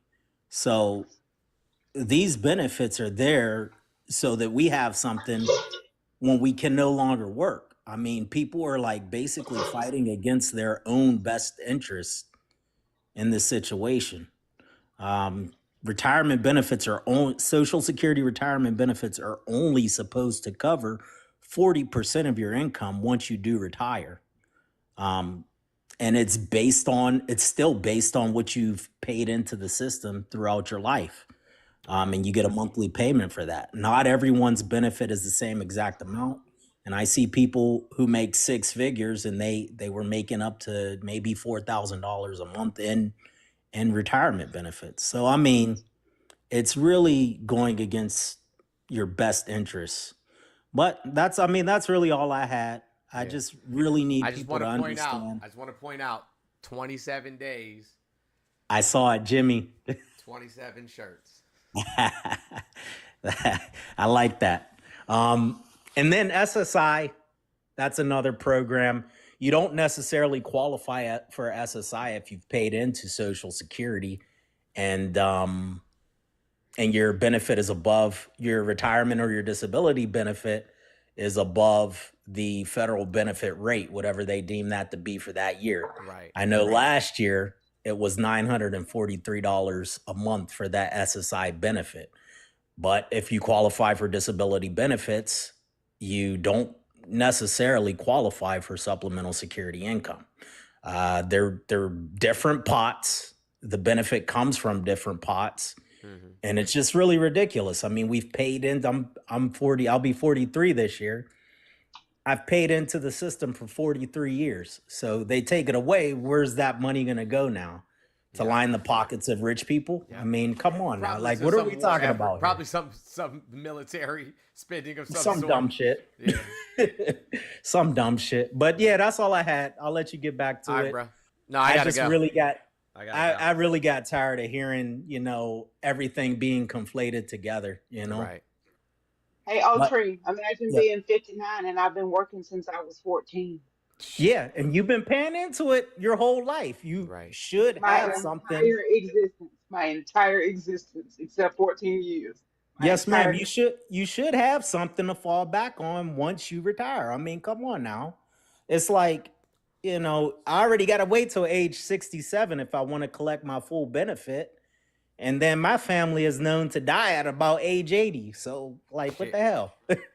But, all right. Thank you. Thanks for having me up. I appreciate you every day. And I'll be in the comments. All right, y'all. I might hop on somebody else's live while I'm in the car. Maybe no rads. We'll see. Depends on when they get on. But anyways, hey, listen, I got to go.